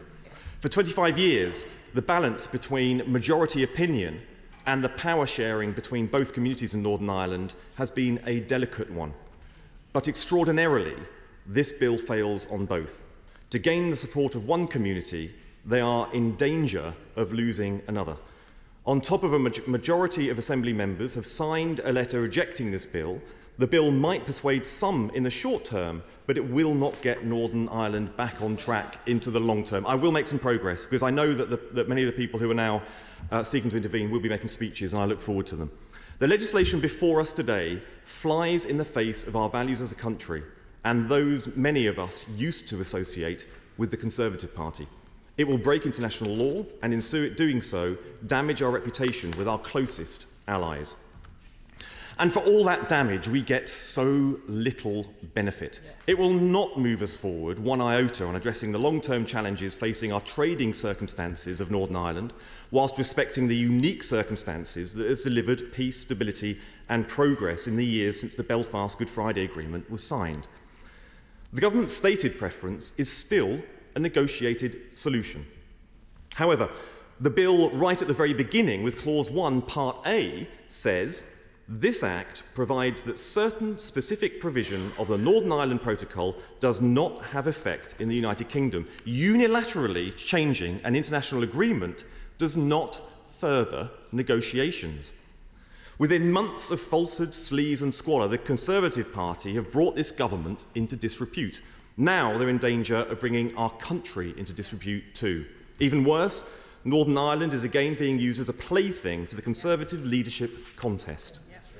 The Foreign Secretary, who is supposed to be leading negotiations with the EU, is instead parading her inability to reach agreement with them as a key reason to vote for her. Multiple contenders have now said that they are willing to leave the ECHR, which would be a straightforward and outright breach of the Good Friday Belfast Agreement they all claim to cherish. Yesterday I read an extraordinary article in the Times written by the current Attorney General. This bill is legally contentious, and it is the Attorney General who provides the legal basis for it. Her advice is supposed to be impartial, yet she wrote in the Times yesterday, and I quote, "The Northern Ireland Protocol Bill needs to be changed so it actually solves the problem. That means VAT, excise and medicines should be under UK law from day one. Currently they're not. The bill's dual regulatory regime lets EU law flow into Northern Ireland in perpetuity. We need to sunset that and provide a mechanism for moving to mutual enforcement. Otherwise, we're giving Brussels a legislative blank cheque. All are changes I've been fighting for while in government. Without them, the bill will treat people living in Northern Ireland as second-class citizens. We have collective responsibility in this country. One cabinet minister speaks for all. Will the government be taking forward the amendments the Attorney General has suggested that because they represent, and she represents, collective responsibility? Can publishing these views as part of a leadership pitch be reconciled with the duty to give impartial advice to this bill? And can we trust the previous advice she has given, which seems contrary to so many expert views? These questions should all be answered before government proceeds with this bill. This is lamentable. unprecedented situation underscores the sheer irresponsibility of a caretaker government proceeding with a bill of this nature. It is contentious. It has become a political football in a surreal leadership contest, and it breaks a manifesto pledge. Today marks one new low, even for this rule-breaking, convention-trashing government. Will you give way? Of course I'll give way. Grateful for giving way. He's making excellent points. And as I referred back to the point made by the Honourable Member for North Down, when he suggested that there was the illogic nature of the government deciding for one party to go back into Assembly, that they would be passing this bill, that in fact that doesn't stop in the future perhaps another party coming to the UK government to say, we will go back, we will want something, we want something from you. And what will the government say then? Being bipartisan has been an important part of our history in this House, both in ignoring Northern Ireland since 1920 and then trying to do something about it. That point about one side being adhered to is a really useful point that the member for North Down has made. Would you agree? I'm very grateful for her thoughtful contribution. I know she cares very deeply about these issues. You know, since I have been in this job, have striven, and I hope that my friends in the DUP will acknowledge, striven to take them on their own terms when they express so strongly the existential challenge they face by the protocol. I have also tried to do so for other parties representing other communities in Northern Ireland. It is a shame that to date the government have not striven so hard to take other parties on their own terms and engage with them right the way through. If they had, I simply don't believe we would be in the position that we are today. This afternoon we will, quite simply, be voting on whether to uphold the rule of law. Expecting a government to keep its legal obligations should not be partisan. Many members on the opposite benches spoke powerfully at second reading about their weakness of this bill. The Right Honourable Member for Maidenhead, the former Prime Minister, former leader of their party, said the following, and I quote, "My answer to those who question whether this bill is legal under international law is that it is not." She went on to say, "As a patriot, I would not want to do anything to diminish this country in the eyes of the world. I have to say to the government that this bill is not, in my view, legal in international law. It will not achieve its aims, and it will not diminish the standing of it will diminish the standing of the United Kingdom in the eyes of the world.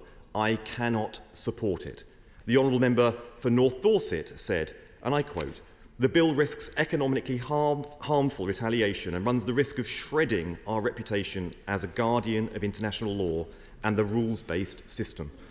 How, in the name of heaven, can we expect to speak to others with authority when we ourselves shun at a moment's notice our legal obligations?"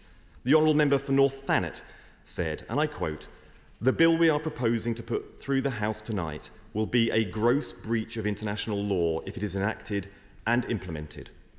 We also have the views of experts, such as the Bingham Centre for the Rule of Law, which unequivocally said, and I quote, "The bill is in clear breach of international law as it seeks to change unilaterally the domestic effect of an international agreement that the UK has signed up to without legal justification.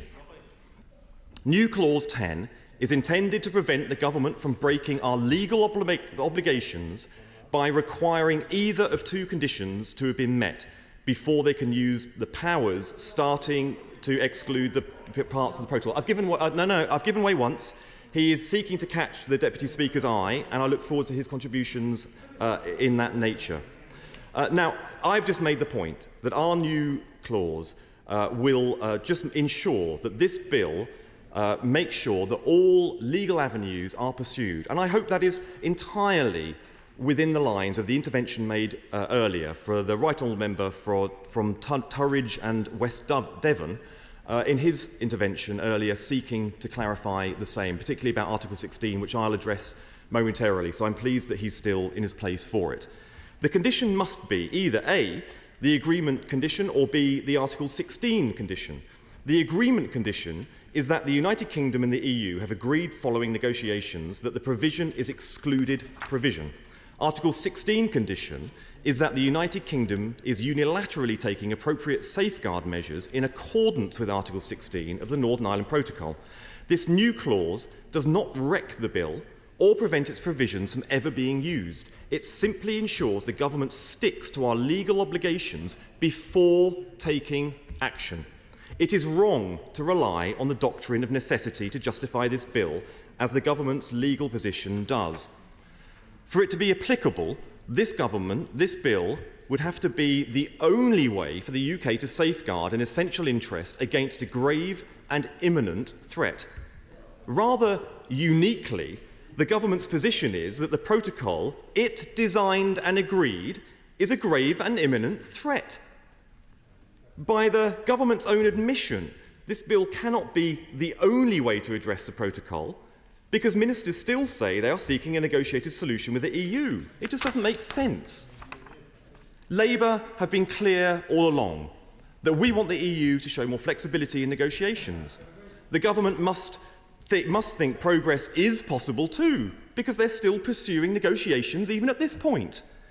The agreement condition of our clause 10 recognises that as a legitimate starting point for improving upon international settlement we are signed up to. Article 13.8 of the protocol itself states that the UK and EU can supersede the protocol so long as any subsequent agreement indicates the parts that will be altered. In other words, if it is negotiated. The government should be focusing all of its energies on reaching an agreement instead of wasting time on this bill that will do more harm than good and is never likely to make it onto statute anyway. The Article 16 condition is another route that the government could take if they were going to act within the law. Negotiations should be top priority for addressing the protocol challenges. But if the point comes where they are no longer viable, then safeguard clauses already exist in the protocol itself. Let me be clear.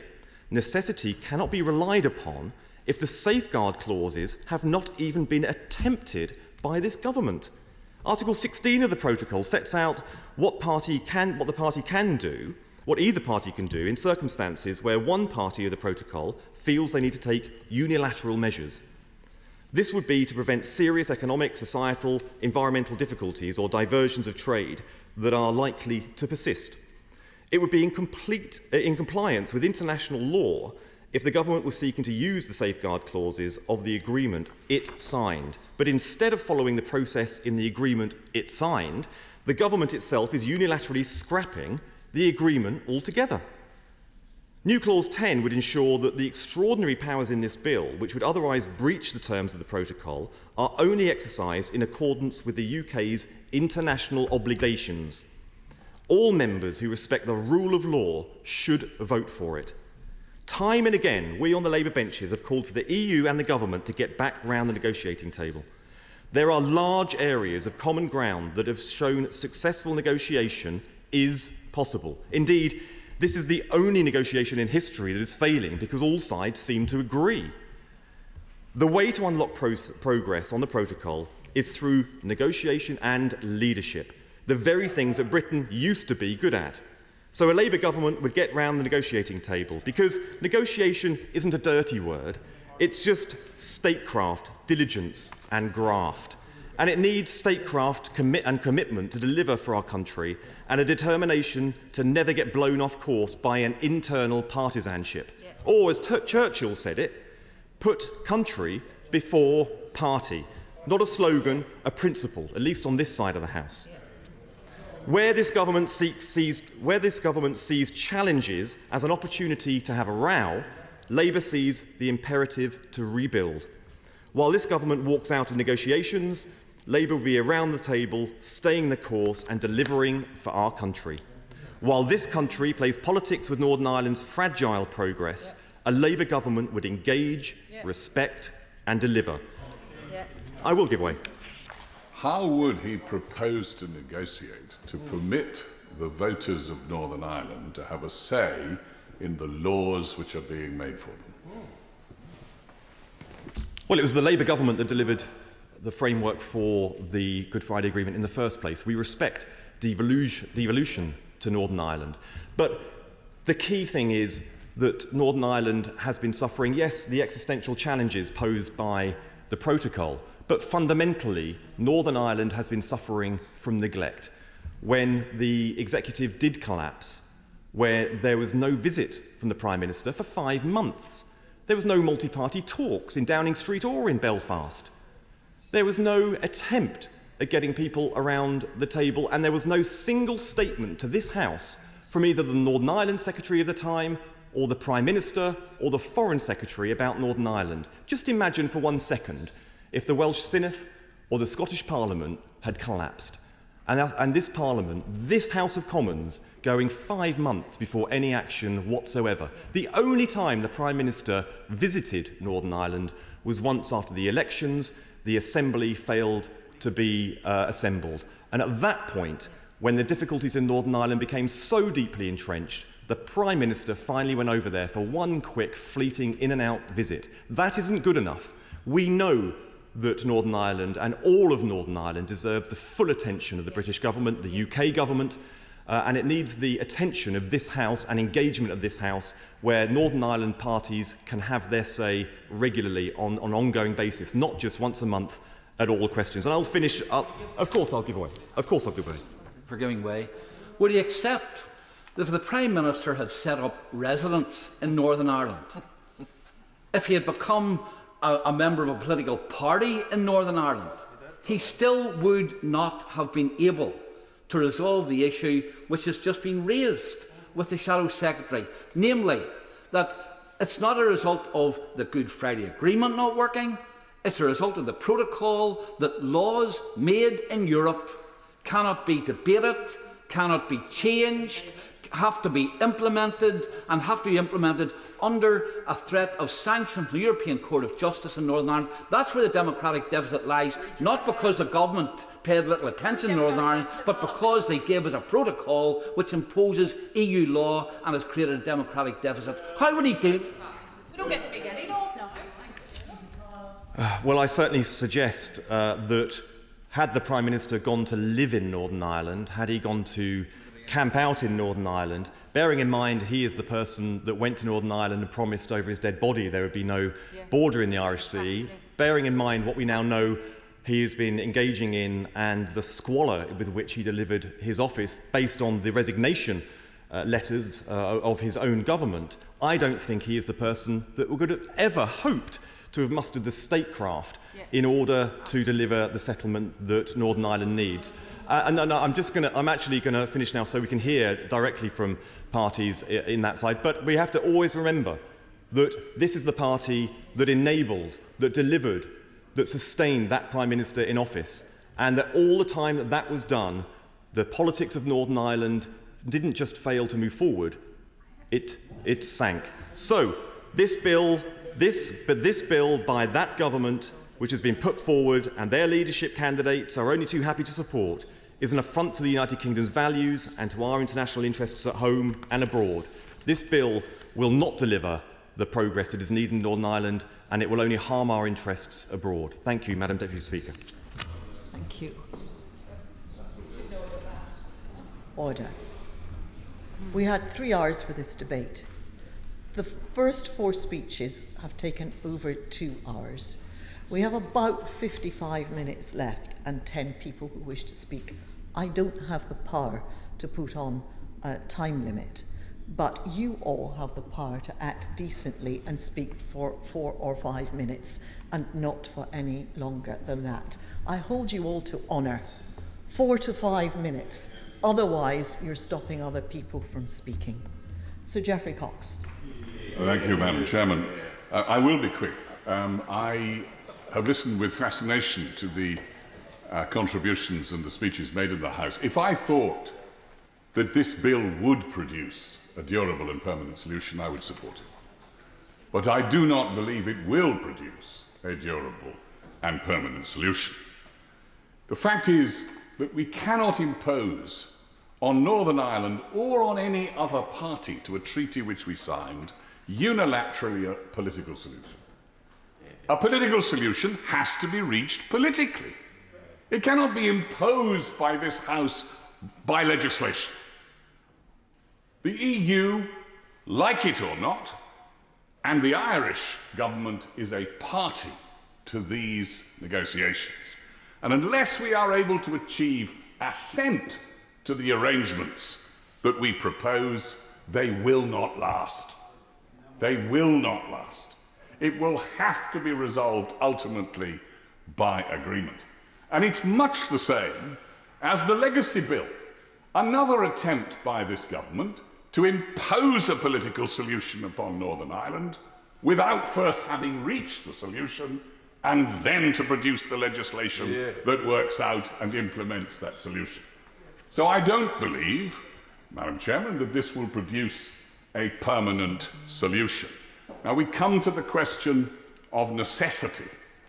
I am not prepared to say that there is an impossibility that the basis of necessity could not justify the actions the government is taking. I have the gravest of misgivings about it.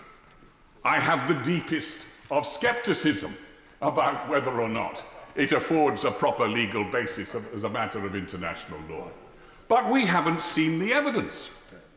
It's possible that the government, my right honourable friend, the Attorney General, has seen some evidence that we haven't seen and that could crystallise at least a plausible case that this action needs to be taken. So I support my honourable friend for Bromley's amendment.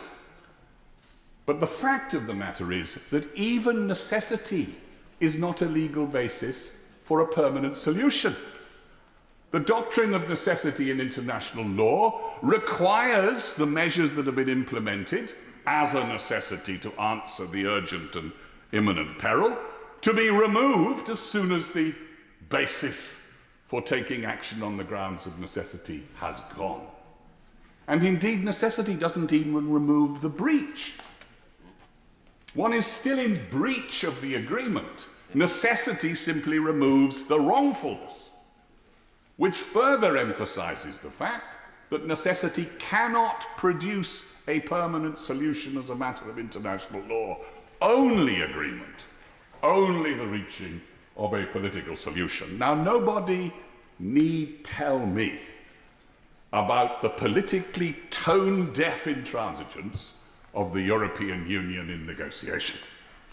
I recall vividly in my visits to Brussels in the early months of 2019 saying to Michel Barnier, "But do you not see, Michel, that this produces an anomalous situation? If a farmer in Northern Ireland wants to take up the issue of cattle tagging, to whom does he go when the law is imposed by the European Union? The only place he can go is either to Brussels itself or to Dublin. And how will that feel for one whole section of the community of Northern Ireland?" And I must tell you, they reacted as if they had been stung by wasps. We have to understand that the European Union believes the protocol to be the very zenith of creative diplomacy. They cherish and prize it as if it is their own child. But that does not mean that we do not need to engage in the patient effort. Maybe it will take months, maybe it will take years, gradually to make them see that this is an unsustainable situation. What we should not do is reach immediately for a solution over which there are the gravest doubts as to its efficacy as a matter of international law, over which there are the gravest doubts about the sincerity and good faith of the government, for I take it that the government has advanced its case on the basis of necessity sincerely. I assume that they must mean, and genuinely mean, that they genuinely believe there is a respectable case on the basis of necessity. Well, if they do, why should we not at least be told the evidence? The evidence. We can gist it. We can summarise it if it's security sensitive. But at least lest this House acquit itself of the doubt that exists over its legal efficacy as a matter of international law. It is no serious, no light thing for this House to take a step. I will not give way, I'm afraid, too many need to speak. It is no serious or unserious or light matter for this House to take a step that is in contravention of its international obligations. The dignity of this nation rests upon its word being seen to be implemented once it is given. And therefore I think it a small thing, a reasonable thing, that my honourable friend for Bromley has asked. None of us here as patriots, as my right honourable friend, the Foreign Secretary, has said in this House. I don't believe that there is a person in this House who's not a patriot. Not a person in this House who doesn't believe. There may be some exceptions on the benches opposite, but I certainly don't believe that about the benches immediately opposite. The fact is, I want to give credit and the benefit of the doubt to everybody.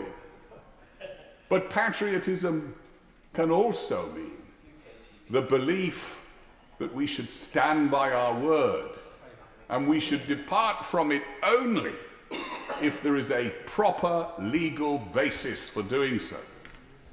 And there is plenty of precedent for the Attorney General coming to the House. I should know, I didn't, to answer questions about the international law compatibility of a measure in this House. Indeed, it goes way back, I think, under either the Wilson government or the Heath government. Attorneys General would come to the House to answer questions on the compatibility of statutes with international law. I would invite my right honourable friend to invite the Attorney General to come and answer those questions, because it would be an obligation. In my judgment, it would be an obligation to the House. The Attorney has a residual duty to advise the House on matters like this. So I say to my right honourable friend on the front bench, that I won't be able to support this bill. It comes as no surprise. But I sympathise with the plight in which the government finds itself. We should all be a lot better if we united in this House to besiege the European Union with requests to see that they must effect real change in this protocol. That's why I asked the honourable gentleman who speaks for the opposition, what is your solution to the democratic deficit of which my honourable friend for Stone has properly and accurately spoken? These are really intransigent, intractable problems. It's no use standing or sitting, as the honourable gentleman does, attacking this side of the House for not having solutions, if he does not propose, other than just to talk more, constructive, new replacement agreements that might fulfil the legitimate wish of the unionist community to feel that they are not separated and segregated from the rest of the kingdom, whilst doing justice to the European Union's desire to protect its single market. I will. New Zealand has been able to negotiate quite diligently, swiftly, a veterinary agreement with the European Union. Turkey has been able to agree a customs arrangement with the EU. No law breaking, no storming out in negotiations. They sat around the table and got it done. Why does he think this government has failed where other governments have succeeded? Before the honourable gentleman answers the question, his rhetoric is matchless. His arithmetic is rubbish. He has held the House for 10 minutes with his matchless rhetoric, but I beg him to draw to a conclusion. Chairman, you rebuke me entirely justly. Let me just see if I can answer that. Yes, of course, there are trade mitigations, which I had a sincere hope 2.5 years or so ago would be resolved in the Joint Committee. Those have not been resolved in the Joint Committee. I don't know. But it is no use using the tactic of deflection to try to put me off my question to him. The democratic problem is what I put to him, and Labour has no answer to that problem. But if it's going to be taken seriously, it needs concrete proposals that might work. And on that note, Madam Chairman, I will conclude. Richard Thompson. Thank you, Madam Deputy Speaker. Can I take this opportunity to welcome the new Secretary of State to his place? I very much look forward to working with him. I rise, Madam Deputy Speaker, to speak to Amendments 29 and 30 in the order paper and give notice to the House that I would intend to put Clause 15 to the vote, since it seems to me to be the very heart of this, this bill.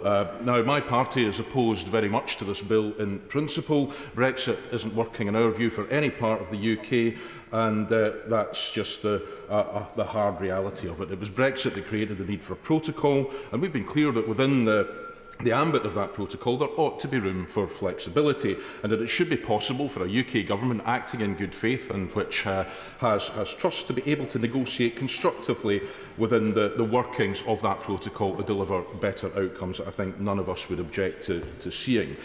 We've seen that there is considerable overlap between proposals of the UK government and the European Union in terms of the opportunities that are presented by sanitary and phytosanitary checks for the labelling of goods to eliminate many of the checks that are currently causing so much difficulty in interrupting trading arrangements. But bringing a bill which will break international law, which relies on the rather flimsy, in terms of the context and the information that we have, I would say, of the concept of necessity, is certainly not, in our view, the way to go and build that trust. It will, it will damage the UK's standing in the world. It undermines, without a shadow of a doubt, the commitment to the rules-based international order and the Law Society of Scotland.